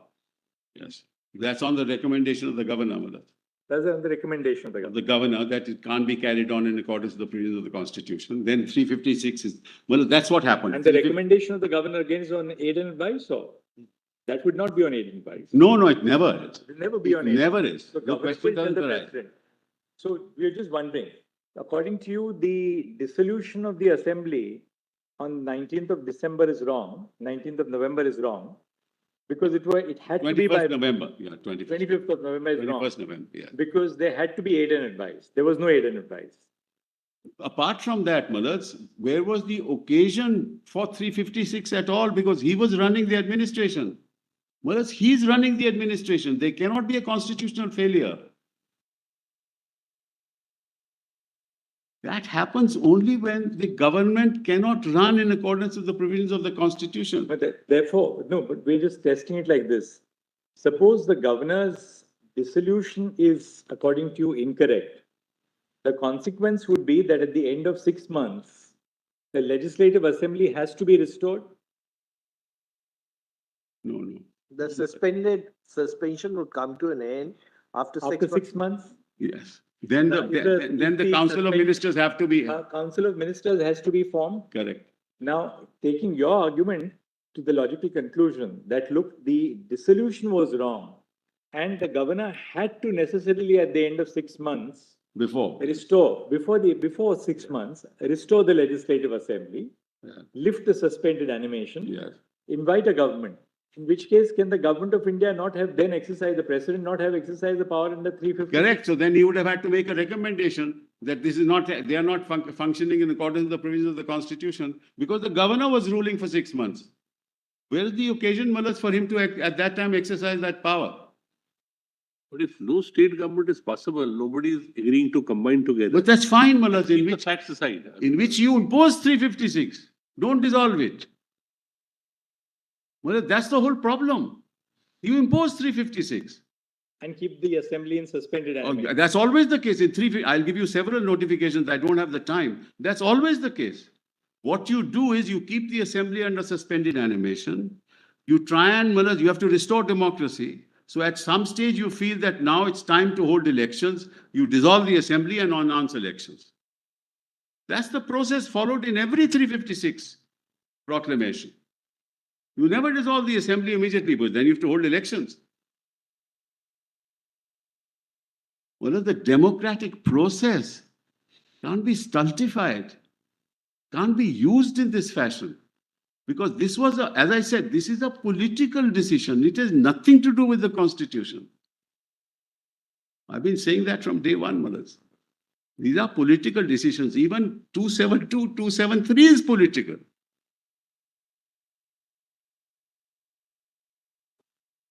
Maybe I'll. How much more time now? Well, not too much, Malad. I want others also to argue, but I've been trying to sort of not even refer to anything and just argue orally, Malad. Because last day, because Your Lordship, this is we are trying to do it as quickly as possible, but Your Lordship is always very kind. Let me not make any suggestion today. Let me, argue tomorrow. We'll have to wrap up tomorrow. We don't mind extending a little bit for half an hour or so tomorrow. But I will try and finish as quickly as possible. So just do make sure that everybody rations. Yes, that's my whole intent.